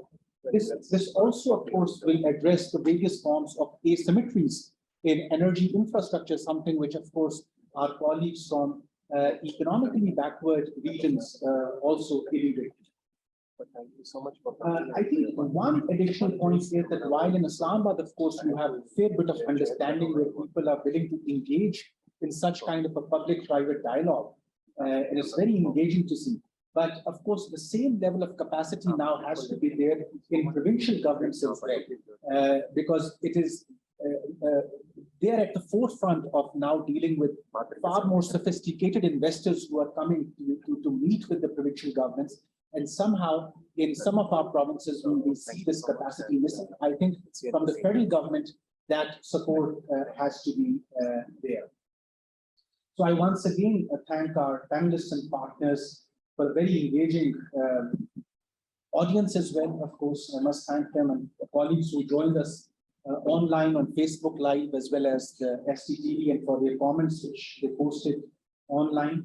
और आखिर में मेरा ख्याल है जिस तरीके से मैं हमेशा कहता हूँ, it's really hard to get time from the government and request them to engage in such public-private setting. So I always praise Shah Jahan Saab and his colleagues, Dr. Liaquat Saab, of course, and his team, that they not only take out time, but of course, they go beyond their mandate of educating us, because I was with Dr. Waqar Masood Khan Saab, and he was telling me that the fact that energy supply chain is broken, and of course mending it is a political economy subject, which requires education really from top down and bottom up, starting from politicians to the communities.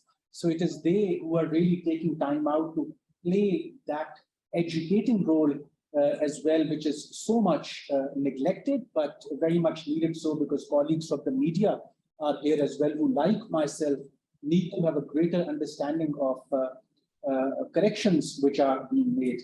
And I think likewise, I must thank our partners, Pakistan China Institute, once again, and particularly Mr. Mustafa Haider Sayyid Saab, for really partnering with us and giving, of course, his team was engaging our partners as well. So I must thank his team from Pakistan China Institute as well. They, of course, for some of our provinces where the institutional memory is weak, I must say that it is PCI which is holding the institutional memory together when we engage with China and often non-China investors as well. So thank you very much, sir. And last but not the least, my colleague, Dr. Hina Aslam, and our team from STPI, I think I must thank them as well for a very wonderful arrangement and making space for this discussion today and having us over. So thank you.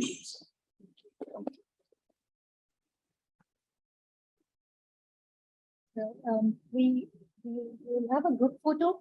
We will standing with all the participants. I would like you to come at the front. I think so. So you can take this.